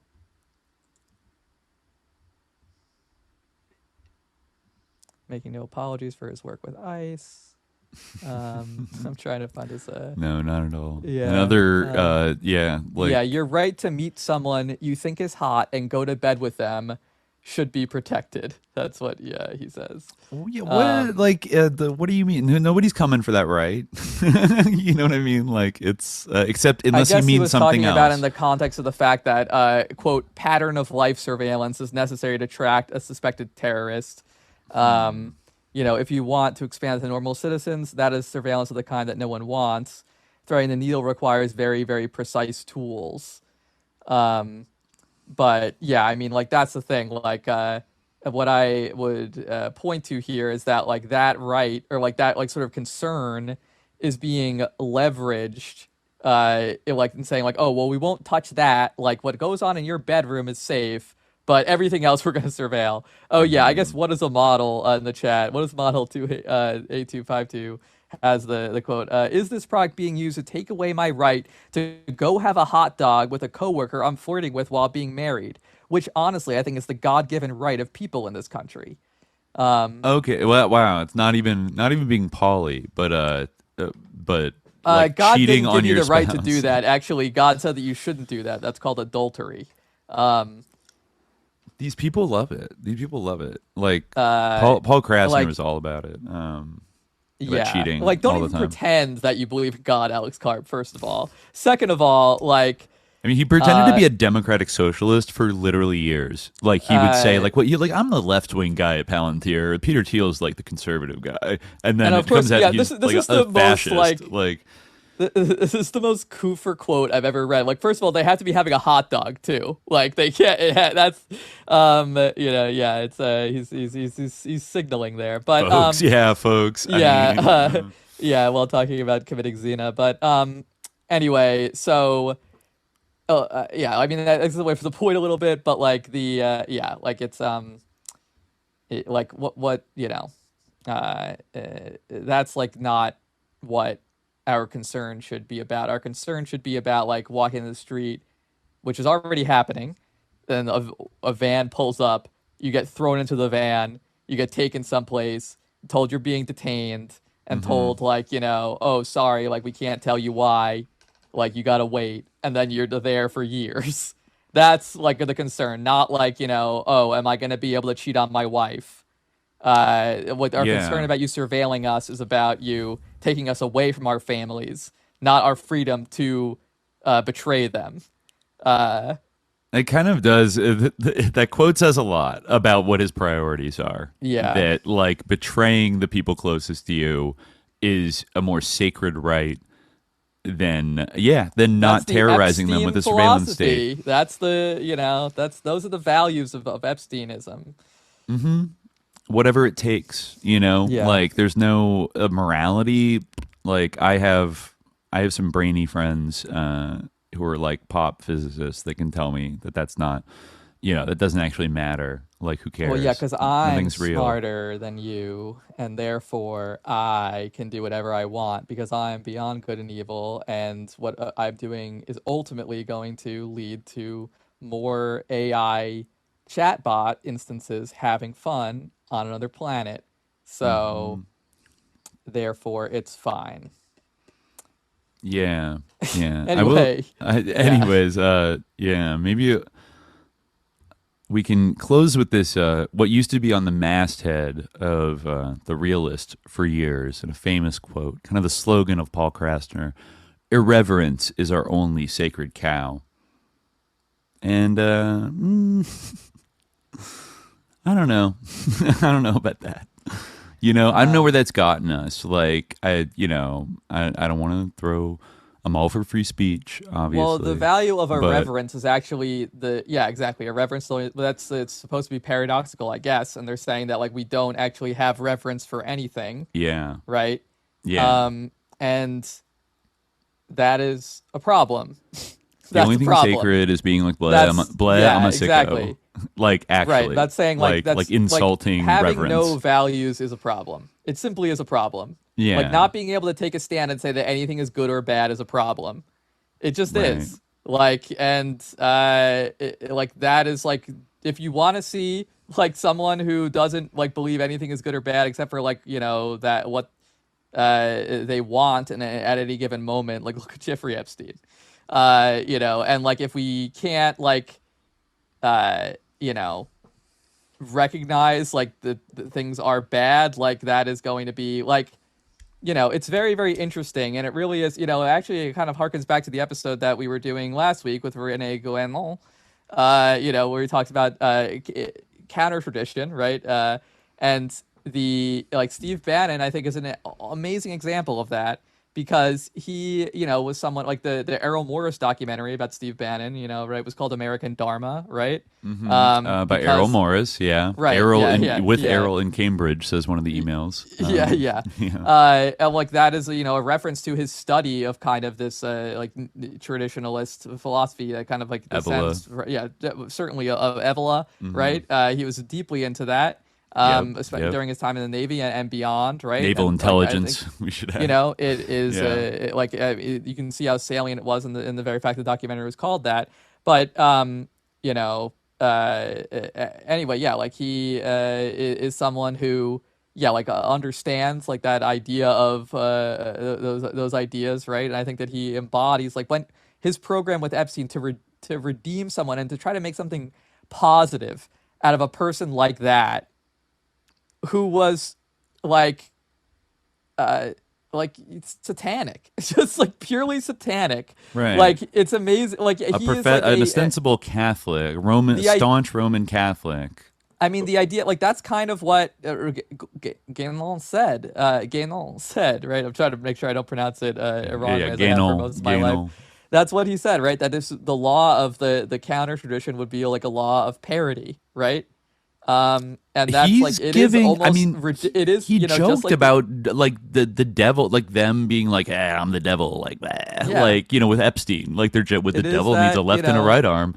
Well, yeah. Not only does it relate to the sort of comic like sensibility of Krasner, but also like it is like just like it's amazing how like he was in a way like a philanthropist, but in fact he was like a total misanthropist, and like he was giving out all this money, but all he was doing was like dealing in money and in bodies, and like just nothing good came of him at all. But he was able to like have this image of being someone who was like promoting good in the world, when really it seems like he didn't promote a single good thing in his entire life and just created suffering and evil.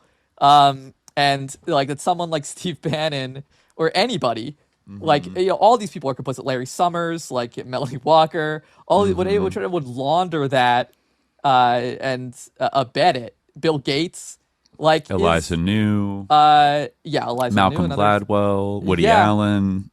Yeah. I mean, like our whole American elite is just riddled with people that like pretty knowingly sold their souls and their integrity.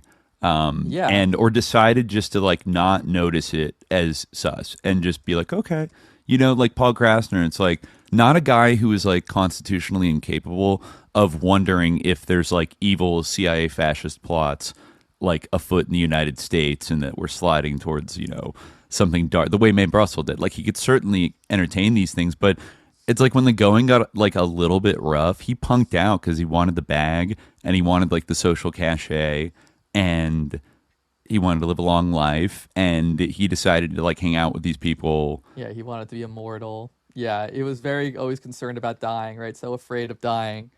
All these guys kind of were.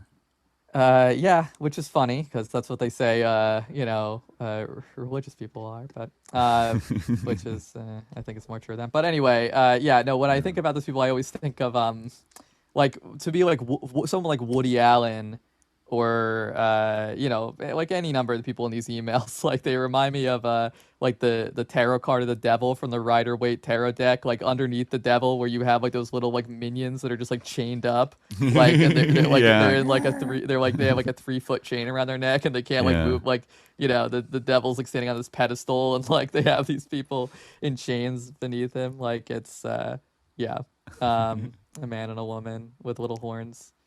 It's might be something that Tony Podesta has in his art collection. Like they are like, I mean, that's like the whole thing with Epstein, right? That this is a like an influence operation, a blackmail operation, and these people have been chained by their own lusts, and like, or you know, blackmail in the sense of mutual, but you know, I think there's two ways of like looking at the blackmailing is like leverage to like take somebody out, but obviously they probably don't want to like use that because you don't want to like reveal the existence of like this network, but more it's about the bonding of people in crime, like bonding people together through a mutual crime and like complicity, like creates in-group psychological dynamics that are very strong. And, you know, just by like the knowing of like, oh, you're in like the club of the insiders. Oh, then you had to go to the island too. And, you know, we all know what we did to get here. And so like we got to ride this out and like actually take over the world in a way. Maybe if some of them have a shred of a conscience, it's like they know they have to like control the world for it to be worth it. For, you know, what was the Nietzsche quote? It's like the worst thing is like you like debased yourself and sold your soul for nothing. Was that Nietzsche? I forget. Maybe. I don't recall. But you know, this is like the most pathetic thing is that like you sold your soul for a pittance. I do know what you're talking about. I'm not sure if it's Nietzsche. Yeah. So they, you know, they feel like they kind of have to end up, or maybe in their mind, quote unquote, saving the world, like it was somehow worth it. They seem to have this confused idea. Okay, all right. Yeah. That's I think, yeah. And they have to think that, I don't know, that they're somehow the good guys when they're just marinated in evil and they actually stand for nothing, and like the world is crumbling around them.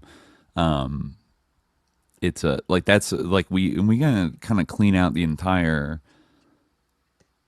elite ranks a little bit. People are gonna get quote unquote whacked, as Michael Wolff said. You know, reputationally. You know, I don't know if anybody will go to jail, but like it's an expression of a deep rot of like at the heart of like every single one of our institutions. Like it's hypocrisy, it's like core exploitative, like everything's been hollowed out, but like the desire to like generate more profits, but also like use it as a cynical mechanism to control all of us, like mass psychologically. Like that seems like they're all running for like that's their like Excalibur that like they want to grab before it's like too late.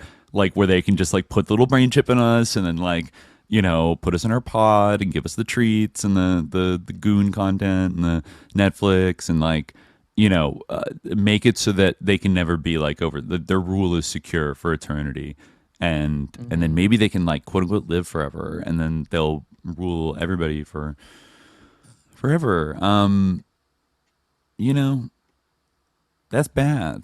That's pretty bad. Yeah. That's a pretty bad place for the country to be at. And it's like chickens be coming home to roost. I would say spiritually, just, you know, but navigate we got to navigate the future carefully because, yeah, you know, not as I said before, not everything is as it appears. Absolutely. Even our so-called heroes that have been given to us, like Chomsky or Krasner, these singular heroes, we're allowed to have one as a treat, right, in every category, and then people rally around that person and get, you know, like become obsessed with like them as an avatar of how to, you know, like oppose the system and also get like rich and like, you know, succeed doing it and become like famous, you know. But then those American, you know, I feel like when they allow things like that, like for people like Chomsky for a reason, or people like Krasner that are a certain like, they have a certain blindness to them or a certain like cowardice. And they're never going to spill the whole game. Like if they get to be insiders, they're never going to spill the whole beans. And yeah, that's how you get like the Ken Kesey brigades and like all these people lionized for being like, it's like, I don't know, all they did inspire like the Silicon Valley fascists that are trying to take us over right now. Like that's actually their main win that they accomplished while tricking people to go along with it as like a kind of left, like liberating kind of like amazing thing. You know, so it's not that great. No, maybe we can avoid doing it again, but you know, we certainly should try. We certainly should try. And like and anyone who obviously I don't know if they're listening to Swimmel Jihad, but anyone who like finds themselves in like a leadership position, you know, or like who like is in a position of power and influence, which like, you know, is a position that some people need to be in who have like the right instincts, like don't like, you know, again, I don't know if anyone in such a position is listening to Swimmel Jihad, but in case they are, in case this one day reaches them, what I would say is there's a mayor out there, or what I wish I could say, you know, to people like Noam Chomsky is that like, you know, if I could have talked to him early on, is like if you know, have like one thing that you feel negatively about yourself or like that, you know, don't like give up on yourself. Like, you know, don't give up on like your principles, you know, don't think like, oh, you know, because like in one way, like I feel that I'm a hypocrite or in one way I feel like there's something wrong with me. Therefore I need to be friends with Jeffrey Epstein. I feel like a lot of these people like just like, I don't know, like they stop trying to be good and then they just like slide into total depravity, not in the Calvinist sense, I guess maybe in the Calvinist sense, but you know, it might be something about that era, like that it felt like a thing, a certain force of history had won and you could join it and get rich as fuck and have like a fun life, or you could be a little negative Nancy hall monitor screaming in the wilderness and nobody even cares anymore. It's not even cool to like protest the system anymore. Like you're sort of obsolete and you'll be, you know, I'm thinking about, yeah, like the 90s and the early 2000s and stuff where it felt like we're at the end of history and it's like, come on, man, just like. I mean, thinking about someone like Zohran Mamdani, like obviously this is not necessarily in the Epstein context. And again, I'm not saying that Zohran wasn't like more compromised than it was made out to be the case to begin with. But, you know, like I think that there's a needle to be thread and there's a balance to be struck between like total like assumption that everything is like, you know, every figure that like bubbles up is like a complete op from the top down, like from day one. And sort of the idea, it's like, oh, they sold out, you know, there is a balance to be struck between those two perspectives, you know. And I think that like people like that sometimes, you know, like because like, you know, they feel like, oh, I have this complicity already, or oh, I had to make this compromise. There is a point like, you know, where they're like, oh, well, I guess I just need to let go of this value completely because I compromised it. And it's like, it's not to like, and then the next thing you know, you're friends with Jeffrey Epstein, and you're like giving him feedback on how to word his like bullshit email about how like it wasn't a rape party, it was just a party or something. And I just think, I like, feel don't, like and be willing to call out people that like that's the problem. Everyone's afraid to call out other people once they get to a certain position. I feel like Paul Krasner was probably afraid to call out all his buddies because then like he couldn't write his Krasner stack articles about hanging out all the cool places, and they wouldn't invite him places anymore. And like the need to feel good about yourself kind of like forces you to like, I think it's like because like the need to feel good about yourself, it takes precedence or something. And it's like, oh, like if I hold to the idea that this is bad, then like I am tainted by it in some way, and then I will feel that, I will feel bad about myself, and I would rather not. So therefore, I will convince myself that this thing isn't bad.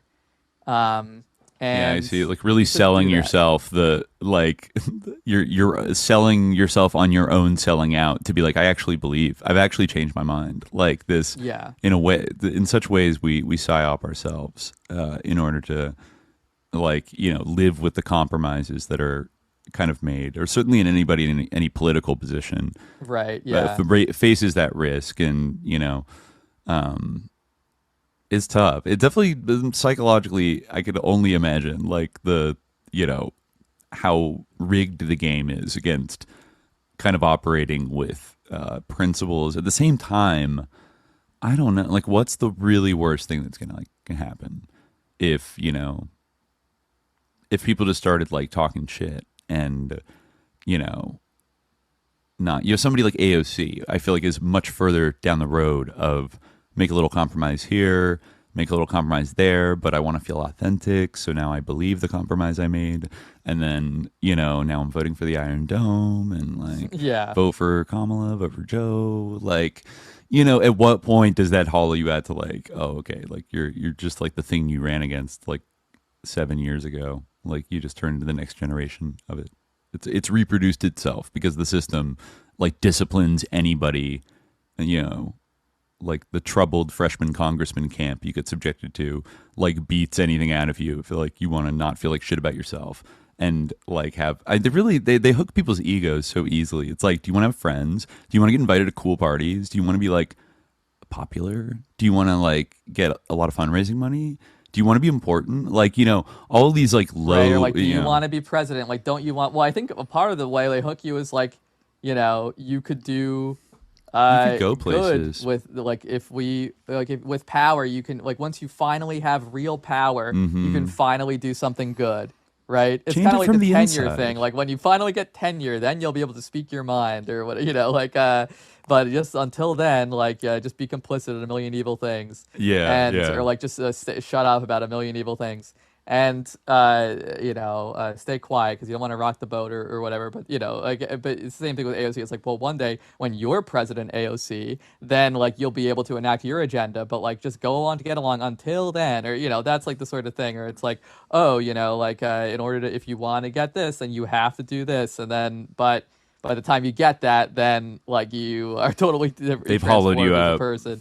Yeah, like you don't like those things are like have ceased to be important. And so what I am saying is like, don't make those compromises, but if you did, then don't like let that erase the value. Go back and I believe in repentance as a virtue, generally speaking. It's not a ticket. It's never too late. It's not a ticket to like do whatever, be like, oh, I can always go back to what, because that's the problem.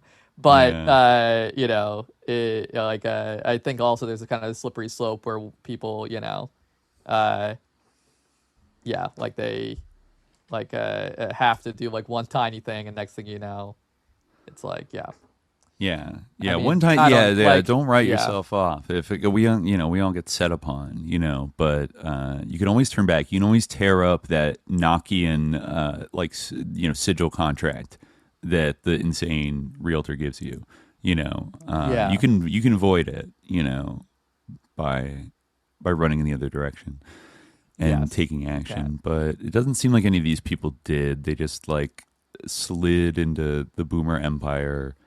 I mean, and you can lived see pretty with chill people lives. like Noam Chomsky, there were many chances. You know, it was like, oh, Epstein's a pedophile. Oh, he's like, you know, being like put on, you know, he's being arrested. Oh, like, you know, like there are many like points where you could be like, yeah, you need to stop, but they chose not to. Like, why? Paul Krasner didn't even really get rich off his career, so he was doing it for the love of the game. You know, Yeah. like he would. I don't. Well, even I if don't he know got- what the hell was going on with him. Yeah, I think he was doing it for the love of the game. He might have gotten some money from Epstein for his medical bills, but he didn't have like. And like- Chomsky may have as well in his own way, you know, like the intellectual game. Yeah, I think if for these guys it was about their the egos more than it was about their bankrolls. You know what I'm saying? I think for the other that's people, what gets you. It's the ego. You gotta people let it go. yeah, some of these like Wall Street like type people, I'm sure like got involved with him with a mindset towards making more money and having more power and all that kind of thing. But I think a lot of them did operate on this like ego seduction thing of like Epstein makes them feel powerful and he makes them powerful. Money, like Influential, power. It's truly. Larry said satanic. it's the truly opportunity satanic. to be in the room where powerful things are happening and have the opportunity, though not the guarantee, of influencing events in the world. Yeah. And like that's the most tempting thing. I mean, now we live in an economy that more and more of influencers, in the traditional like media and in politics. And like it's interesting that Larry used that word of like influence. Like the insiders influencing has become the highest temptation of all. But there's a lot of ways to influence. You don't have to join a cabal. I like to do the cheap way out to climb the devil ladder to the top like that. Because there's always a catch, right? I feel like there usually is a catch.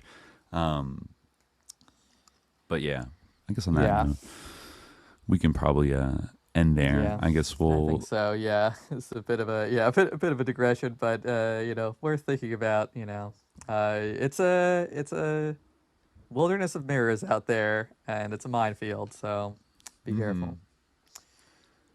Yeah. But Not everything is as it appears.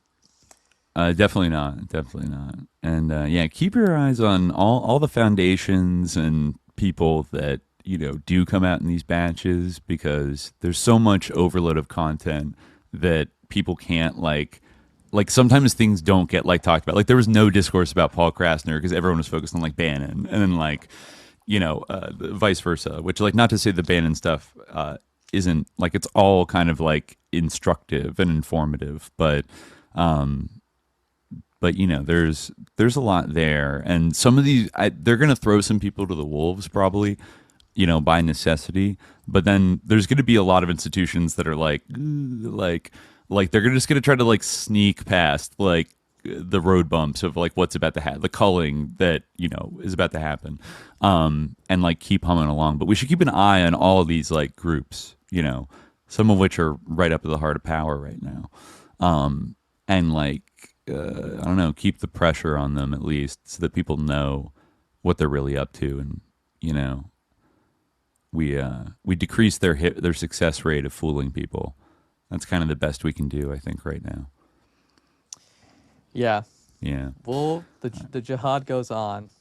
It sure does. We'll be back soon. But Monday, yeah, on Patreon. Yeah, I'll be back on Patreon on Monday. Yeah. You can sign up at patreon.com/subliminaljihad for an extra episode every week, and Demon Forces, which I'm going to try to knock out the next one in time for Thanksgiving over this weekend. So stay tuned for that. But yeah, thanks for joining everybody in the chat today. And until next time, dear listeners, stay vigilant. Peace.